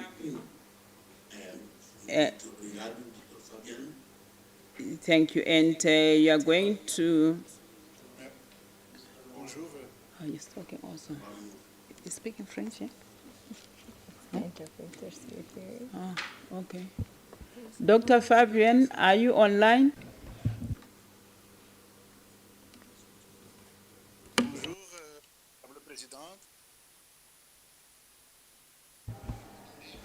Madam Chairperson, can you hear me? Yes, sure, I can hear you.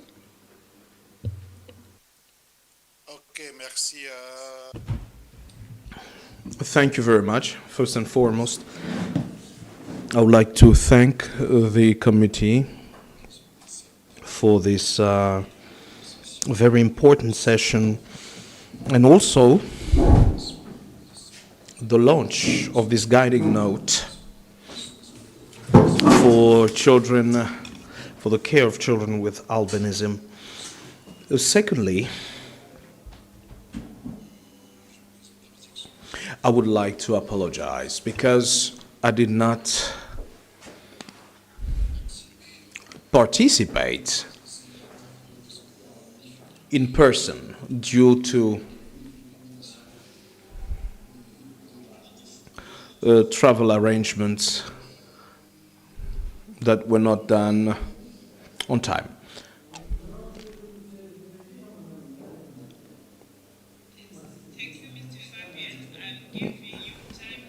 Make your presentation on the added value of the guiding note for state parties, and you also highlight the situation of children with albinism in your country, the measures undertaken by your government, and how you anticipate the guiding note to add value to your interventions in the care of children with albinism. And I'll give you 10 minutes. Thank you.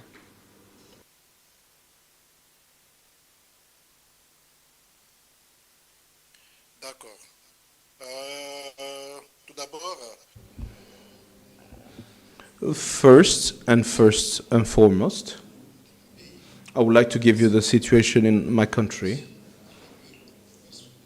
In Madagascar,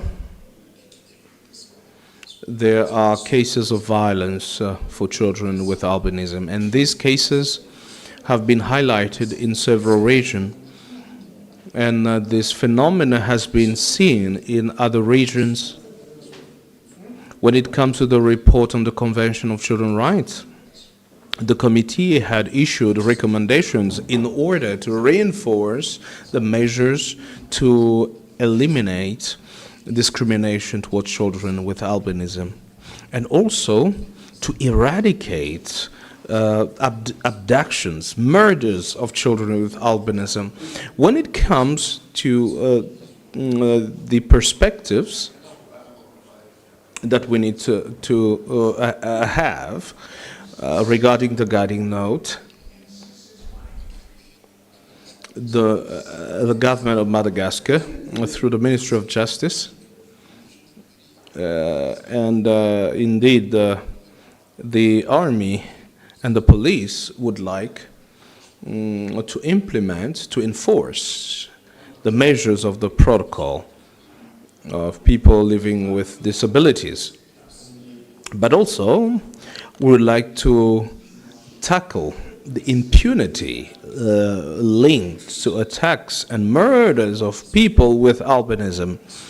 And thereafter, we need to have in-depth investigations, especially in cases where people are abducted and there is organ harvesting.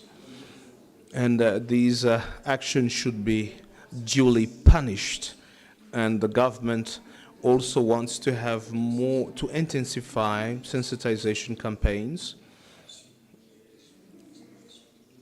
especially in the backdrop of the celebration of the 13th of July for the African child.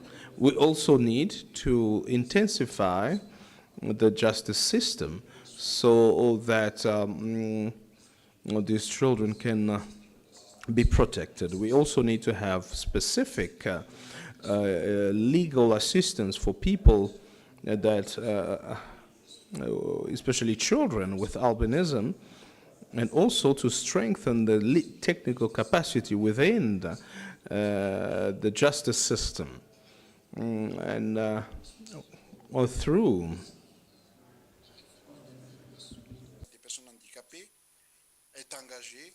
Indeed, we have several reforms that we're envisaging, that we are preparing in order to protect people with albinism.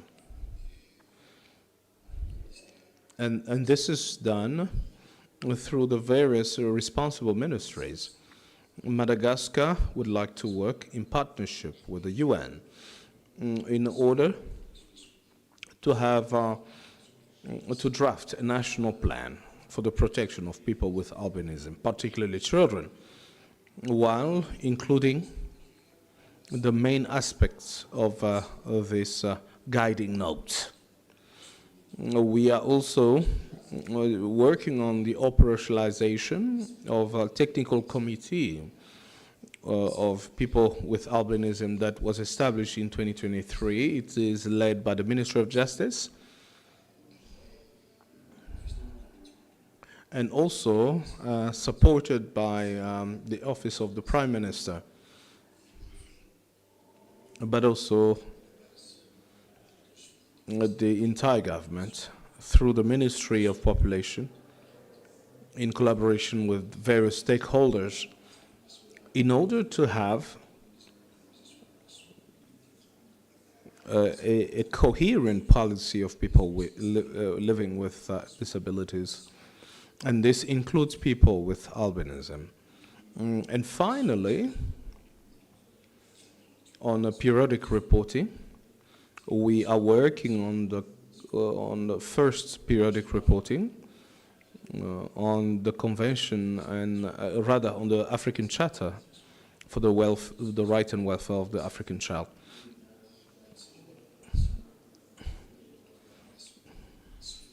Because indeed, this is an obligation that we have, and I would like to thank you for your attention. Thank you.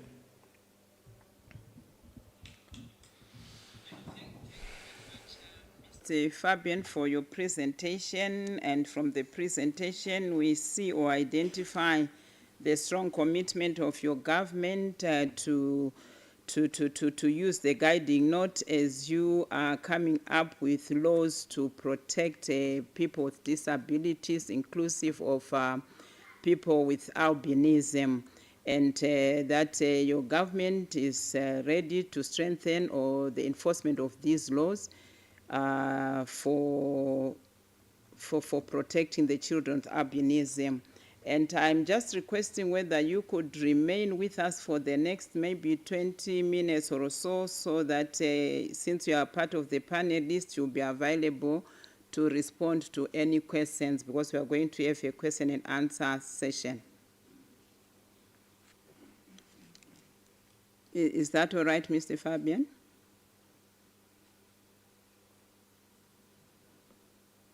D'accord. Merci beaucoup pour... Thank you very much for the feedback regarding my presentation. When it comes to the Q&A session,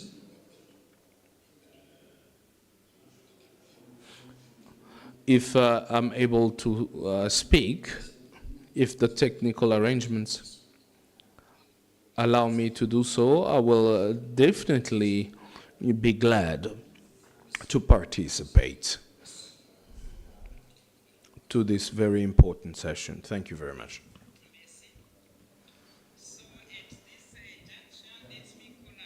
Ms. Olive Namtebi to give their reflections on the utilization of the guiding notes in terms of reporting on the rights of children with albinism. And also 8 minutes strictly. Thank you. Thank you.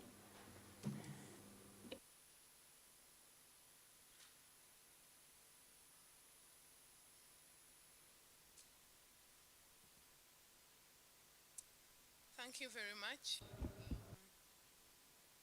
The Honorable Chairperson, distinguished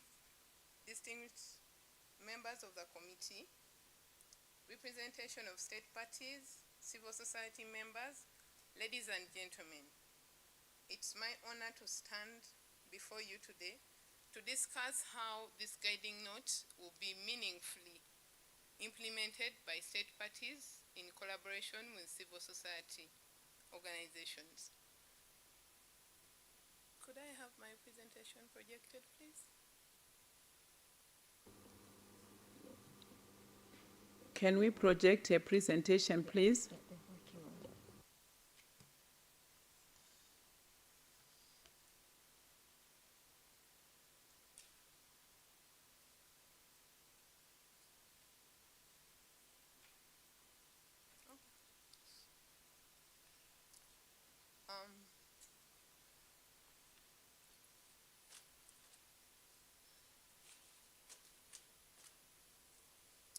In the interest of time, I was only given 8 minutes or so, so I think I need to proceed. Like I said, it's an honor to stand before this committee, a principal organ of the African Union that is mandated to promote and protect the rights and welfare of children across the continent.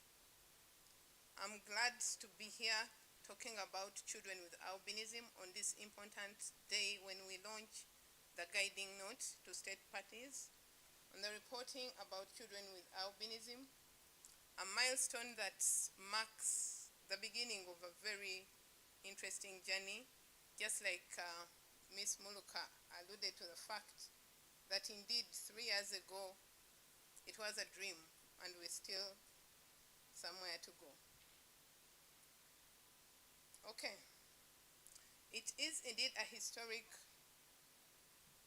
new stand for us to adopt this guiding note, and it is the beginning of participation of a promise that state parties will report on issues of children with albinism and the right to full and meaningful participation.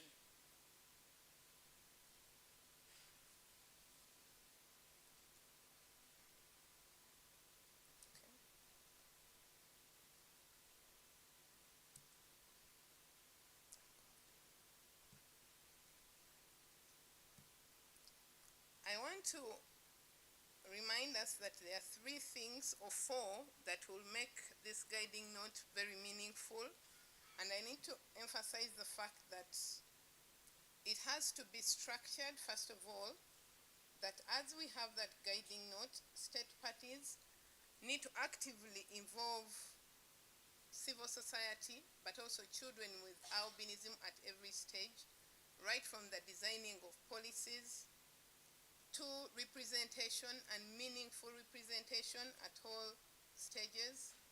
And also we need to be resourced, because many times we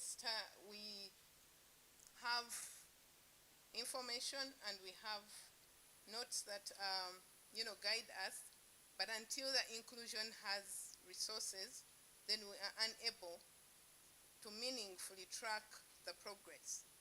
So the support that we need is state parties to allocate budgets to whatever endeavors that we need to have.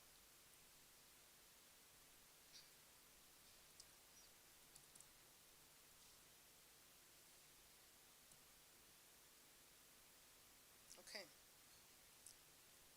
It is a sad reality, but out of the 42 state parties, only 12 of these have mentioned children with albinism. That leaves a critical gap that many of the state parties do not mention anything for children with albinism. And if this is not done, then we cannot measure any meaningful intervention.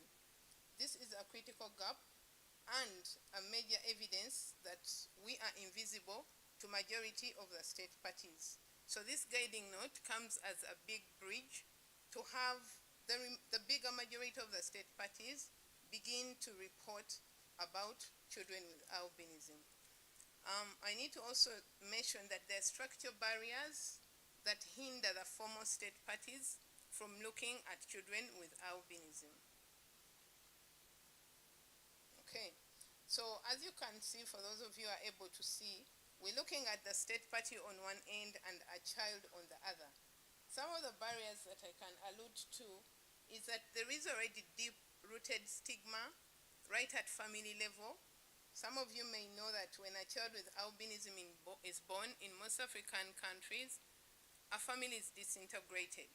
So you can imagine if you don't even have the right to belong to a family, the stigma that comes right from family can get to being a big barrier to the state knowing your existence. And we also to know that geographical locations of most families with persons with albinism are in remote areas where state parties have not reached. Yet I want to inform the committee that civil society organizations have reached some of these places where the state is finding it hard to reach. It is also important to note that there is a critical data gap, and we know that many civil society organizations really touch the last mile person, especially children with albinism, to know where they stay, what are their challenges. They are closer to them, and they are able to get this disaggregated data. There is also limited specialized capacity for different states to meaningfully engage children with albinism at a level that we will have meaningful participation. So looking at these four pillars of exclusion, the guiding note is a great bridge to us so that we will meaningfully collaborate with state parties, which have, rather civil society organizations, which have reached to the grassroots so that this information can be brought to light. I also want to look at that big bridge which civil society is going to link between the child and the state. Okay. So we are looking at civil society organizations being the bridge between the state and the child with albinism. What does this look like? We have looked at the barriers, and we are saying that because we are smaller compared to the state and all that it has, we have reached to the very last marginalized, invisible children with disabilities. Those are the children with albinism, and we have the information that will be guiding the state parties to report as the guiding note alludes, especially on page 20 of the guiding note, where we look at different issues that need to be reported by different state parties. Again, we look at the critical 6 issues that civil society is able to support the state parties. This is amplifying the voice. Next slide. Thank you. We're looking at amplifying the voice of children with albinism. We're looking at giving psychosocial enablement to these children with albinism. We are looking at civil society being able to independently monitor the work of state agencies and state parties so that we can really meaningfully engage children with albinism. And as being at the grassroots, we are able to collect disaggregated data, gender, looking at the poverty levels, looking at the education levels, and the critical needs that children with albinism face in issues in access to social services like health, education, and we also, as civil society, have built trust. Many times we have worked with parents, children of these seemingly left out children with albinism, and there is already trust. So we believe that state parties will find it in their space to collaborate with civil society in reporting to this committee. Okay. We're looking at a three-step implementation strategy of the blueprint for implementing the Section 20 of the guiding note. So on one end, we're looking at the state party having resource, so that when we resource the different issues in health, in education, and looking at specific budgets, then civil society will be able to co-create and bring action to this, or even support in the implementation, where we'll recognize we'll be able to recognize meaningful participation. It is also a request to this committee that will allow civil society to provide feedback to the committee, if you allow, so that we can have a shadow report to meaningfully have information from the community, which state parties may not have, but having a voice for the grassroots person.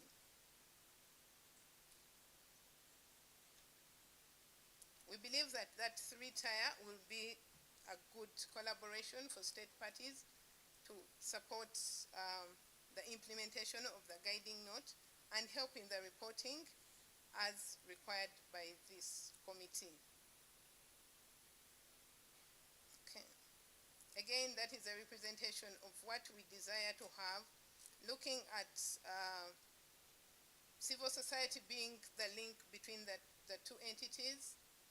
As children with albinism, civil society, and the state, that will bring, children with albinism will bring independent experience, unique insights, and we also seek that the state will be able to support children with albinism to be self-advocates. As an ex-speaker, a child with albinism will be speaking.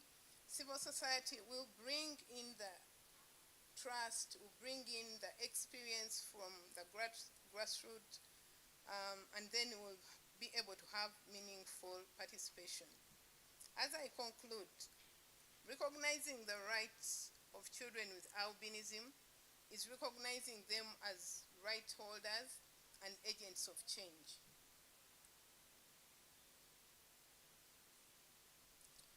Page 20 of the guiding notes reminds us that children with albinism are not passive subjects of protection. They are active rights holders and agents of change. The committee holds the moral authority and institutional mandate to ensure that state parties recognize, fund, and partner with civil societies to alleviate these values. Okay. Thank you very much.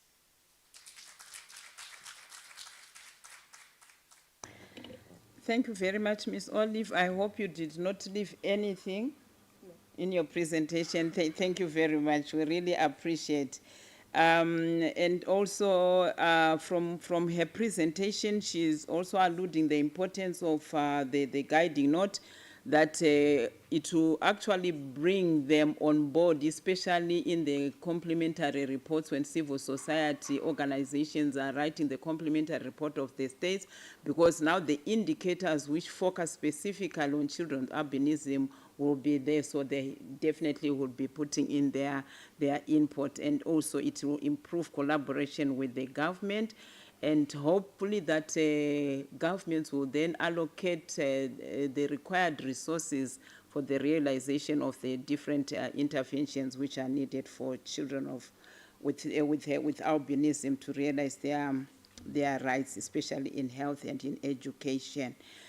Then last but not least, we are going to hear from Ms. Mwape Chimpapam, our child representative from Zambia. She's going to give us her reflections. We have presented, we have talked. We now want to hear from the child herself. What are her reflections around this guiding note, and maybe also in relation to the presentations which have been made. Over to you, Mem Mape. Thank you, Madam Chairperson. I don't know if I'm being heard. It's clear enough. Okay. Okay, allow me to observe all protocols and simply say good afternoon to pay my greetings. Thank you. As of now, I'm going to provide a reflection based on my personal experiences and some points I've gathered from my research about people with albinism, their rights, and their welfare. Okay, one of the challenges that people with albinism face often is the treatment they receive in school, the community, and sometimes, sadly, even the family and from some of their friends. But for now, I'm going to focus on school and community. One challenge I personally faced was bullying. Sometimes some children will come into class for the first day. Upon seeing me, they hate me. So that was one of the greatest challenges I had. It lowered my self-esteem and caused me to go in isolation for some time. And when it comes to the community, sometimes when I'll be walking to school, going to the market, anywhere else, I would get called rude names to humiliate me or just to make fun of me. Sometimes young children would start laughing the moment they see me or pass rude comments, calling me ugly or just say that I'm weird, having names or call me a ghost. Yeah, it was a common one. They would say, no, she's a ghost, that's why she's like that.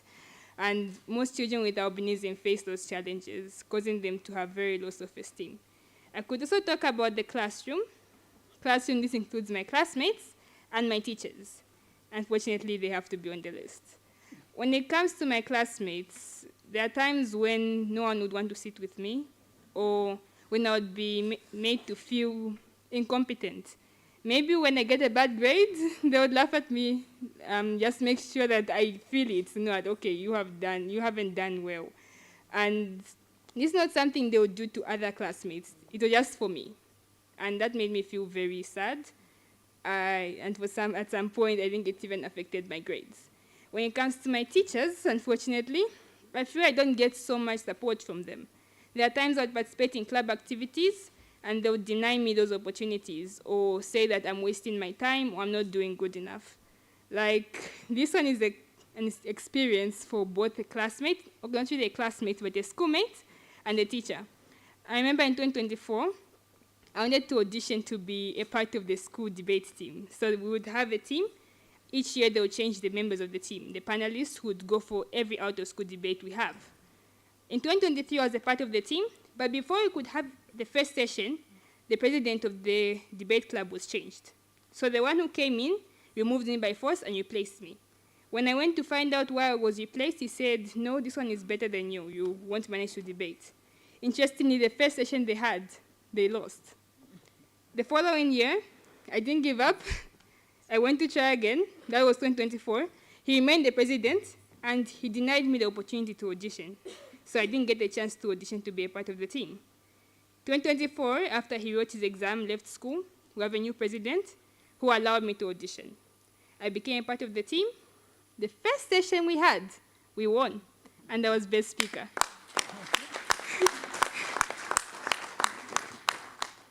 Not only that, we had about 7 sessions within that year. We only lost 1. But from all these 6, I remained best speaker. So, yeah. Okay, that is just to brighten up our moods to show that despite discrimination, people with albinism continue to rise. Moving on, let's go back to the classroom. Sometimes I'm denied provisions that I need for me to study well, for me to learn well, for me to benefit from the classes I have. I remember one time we had a school activity. That was in 2024. So the first day, I knew that I had to be both in class and to participate. So after I participate, I'm done with my part, I go to class, learn, just continue with that until the activity was done. The first day was registration. So I arrived to class a bit late because of that. But I was within school. My teacher knew. All the teachers knew about the activity. I was within school.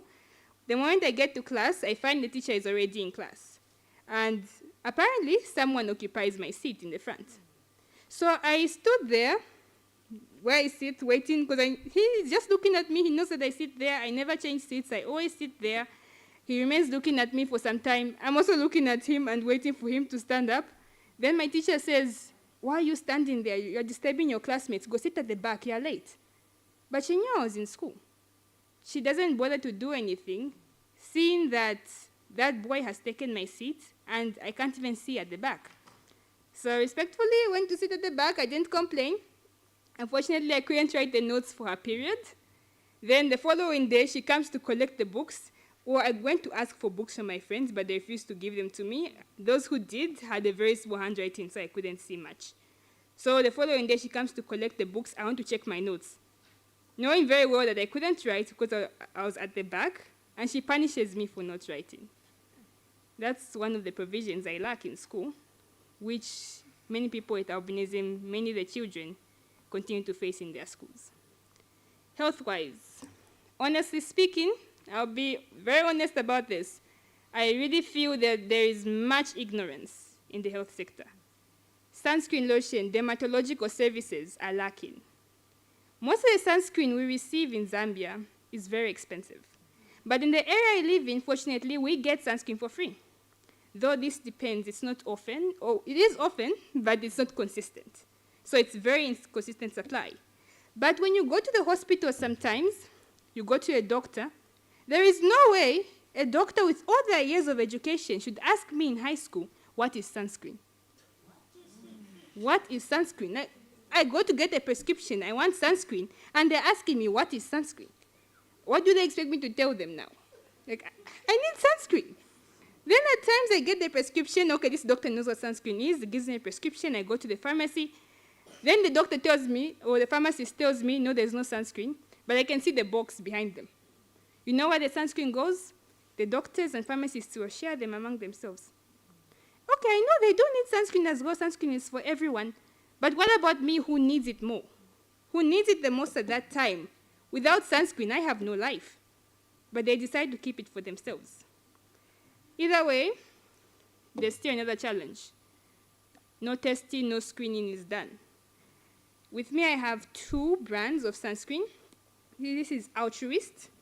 I won't pronounce this, but I think it's Bioderma. The other one, yes. These are 2 different brands.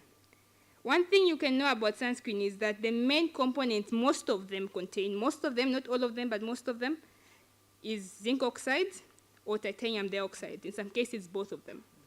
But if there's no screening done, let me tell you this, if someone already has skin cancer, they don't know they have skin cancer, but they have skin cancer, you didn't check them, so you give them sunscreen. If the sunscreen has a high concentration of titanium dioxide, it's like you giving them poison.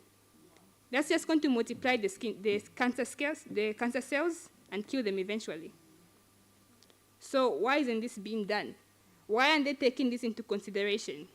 These are challenges we continue to face as children and the entire albinism population in Africa. When it comes to ophthalmology, eye care, it seems like there's no understanding. Remember one time I went for a checkup with an eye doctor, and let's learn something new. I don't know for some of you who may already know it, but people with albinism have a condition called nystagmus. Nystagmus is the uncontrollable, involuntary, and non-stop repetitive movement of the eyes. Their eyes continue to shake. My eyes continue to shake. So that shaking, it causes me to have blurred vision sometimes. They may shake, but I don't really see that way. I don't see things shaking, but my vision is quite blurred. And at times, it causes my eye to get tired very easily. So I can write, have to rest, take breaks frequently. Yeah, that's just a bit of side information. But let's talk of the shaking. Let's talk about the shaking. I went to the hospital. I was getting an eye checkup. Then, I don't know what you call that little telescope the doctors put on your eye to examine it. Then the doctor is asking me, you can't stop shaking your eye. You stop shaking. I have to, how do I stop shaking? Okay, the doctor may know the condition to say this girl has nystagmus, but do they know that it comes as a result of my albinism?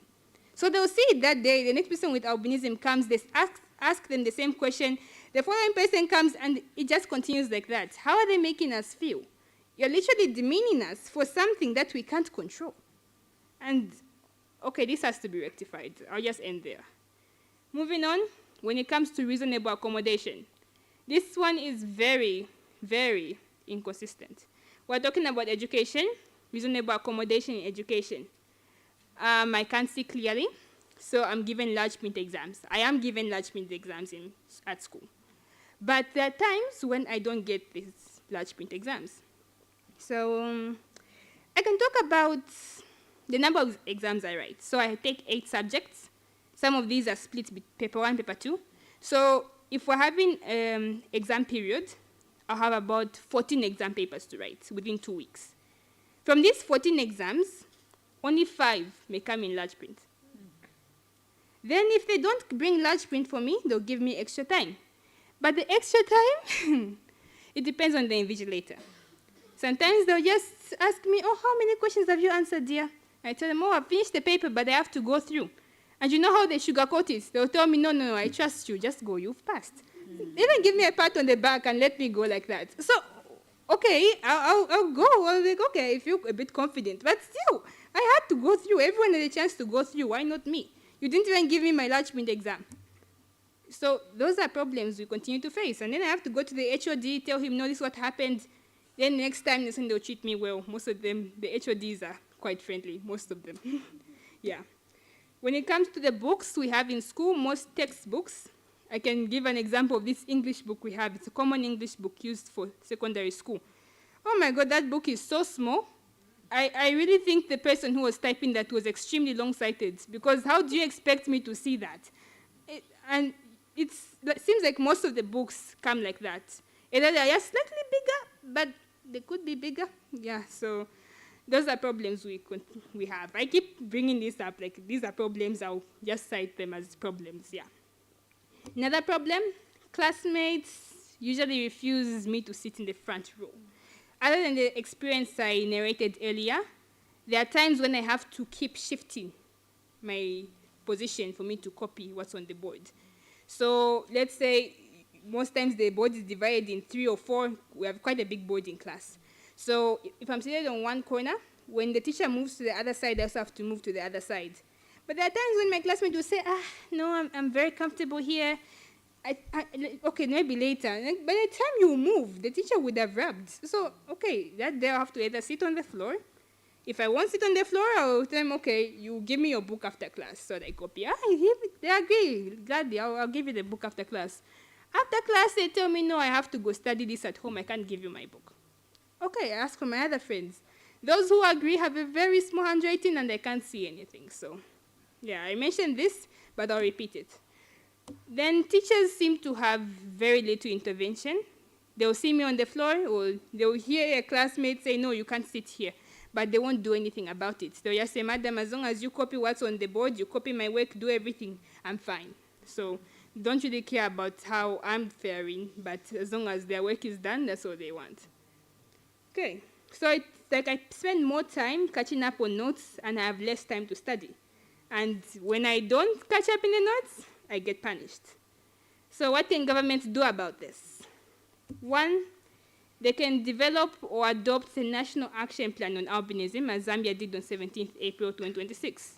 This will allow them to see problems, analyze the problems, and propose possible solutions for people with albinism to have better lives, for them to improve their time in school, so it benefits them both health-wise and in education. Yeah. As they do this, they can set goals to help people with albinism across the continent, not country, across the continent. So these goals have to be to help people from here in Lesotho, to Zambia, where I'm coming from Namibia to Angola, everywhere. People with albinism deserve these rights. Another point could be to implement a law to allow the provision of large print learning material, which includes textbooks and examinations. This should be mandatory. It shouldn't be something that you have to ask, do you want large print? They need large print. We need large print. So if we're not given this, we tend to fail our examinations. And at the end of the day, we are denoted to be poor in academics. I don't know what I can say. I don't use the word dumb or dow. But yeah, those are the problems that come from the inconsideration that they had to begin with. Okay, I think I've already talked about large print. Extra time can also be added. Extra time, whether large print or not, I really feel like extra time should be mandatory either way. Then teachers and medical practitioners should be trained on how to handle those with albinism. Like, as I mentioned earlier, a doctor has to know what sunscreen is. A doctor has to know what an SPF is. A doctor has to know that people with albinism need the sunscreen and how they should use it. Not all of them know how to use sunscreen properly. So we have to be taught even as we go to the hospital. Like when we get Panadol, Piriton, they tell us, okay, take 2 a day, take this and this time. That should also be done for sunscreen. We can't just be given and go. And yeah, we have to know how to use the sunscreen properly. Teachers can also be taught, can be trained on how to deal with people with albinism, knowing that they have to sit at the front row in class, knowing that they have to have their examinations printed for them in large print, knowing that they have to have extra time in the examinations. All these things should be taught to the teachers. Okay. Then promoting awareness in schools and communities. For example, through books. With me, I have one book from Zambia, Promote Inclusion, Stop Discriminating Persons with Albinism and Persons with Disabilities. This is the book, and it says grades 7 to 12. The first time I saw this book, I was in grade 8. I'm now in grade 12. I've never seen this book explained in class.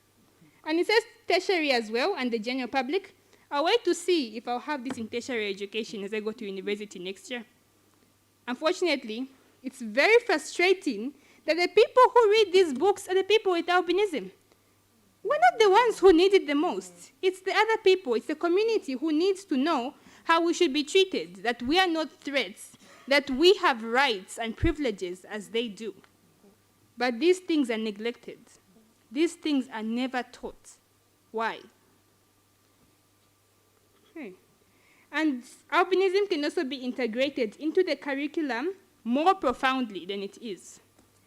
I've seen albinism in a grade 7 textbook, though it's not taken so seriously. Some teachers skip the topic. Like in my case, I didn't learn albinism in school. And you know how sad it is that people with albinism themselves begin to lack knowledge about how the condition comes about why they are that way. They begin to view themselves as the community puts it. They'll say, no, you are cursed. And they'll believe I'm cursed because they never learned of where it comes from, of how it's caused. So it's like the children themselves are developing hatred within them for themselves, which is very sad. And if it can be put in the curriculum, it will allow other children to learn about albinism, to know how they should treat people with albinism. And not just in the curriculum, it must come in the exams because people will be forced to study it to begin with. Yeah. Okay. Another thing, they can push for the establishment of albinism clinics. I was looking forward to this one. As I mentioned, I'm a debater, so I provide evidence for almost everything I say. Okay. This is one report from AstraZeneca. So AstraZeneca publishes some information about clinics in Africa and other continents. So I'm going to talk about cancer. So this is cancer in general, whether it's kidney, all this stuff, lung cancer, even skin cancer is among them. So it calls it oncology. Oncology is the study of treatment and prevention of cancer. Africa alone has over 100 centers for cancer treatment and prevention. That's about 115 on average, according to what was documented. But that's cancer, right? That's cancer, skin cancer is among them. But what about people with albinism specifically? What about them specifically? So some will say, no, it's enough. But I've seen other centers, other conditions have centers specifically for them. For example, we can talk of blood disorders. Blood disorders, we have so many. We have beta thalassemia as one of them. Another one includes anemia. To be specific, we can talk of sickle cell anemia. In Africa, we have that's approximately 175 sickle cell disease hospitals and clinics. That's Africa. So we specialize to say sickle cell, but why can't we specialize to say albinism? Then I tried searching how many albinism clinics we have in Africa. There is no definite number. There is no record. Why haven't we documented this? Why don't we know? We talk of Asia. Asia has documented theirs, but they have a less number of people with albinism. They have about 25 albinism clinics. Europe surpasses that with 55. What about Africa? Why don't we have that? It has to be worked on. Then provision of assistive devices to the extent possible can be implemented. This could include hats, magnifiers, more especially sunscreen. Why I say so, this sunscreen, I remember a late aunt of mine, whenever she sees me with a bottle of sunscreen, she'll say, my dear, take care of that, use it effectively, that's your life. There is no way we can have these provisions of hats and magnifiers if we have no life. We need the sunscreen, but these things like hats and magnifiers must also be added. We can add other assistive devices, the list goes on, I can't name all of them. But as we continue doing research, we'll know what we need. Another thing could be to take albinism right violation cases more seriously. How come we don't have cases which are being documented? For example, if an abduction, a killing, a murder of any other person happens, right?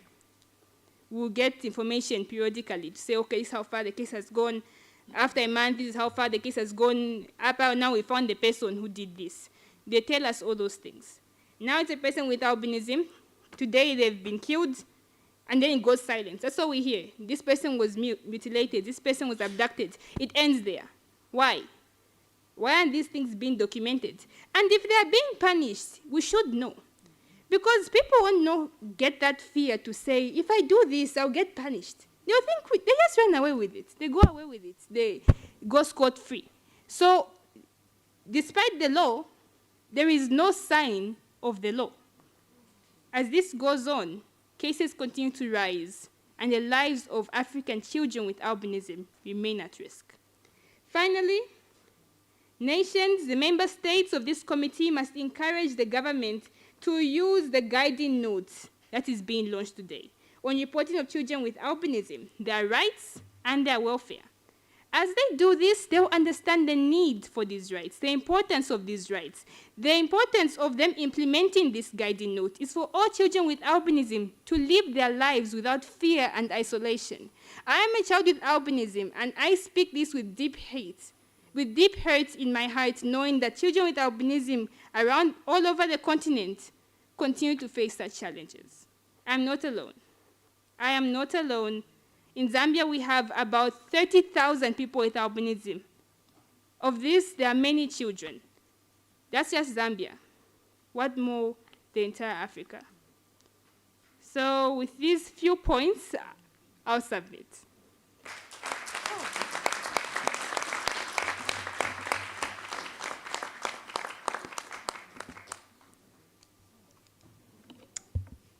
Yeah, Madam Mwape, you have spoken. I will not summarize anything. I don't want to spoil your message. It's very, very critical.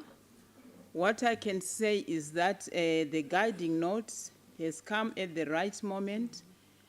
When we use the indicators, countries and states, they begin to see and appreciate that we have a group of people who suffer from, who have albinism and who also need to be protected, who also need to enjoy their rights just like any other person. So the measuring of these indicators will bring the visibility, will cause states, will cause individuals to critically think and to also critically analyze. Allow me just to highlight, I'm a medical person, my background. I really felt very challenged with the examples she was giving. And it's something I think in our discussions, not just one element, but I'm just taking because I'm a health personnel, that we need to critically look into it, all the issues she has brought up in our technical working group as a committee as a whole. What should we really do to make sure that we enforce, in inverted commas, the use of this guiding line? Then dialogues can only start when we've got statistical data, we have got evidence. We are not talking in abstract. Otherwise, thank you very much for your presentation, which has stirred our minds. Before the question and answer. Yes. All right, that's fine. Madam Chair is requesting us to give her more time. She has one or two things which she still wants to share with us, and I think this is the time we have. Let's give it to her. Thank you. Okay, thank you. I'm sorry, I forgot to mention one thing. When it comes to the sunscreen, one thing I've noticed is that I personally am an innovator. I proposed a solution to this problem, but I haven't received much support. I am an innovator of the organic sunscreen from Zambia, and this sunscreen is to allow mass production of sunscreen lotion throughout Africa. So far we only have about 7 countries making sunscreen in Africa. 7 out of 54, I'm not wrong, am I right? 54, meaning we still have a number of countries which are not producing sunscreen yet. So we add Zambia to be among those countries. But unfortunately, I don't know why I don't seem to be getting the support I need. They may give me recognition like awards and different interviews, but it's like they don't seem to care that this innovation is going to save millions of lives across the continent. So that's my plea, to be among these elements that can be added for the government's work, for it to promote production and for them to allow sunscreen to be produced locally in Africa from indigenous materials, not having to import from Asia and Europe every time. We can make it on our own.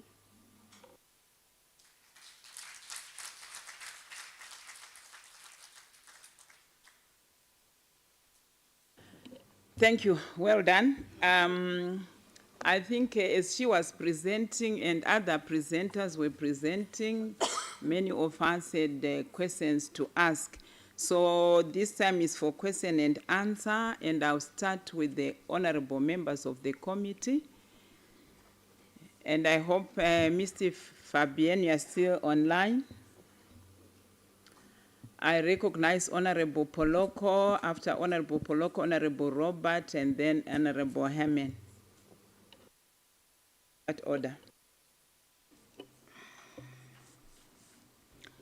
Thank you, Chair, for the floor.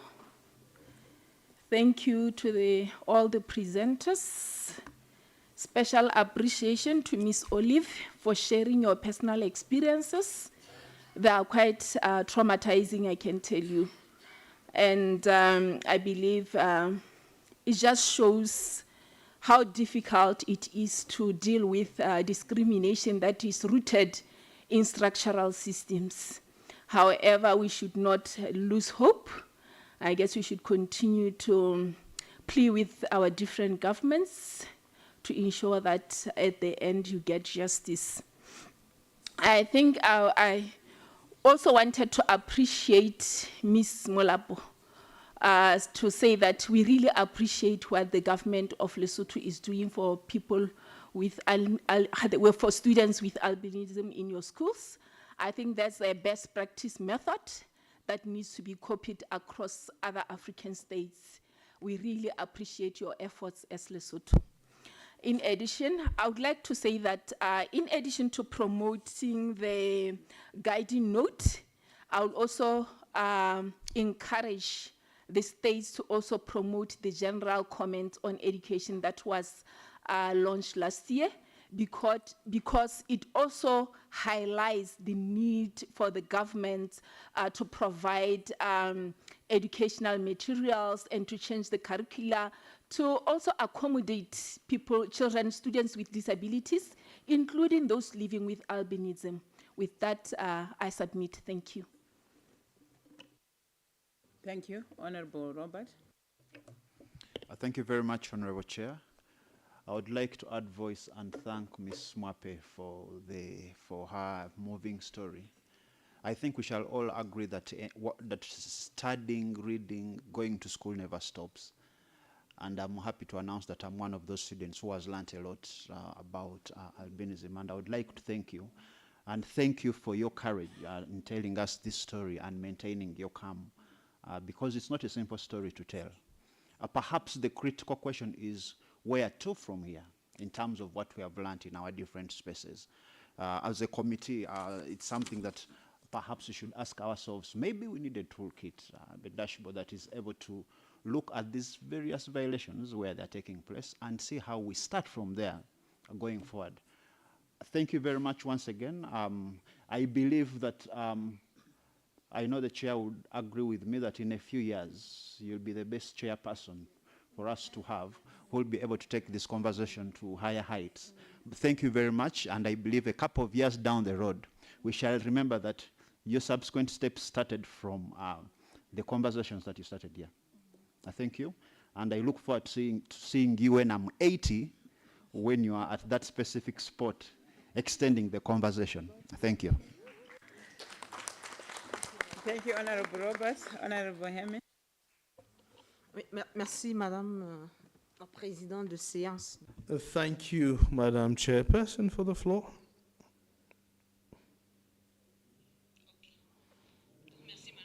Thank you, Madam Chairperson, for the floor. I would like to thank Mwape. It's true, I do not have albinism, but I do not see well anymore. However, I would like to thank her and say that when issues are expressed by people who have experienced them firsthand, it gives us a clearer view of the situation, because they speak about the realities, lived realities, and indeed we cannot miss the emotion that is carried through her voice. And indeed, this is linked to the principle of participation that we are talking about increasingly. It's not just about the participation of children, but also people who are directly affected should indeed participate. And this open new perspectives that we normally talk about in a generic manner without necessarily looking at the specific situation. And this has drawn our attention as members of the committee on the approach that we need to adopt on these various questions. And therefore, on each question, we need to target, we need to speak to the people who are concerned and make sure that they may indeed surface the main concerns, and because sometimes we do not have the right perspective. Thank you. The honorable member. All right, if there are none, I give the floor to government representatives.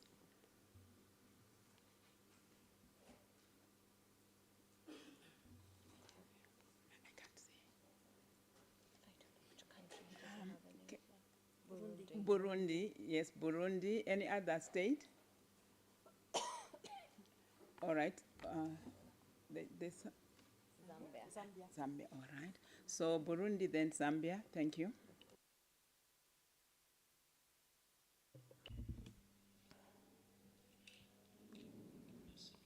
Thank you very much, Madam Chairperson, for giving me the floor. I would like to thank the committee for having included such a theme, the theme of people with albinism. I am truly touched by the various presentations, and I believe that in my country, in Burundi, it is true that we have certain activities at the government level in order to cover individuals with specific needs. However, while listening to these presentations, I realized that we need to have a particular focus on people with albinism. And this is what I would like to suggest. I would suggest that within the committee, we sensitize further our governments, because we are looking at these issues of albinism in a very transsectoral, in a very transversal, or transsectional aspect, and yet there are specific needs that need to be addressed. And I would like to say that after my mission here, I will I will go back to my country and ask that we have specific activities for people with albinism. They are easy actions, low-hanging fruits that we can grab in order to improve the livelihood of people with albinism. We often focus on security issues, but we forget issues such as health, education, that needs to be covered. And with this guiding note, I think we will be able to improve our actions when it comes to people with albinism. Thank you.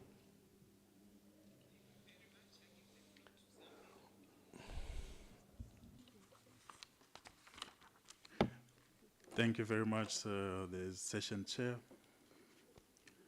May I also join in congratulating, I think, the panel for the lively discussion and for the touching story coming from Mwape, from my home country.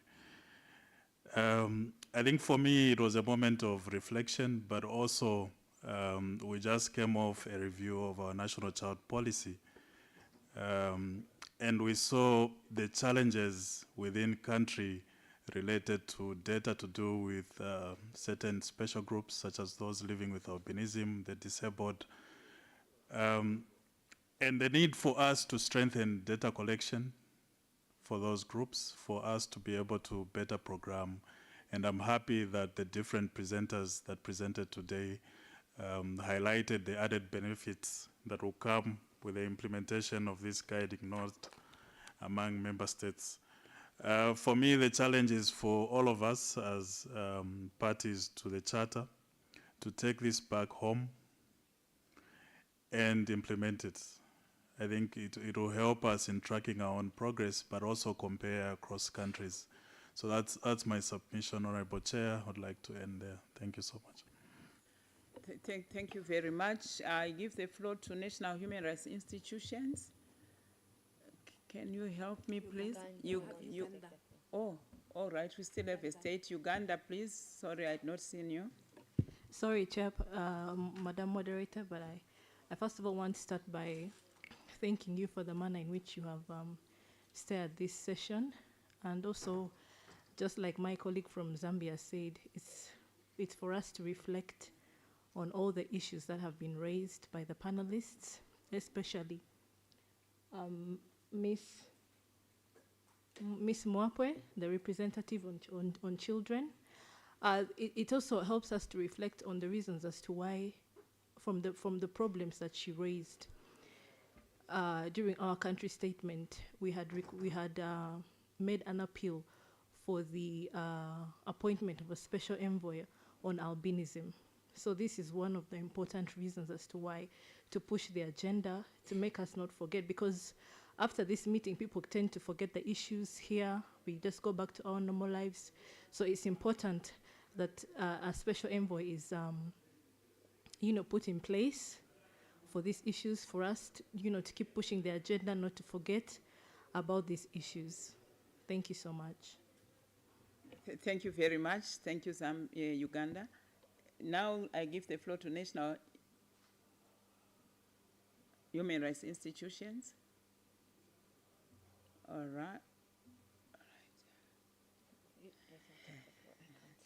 Please take the floor. I can't read from here. Thank you. Fine. Madam Chairperson, just to lend also the voice of the National Human Rights Commission of the Gambia to thank the panelists. Albinism has been on agendas for such a long time, and sitting here and listening to the panelists, especially the young lady, so emotional. And for us as a commission in the Gambia is not as, we don't have too many of them. We don't have the problems of killing, but we have the problems of discrimination amongst those who are albinos. And what I probably would suggest to this committee is that you have to ask the tough questions when states bring their reports. Make it a part of your agenda. Let them answer the hard questions. What are they doing to alleviate the plight of albinism in their countries. I thank you, Madam Chairperson. Thank you very much. Sure. Merci, Madame la Présidente. Je voulais joindre ma voix au... Thank you, Madam Chair. I wanted to join the voices of my predecessors to thank the panel for the very useful information that we received. In fact, the theme of these people, of people with albinism, is indeed a very important one within the Commission of Togo. We work in partnership with the Togolese Association of People Living with Albinism, and we have several activities together. What she said in terms of solid creams, sunscreen. We have, indeed have trainings in order to prepare their own creams, and they have. Indeed, they also share with others. And other associations can be inspired by this work, and this will allow to support people with albinism. When I arrived, I spoke with colleagues of Zambia, Uganda, and this is what I wanted to share as far as our country is concerned. Minutes, 1 minute, 1 minute to civil society organizations or any other person. Oh, Algeria, yes. And who? Under the same sun, that's it. Under what? The same sun. The same sun. Kwame, you can come. You can go ahead, please, Algeria.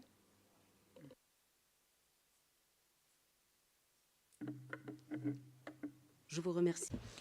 Thank you, Madam Chairperson. Thank you, Madam Moderator. I'm pleased to have listened to these presentations, and I think this is a quite complex situation that was presented. And I believe that Algeria, in its strategic programs, has a special focus of children that are vulnerable, and children who are exposed to discrimination. And we can see a special focus for these children when it comes to health, sunscreens, and as well as indeed eye care, as well as spectacles that are given to these children. And these children are considered as angel children, and we care for them for their schooling activities, and they benefit from subsidiaries for the schooling activities, as well as a special care. And within the culture in my society, bringing help to these children is indeed of great importance, and when it comes to the care for the other, and allows these children to be integrated in the society and to find themselves culturally and religiously, but also to be included for the services, social services, as well as sanitary services, when it comes to sanitation. And there's always the aspect of dignity that is taken into account. And we indeed aim to eradicate all sorts of stigmatization, exploitation of these children. And I would like to mention the experience of Algeria when it comes to the network of Algerian journalists in the context of children that have truly benefited to sensitization campaigns when it comes to vulnerable children. Thank you very much. I give now time to Under the Same Sun. 1 minute, if possible. Yeah, thank you, Madam. I will not speak, but I have two children here who want to talk, so I'm just facilitating them. You're welcome.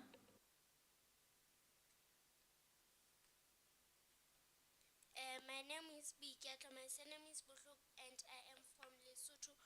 My parents bought me a special reading classes. They told me classes are very expensive, so I must be very careful not to break them. Those classes help me see better because children without me can have trouble seeing clearly. I have a question. What can the government do to make those classes cheaper so all children without me in Africa can have them too? Thank you.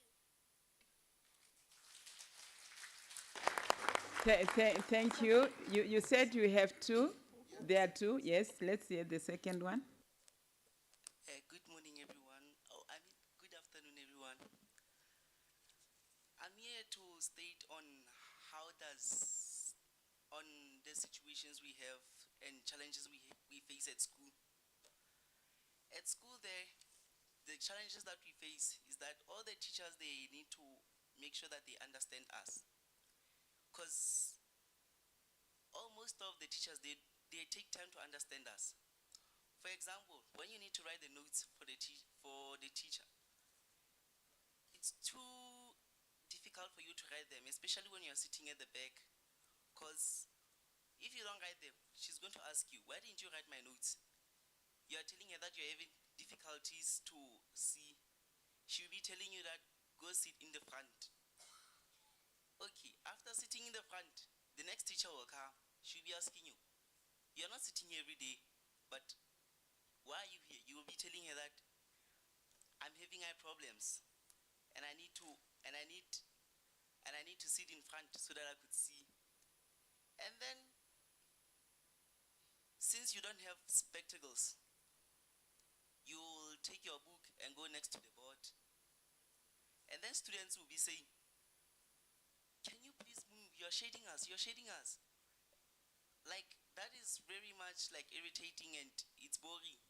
You might feel like, I'm not like them because you have eye problems. So after you have eye problems, they don't understand you. They'll be like, you're shading us, you're shading us. And they'll be like, I don't know what to do now. And they'll be calling you by names. For me, I already get over it. I'm already used to it. They'll call me in different names and I'm not getting sad. But for other people with the reflection like me, they be sad. And as much as right now we have spectacles, we can see through the board. So when we see through the board, teachers will be telling you that it's about time you bought classes. And then you'll be telling her that, teacher, these classes are so expensive. My mom told me that I mustn't play with them around. If you forget them at home, she'll punish you. And then after punishing you, she'll come back and check her notes. You're not done. And then she'll be telling you that, please go and finish my notes and I'm only giving you 1 day. Imagine going to your friend, asking her to borrow you the notes, and then he or she'll be telling you that, these notes I'm going to read them tomorrow, for tomorrow. And then now you don't know what to do. And then you'll be asking yourself, now what am I going to do? Tomorrow when she arrives, she asks you, did you write my notes? You tell her that, no, I didn't. Why? Because teacher, no one wanted to borrow me the book. She'll be asking, why didn't you go to me to borrow you the book? Teacher, by that time, she'll be busy having the meeting. She'll be telling you that, come after 30 minutes. After 30 minutes, time for you to go home. There's no time for you to write notes. When you arrive at home, you have a lot of work to do. You lose lack of reading. After reading, we don't have time to read because you have a lot of chores to do at home. And for me, it's very difficult because I'm staying with my grandmother. And she's working very hard. Thank you. Thank you. We hear you. Now, let me give half a minute, not even a minute, half a minute to the panelists. I think most of it, there were comments, maybe one or two questions to the government representatives here. So we'll start from Madam Molapo. Thank you very much. I want to appreciate the positive comments and also take home the suggestions that have been raised. I will directly respond to the question. It's not even a question, but it was a comment like the spectacles are expensive. Is there some sort of arrangement where we can find them at cheaper prices? Like I mentioned that we have a project going on in our ministry where we actually support education for learners with disabilities with the intention for them to enroll, even those that are out of school already. We have been facilitating with the Ministry of Education. Let me say we have been arranging with the Ministry of Education to submit the needs of learners with disabilities, different types of disabilities in schools. And since now we are specifically focusing on the spectacles, there's a list that was submitted by the ministry, even through the Lamford Federation of Persons with Disabilities. So in a case where there's one is not in the list, it means it could be lack of information, maybe from the organization where the particular person affiliates with. So, but let me highlight, it's not late to show up with our offices to claim you are right, but I want to highlight again that most of our interventions as the ministry are means tested. So just show up and see how your request will be taken into consideration. Thank you. Thank you very much.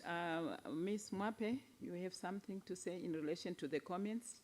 Just half a minute. Yes, actually. When it comes to the comment we got from the young boy, he talks about how it's very difficult for him to catch up in class due to when the friends refuse to give him the book or when the teachers can't give him the notes.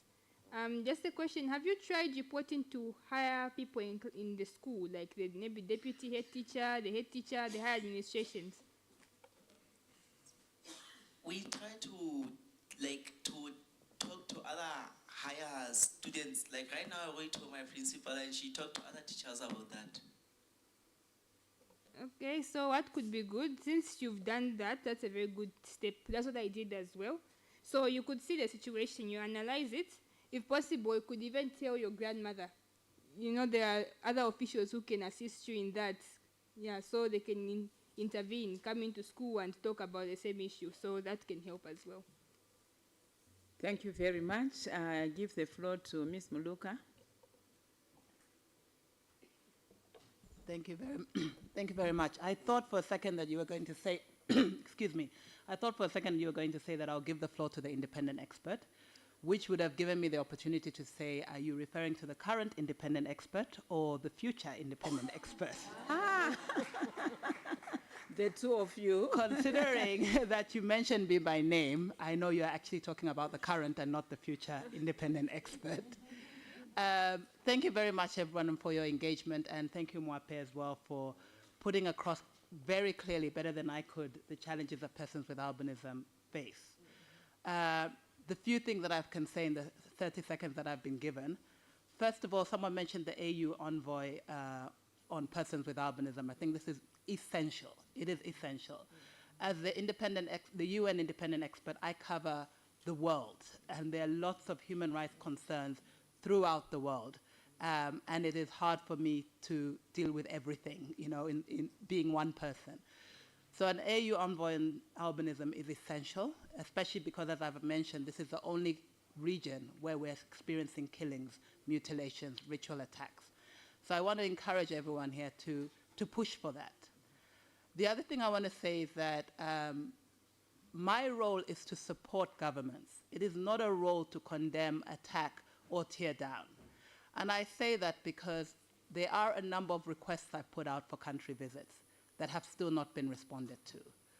I have carried out some country visits, and Lesotho was one of them, Madagascar was another, and I'm encouraged to see what has happened following the country visit. I was actually here 2 years ago in Lesotho, and I can see the improvement and a lot of work that has gone into it around albinism since my country visit. For those who have outstanding requests from me, please speak to Lesotho, please speak to Madagascar, and understand that I'm not asking for visits so that I can condemn, but so that I can help and provide that technical support. For those who have not received a request from me, please ask. I mean, I came here 2 years ago for the African Committee session, and Lesotho asked me to come. I had not requested. Lesotho knew I was coming, and they asked me to come, and I came, and I realized that I should have asked long before. So thank you to Lesotho for asking me, and thank you for the work that has been done since then. Thank you very much. I now give the floor to Ms. Namtebi. Thank you very much. I'll pick it from the current UN independent expert, and I call upon all state parties. I'll be bold. Uganda has put in a bid for the special envoy on albinism. Please support this. It's at the stage of reminding the chairperson to appoint. All other modalities have been done. It is at that level that we are requesting you, all state parties, to support the appointment of the special envoy. Looking at guiding notes, looking at what the UNIE has just said, the globe is big. The big issue is in Africa. Can we get our own special envoy to really be the foot soldier to have this done, to have every child with albinism have a better future? Thank you very much. Thank you very much. Thank you for that submission. Honorable Chair of the committee, you want to comment on this panel? Mm-hmm.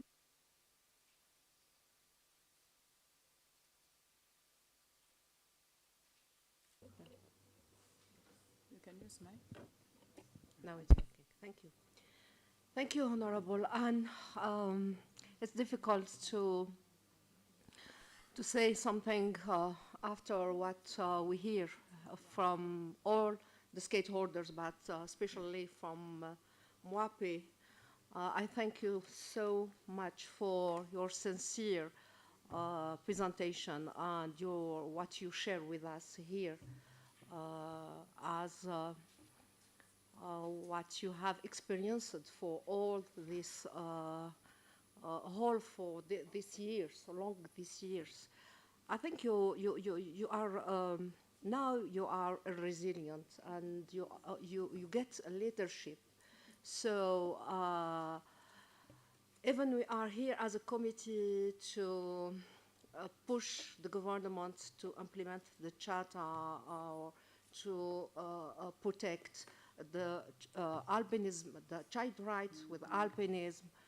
But what you say now, I think we can't have the same speech like you did it, sincerely. So you are the voice of unvoices children with albinism, and I thank you for that. I can assure you that as long as we are here, the doors are open, so you can you can come, you can have a space for a panel, you can share with us all your experiences, and we are always here available to hear you and available to take note and to acknowledge all your recommendations. I write all your recommendations. Thank you for that. So what I can just, if you may, add something, chairperson and moderator, raising awareness about the situation of children with albinism is an essential first step. So we agree with that, but it's not at the end. It's not at the end in itself. Visibility must translate into concrete and measurable benefits that transform their daily lives in secure their future. That's what you mentioned. We must now move beyond recognition and commit to action. This means ensuring free and equitable access to healthcare, including regular dermatological and ophthalmological care, early screening, and the provision of necessary medical treatment and assistive devices. It also requires guaranteeing free and inclusive education at all levels, from preschool, primary school, and preschool through to the university, supported by targeted scholarships that empower children with albinism to reach their full potential. Equally critical is the provision of free sun protection products, including high-quality sunscreen, protective clothing, and awareness on prevention, given their heightened vulnerability to UV radiation.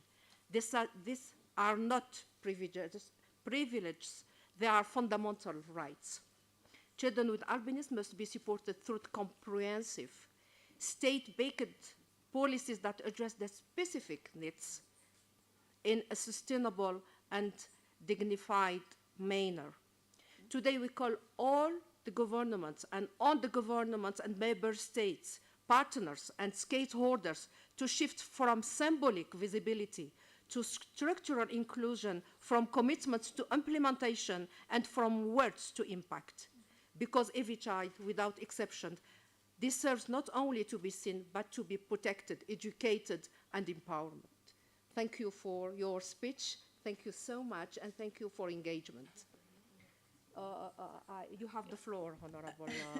Yeah. Anyway, the chair of the committee summarized everything. It's okay. I respect her chair.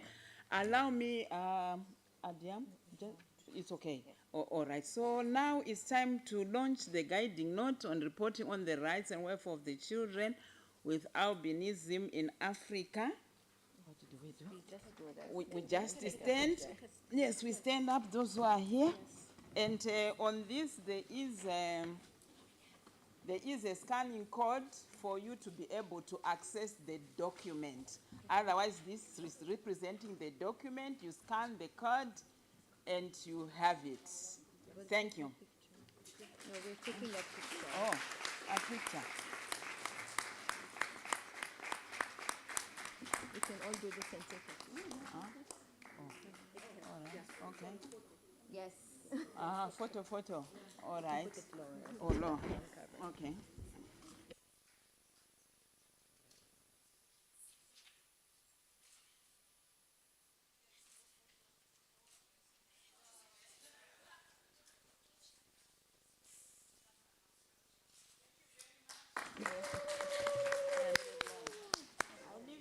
I give yes announcement. The chair. Yes, yes. I give the floor to the Secretariat for some announcements. Okay, thank you very much, Honorable Chair, Excellencies, boys and girls, ladies and gentlemen. We have now come to an end of the session, but after like 5-10 minutes stretching, there is another interesting side event which is happening here in this same room, focusing on the theme of the Day of the African Child, organized by World Vision International, specifically the country office here, in collaboration with the government of Lesotho as well. There are a number of partners joining us here in this room, and of course Honorable Weil is also involved in this side event. It was supposed to start at 5:30, but we had a very productive session, so we had to give this issue the attention that it deserves. So things can be managed. It's just, I was told that a 1-hour session that they are inviting you all to join after 5 to 10 minutes stretching. Thank you so much. Tomorrow, the committee will resume its session, open session, by considering the state party report from the state of Eritrea. The delegation of Eritrea will be joining us online, and the committee will be undertaking the consideration of the report with the state of Eritrea, starting from 9 o'clock in the morning. Thank you so much. See you all tomorrow. Thank you.